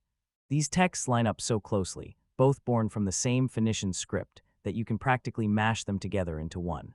The vocabulary is so painfully limited that translating it directly turns into a total nightmare. Miyoshi's eyes went wide, and with one shaky breath, the only words she could think of tumbled out: God's language. Yashimura lets out a laugh, brushing it off like it's straight out of a fantasy novel, but Naru's is serious as a steel blade. She breaks it down and says the way the languages fuse is mind-blowing. like an AI that doesn't even know the subtle differences somehow learned them as one single language. But Yoshimura doesn't waste a second, so tell me, what does it all mean? The translation hits you like a riddle, grand and cryptic, and the gate-post they uncover points to the wandering mansion, with the message acting like a straight-up invitation. A wanderer, reach for the wisdom of the true grimoire. That grimoire of wanderers and their wisdom, everything is suddenly snapping into place, like it finally makes sense. They finally clock the truth. The mansion on that dungeon floor isn't frozen in place at all. It's a conditional spawn. This place only flickers into existence when the right rules are met, and if they never are, it stays sealed away like it'll never be seen for the rest of time. Yoshimura doesn't want it to stay a theory, so he steps up and shows them for real. He yanks out a memory card like it's the key to everything. He slots the whole thing right into the TV. And then bam, an image of the towering, imposing mansion slams onto the screen. Yeah, this is the footage from the action camera I strapped to my helmet, he says. Right as he pulls it off, the blinds snap shut. Alpha catches his chance outside. His partner drops a silent countdown with his fingers. 3, 2, 1, and then it's go. True, 1. Dio Alpha rockets toward the house, but then like lightning he's gone. The other operative freezes, eyes bulging with pure disbelief. Alpha didn't get shot, didn't even trip. He just disappeared into thin air.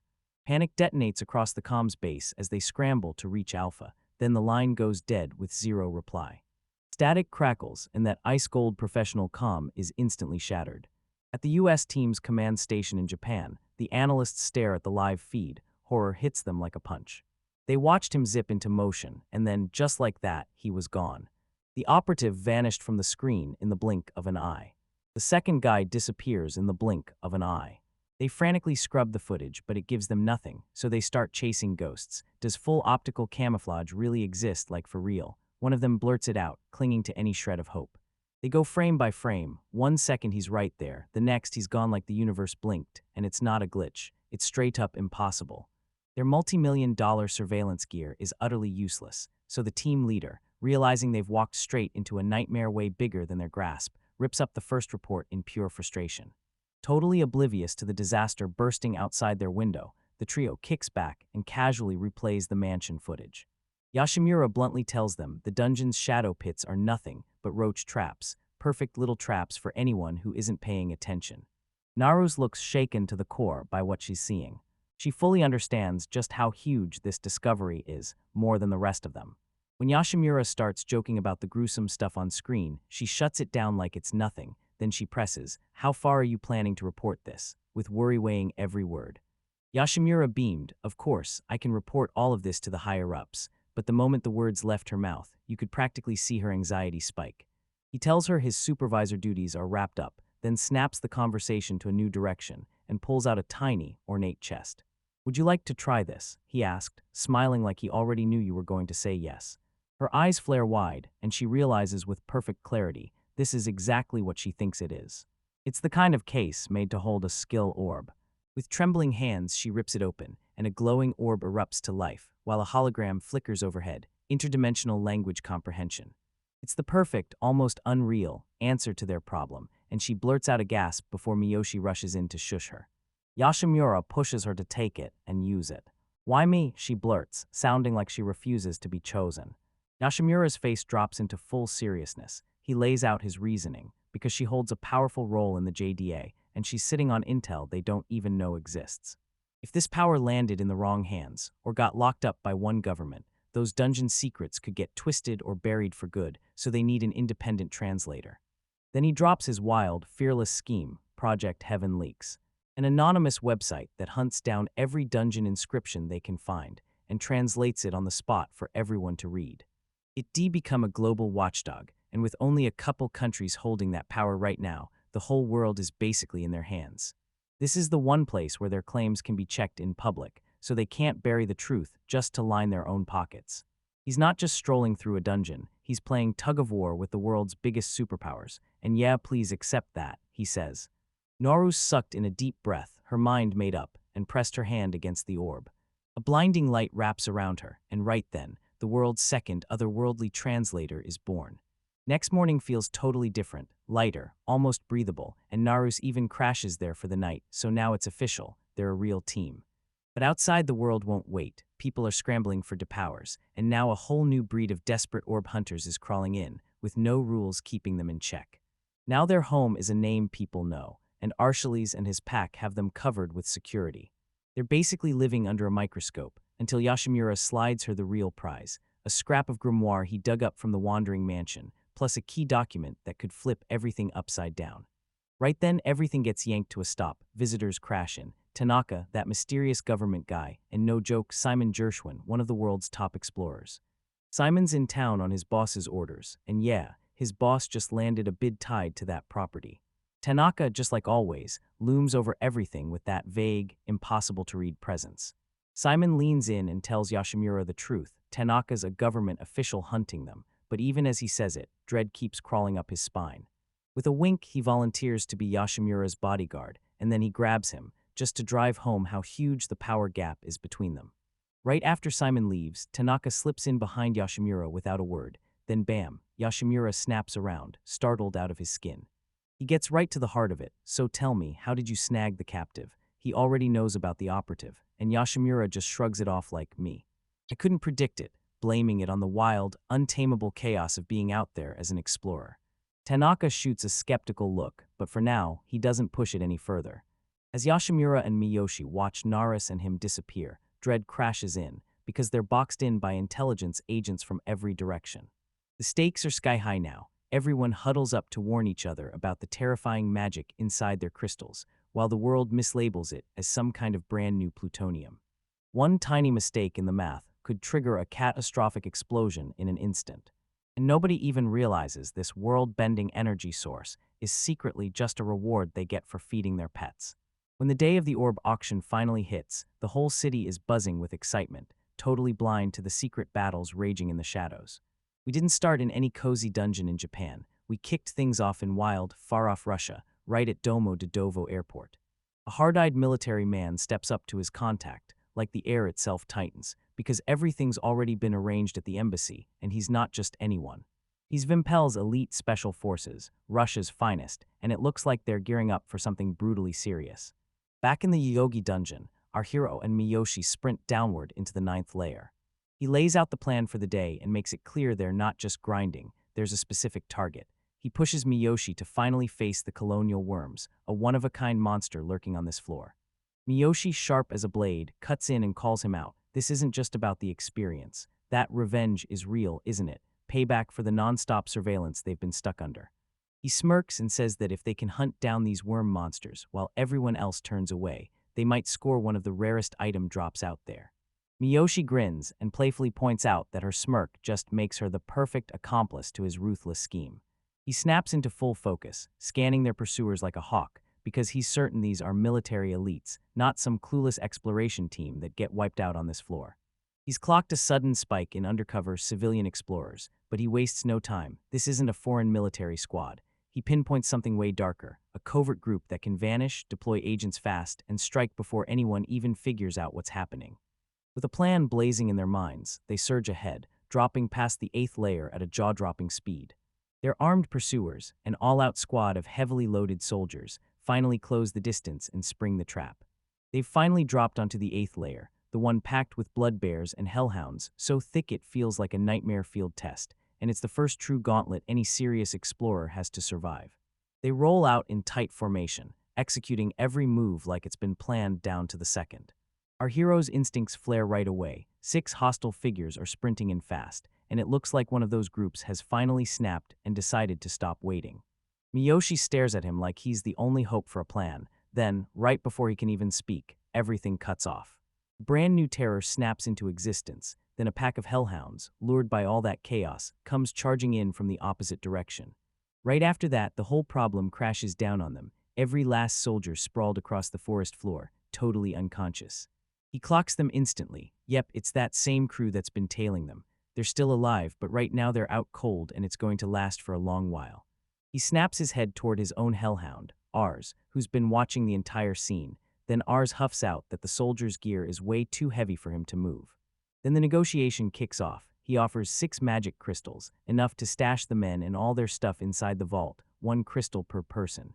Ars snarls right back, insulted by that insultingly low offer, and Miyoshi can't believe it as the hellhound starts haggling like it's got all the power. The price jumps to 2 crystals for every head, then our hero gets shut down by a dog-slick business ackerman, and he grudgingly signs on. Now that the mess is cleared, they can finally dive back into the real mission. They drop down to the 9th layer, where grotesque colonial worms are waiting to pounce, and he can't help thinking that the squad they just crushed is going to wake up to a writhing nightmare that messes with their heads, and yeah, it's a punishment that fits. The moment the operation implodes, everything goes cold right away. In a Shinjuku hotel, a Russian Vimpelgent gets hit with the worst news. Their dungeon squad is wiped out, annihilated. They realize their target has a brutal home field advantage inside the dungeon, and now the mission is all on them, no one else. This is the Bulwark, an illegal SVR intelligence unit, secretly sent in, and they're not about to blow it a second time. Their leader kicks off the assault with icy precision, plotting the target's most likely path toward Ikigaya. A train attack is pure chaos, one wrong move, and the cops will flood the accident scene in seconds. Tokyo's transit system is a twisting maze of overlapping lines, so escaping cleanly feels almost impossible. Direct hits are off the table, but a staged crash could pull it off, plus, the subway is too tight, while the above-ground lines are a whole different game. He jabs a finger at the map, Sadobori Park, and grins, because it's a death trap with blind spots made for a brutal ambush. They hand out the gear, modern SIG P320 handguns, complete with suppressors and subsonic rounds. We're going after the orb no matter what, but if we have to cut down the target, we're 100% authorized. First, the leader flashes a grim smile. He already knows the plan will get wrecked the moment the enemy shows up. The very next day, our hero and Miyoshi are posted up at the station, and they kick their plan into full motion. He lays out his whole game plan, using a coin locker as a decoy, baiting them with a fake handover so their enemies rush out of hiding. They climb onto the train, and a wave of relief hits him, because this line cuts through packed residential neighborhoods, so trying to pull off a big disaster without getting spotted is a nightmare. The whole chat suddenly shifts to the mansion incident, and Miyoshi drops it like it's nothing. She's the one who personally edited the public footage, snipping out every single frame that showed their faces. The forums are already buzzing with wild theories, and everyone's got their own guess.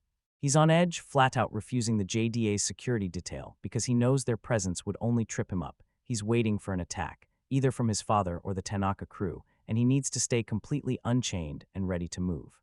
He picked the above-ground Sabu line for a reason, because if that blast hit underground, it would have meant instant death with nowhere to run. While they're busy with their own mission, Simon and his partner, 2 more agents no one's noticing, are already rolling in the shadows, and they've spotted the enemy agents keeping tabs on their targets. Eyeing how painfully obvious the foreigners look as they stride around in those crisp suits. On the train, our hero's sharp eyes spot them instantly, 4 foreigners trying to play it cool, and absolutely bombing every attempt to blend in. They don't look like tourists at all. They stride with purpose, then slip onto the bus at the absolute last possible second. Then he tells Miyoshi, "Yeah, I knew it," and admits he'd already scouted the whole train route using Street View. He's got the exact spot locked in, right where they're about to hit, that deadly blind spot by Sodobori Park. He realizes his backup is gone. Just like that, it's him and the others, no safety net, no help coming. The agents on the train snap to it. Someone's been playing them, and they finally realize it. In that packed car, there's no way to slip through directly. You're stuck fighting for space. Their leader makes the call, and everyone crowds into one car, ready to set up an ambush at the next station. Our hero spots it immediately. He's about to spring the trap and take down the whole train car at once. He snaps into action and fires off lightning-fast escape instructions to Miyoshi. She's worried her stamina won't hold, but she has 0 time left to argue. The moment the train doors hiss open, they vanish. Miyoshi is fighting to keep up, every step a battle against the clock. So he yanks his bag from her, and not slowing down for a second, scoops her up into his arms. "Is this how you treat a princess?" He laughs as they bolt into the underpass. "Keep it quiet, or I'll make you bite your tongue." He blurts out his plan while running. Because his life detection skill is useless in a jam-packed crowd, he has to drag them into somewhere isolated. They finally crash into their goal, right at a towering 3-meter stone wall, crowned with a sharp fence above it. Without a second thought, he rockets forward and vaults over the entire obstacle in one insane leap, Miyoshi still clutched in his arms. She's gasping for air, and she blurts out, "Are you some kind of action star?" He shrugs it off like it's nothing, then immediately lays out the next move, make the escape through Shinjuku Jowan Park. The main gate's miles away, and if they linger out in the open, the enemy will lock onto them. He spots a possible way in right by the Aikido gate. But their plan slams into a snag. The whole place is jammed with tourists flooding in just to gawk at the maple trees. Suddenly, his danger senses ignite. Someone's tailing them, and it's coming from the opposite side of the whole area. Miyoshi flashes a grin and confirms his shadow familiars are on patrol, watching everything.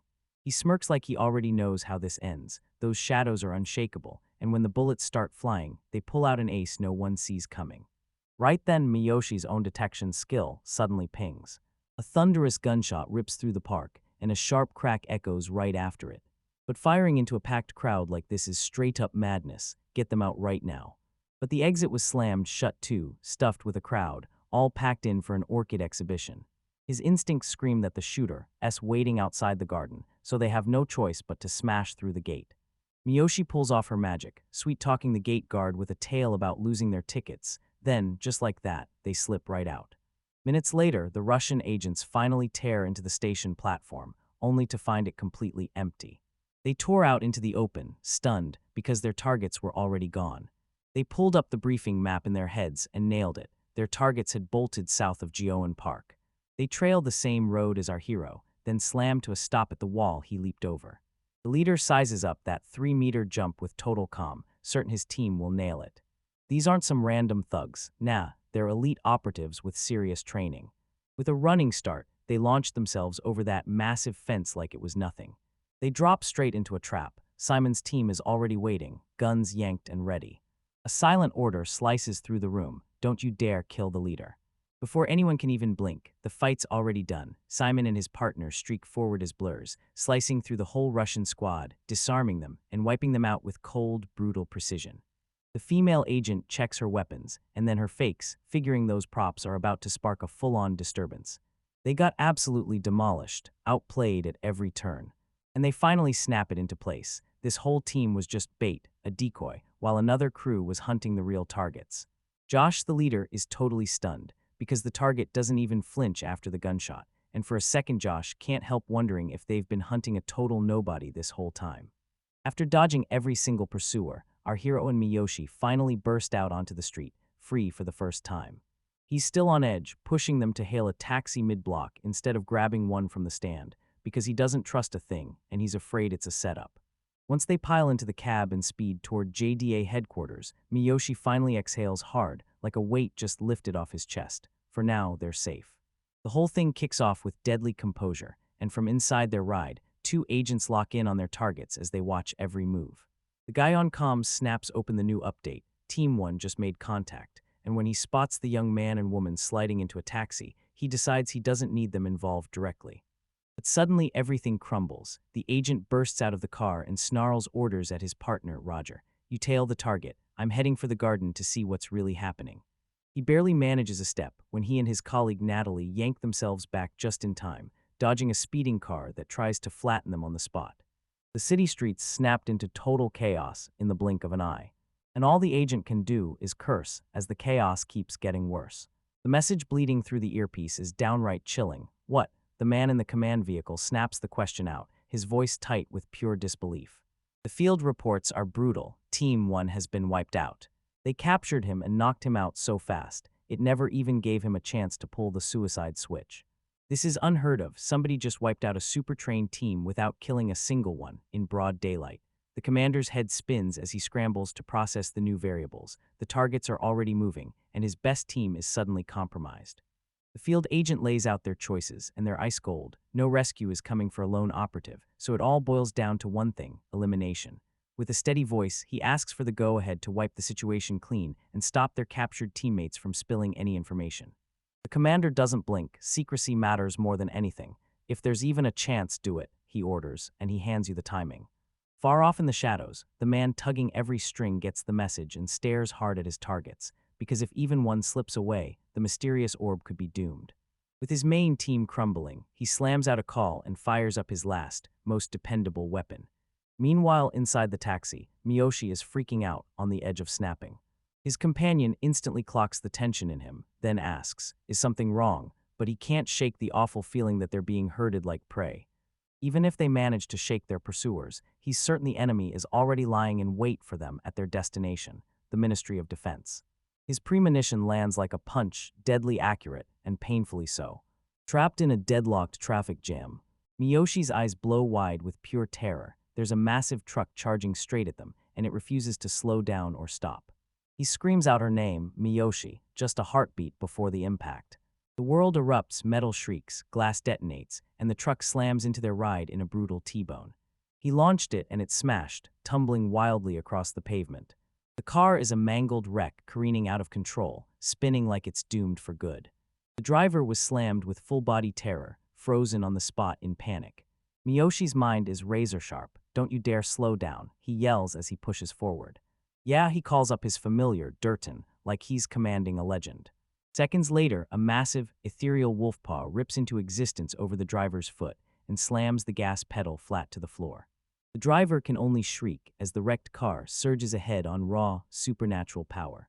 His companion shoots a response just as fast, shouting for her own trusted pal Kava's. A ghostly wolf's spectral form slinks up outside the car. A streak of motion tore across the screen, like everything just snapped into overdrive. As it slams into the chasing vehicle with terrifying, bone-rattling impact, they'll carve out the perfect opening to break free from the trap. Their mangled taxi tears through the wreckage like a runaway rocket. He bolted away, leaving the ambush in the dust.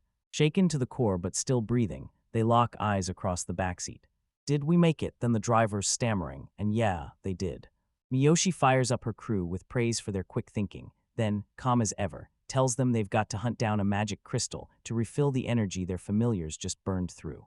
Next, they ditch the wrecked car and toss the terrified driver a fat payout before they vanish. At last, the wrecked wreckage has cleared the road just enough, so they waste no time and sprint on foot toward their destination, stomping toward the towering government building. But they're not safe for even a second. Up in the sky, a sniper peers through his scope from a window high above. The final trump card is finally on the table, and everything's about to change.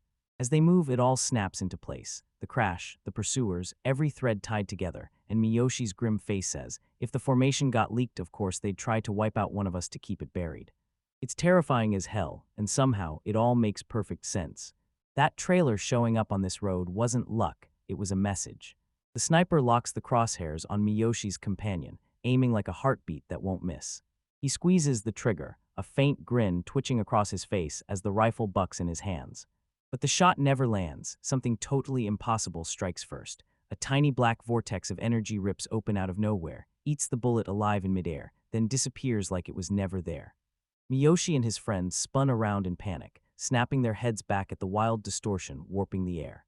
It hits them in a split second. Oh no, a sniper. His companion shouts a name, Argullies. The sniper glares through his scope, utterly stunned. 100 meters out, the shot is dead on. A miss isn't even possible, yet his target shows not a single scratch. He whips his gaze around, hunting for where the bullet vanished. Then he spots it. A gigantic ghost wolf, totally unseen by normal eyes, locks onto him from the shadows, and a faint wave of energy fades away right where the bullet gets cut off in an instant. Miyoshi rockets to his friend's side. You okay? He blurts, voice shaking. On the other end, she's practically vibrating with adrenaline. That's so awesome. She gasps, barely able to catch her breath. Argulize came out blazing with confidence when they told her to hand it to him. She trusted her familiars with zero doubt. She admits it felt completely surreal, like she was watching a movie that still didn't feel real until she finally heard the crack of the shot. Then Miyoshi confirms it's a real sniper, and the shock hits like a gut punch. That near-death scare locks their bond in place, and as they finally step inside, Miyoshi throws an instinctive protective arm around her like a shield. A colleague spots how weirdly close they've gotten and grins as he greets them. With a tired but real smile, Miyoshi locks eyes with his friend, finally laughing out of pure relief, and he just says, "A lot happened."